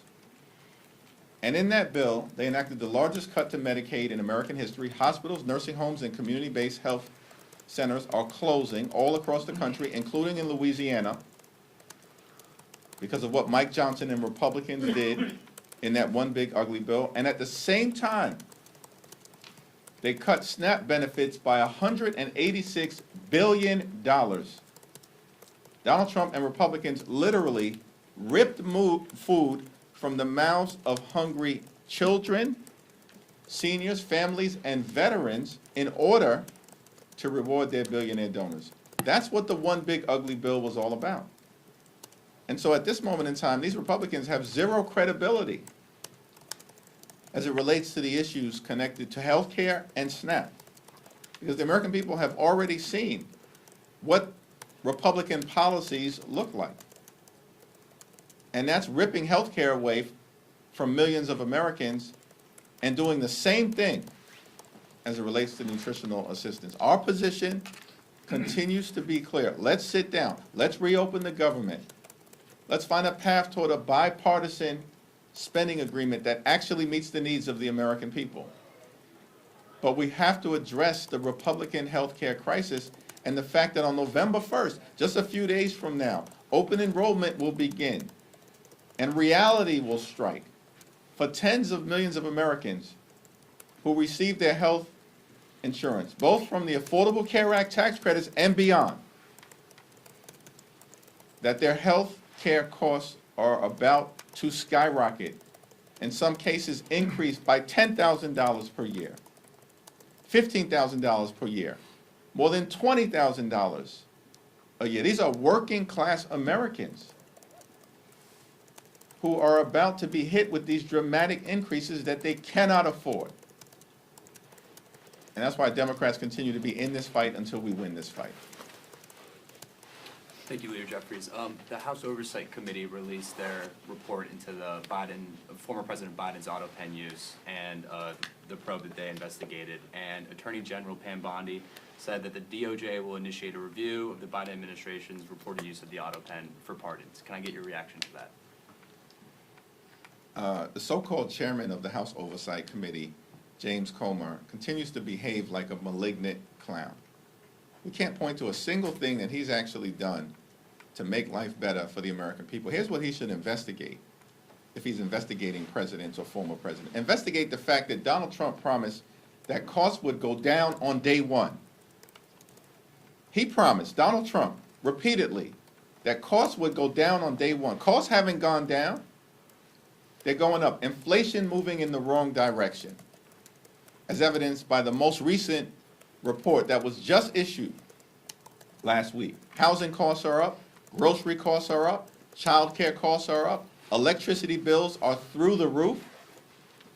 And now because of the Republicans' refusal to extend the Affordable Care Act tax credits, tens of millions of Americans are about to experience dramatic increases in their health care costs that will force medical bankruptcy on many of them, or they'll have to make a choice between going to see a doctor, putting clothing on their back, paying the rent or mortgage, or putting food on the table. This is what's happening in the United States of America, the wealthiest country in the history of the world.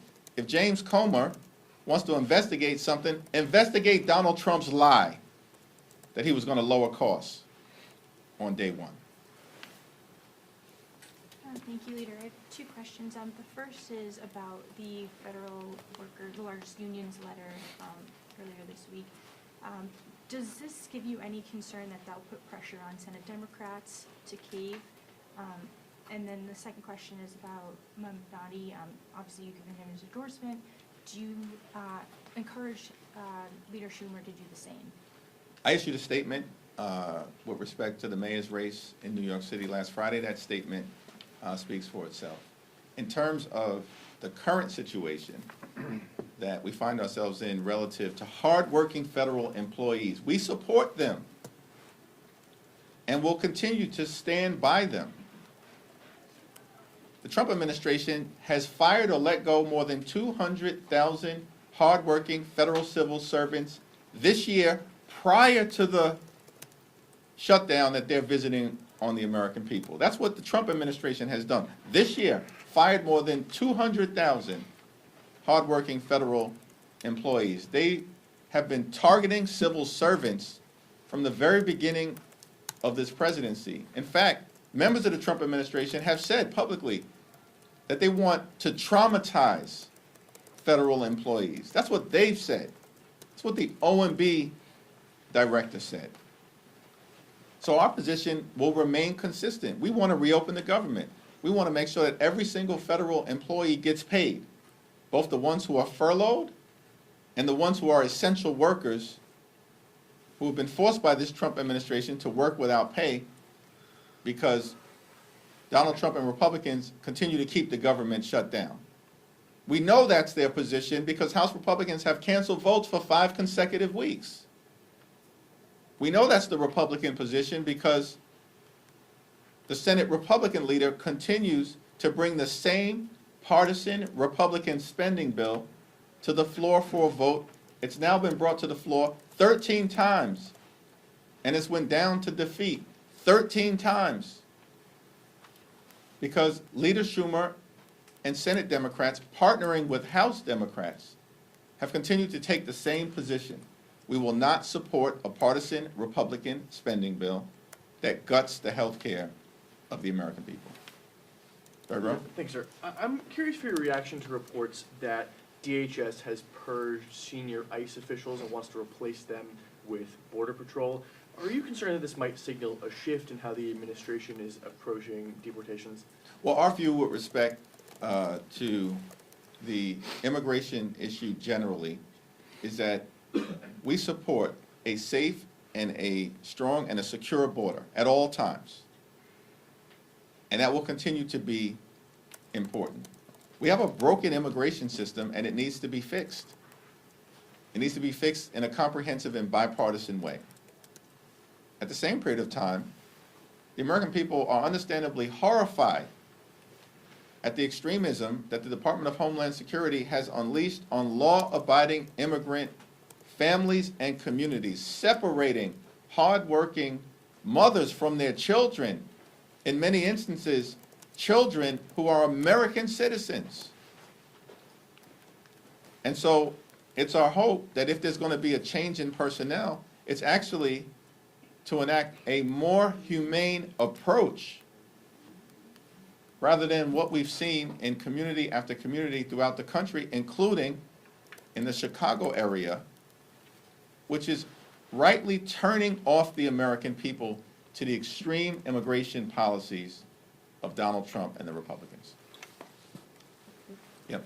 Do you believe Eleanor Holmes Norton should retire, given mounting concerns over her mental fitness for office? I have not had a recent conversation with Delegate Eleanor Holmes Norton. Obviously, she's had a legendary career. Ultimately, it's going to be her decision and the people of the District of Columbia to make that decision as to who's best positioned to represent their interests moving forward. Thanks. Just piggybacking off of an earlier question, regarding the Federal Workers Union, Speaker Johnson earlier today, reportedly on the call with his conference, indicated that he thought that that pressure and the SNAP benefits would force Democrats' hand to adjust. What's your response to his supposition that this may change things? And is there any, in your mind, is there an off-ramp? Well, Democrats are going to continue to stand up for hardworking federal employees, as we've done throughout the year, in the face of the relentless targeting of civil servants by Donald Trump and his administration. Federal employees know who stands on their side. It's us, House and Senate Democrats. They've lived the experience of the Trump administration going after them in the most horrific ways possible since January 20th, and we, as House and Senate Democrats, are going to continue to stand up for them. We're going to continue to stand up for nutritional assistance. It's the Republicans who cut $186 billion, the largest cut to SNAP in American history. They just did this in July as part of their one big ugly bill so they could reward their billionaire donors and continue to subsidize the lifestyles of the rich and shameless. It's out of control. That's their track record. That's the Republican track record. And of course, we're going to continue to stand up for the health care of the American people. And I don't know why Republicans think this is a game. This is not a game. This is about the health and the well-being, economically, of the American people. And Democrats are going to stay in this fight until we win this fight for working class Americans, for middle class Americans, and for hardworking American taxpayers. Thank you all. Thank you.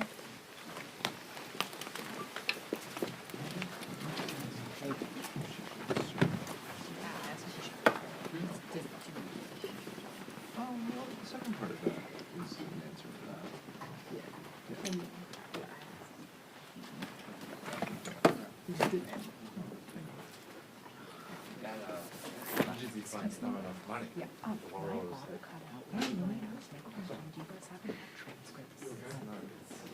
Yeah. Funny that they, here, I'll, what is, oh, I'm sorry, what is your name?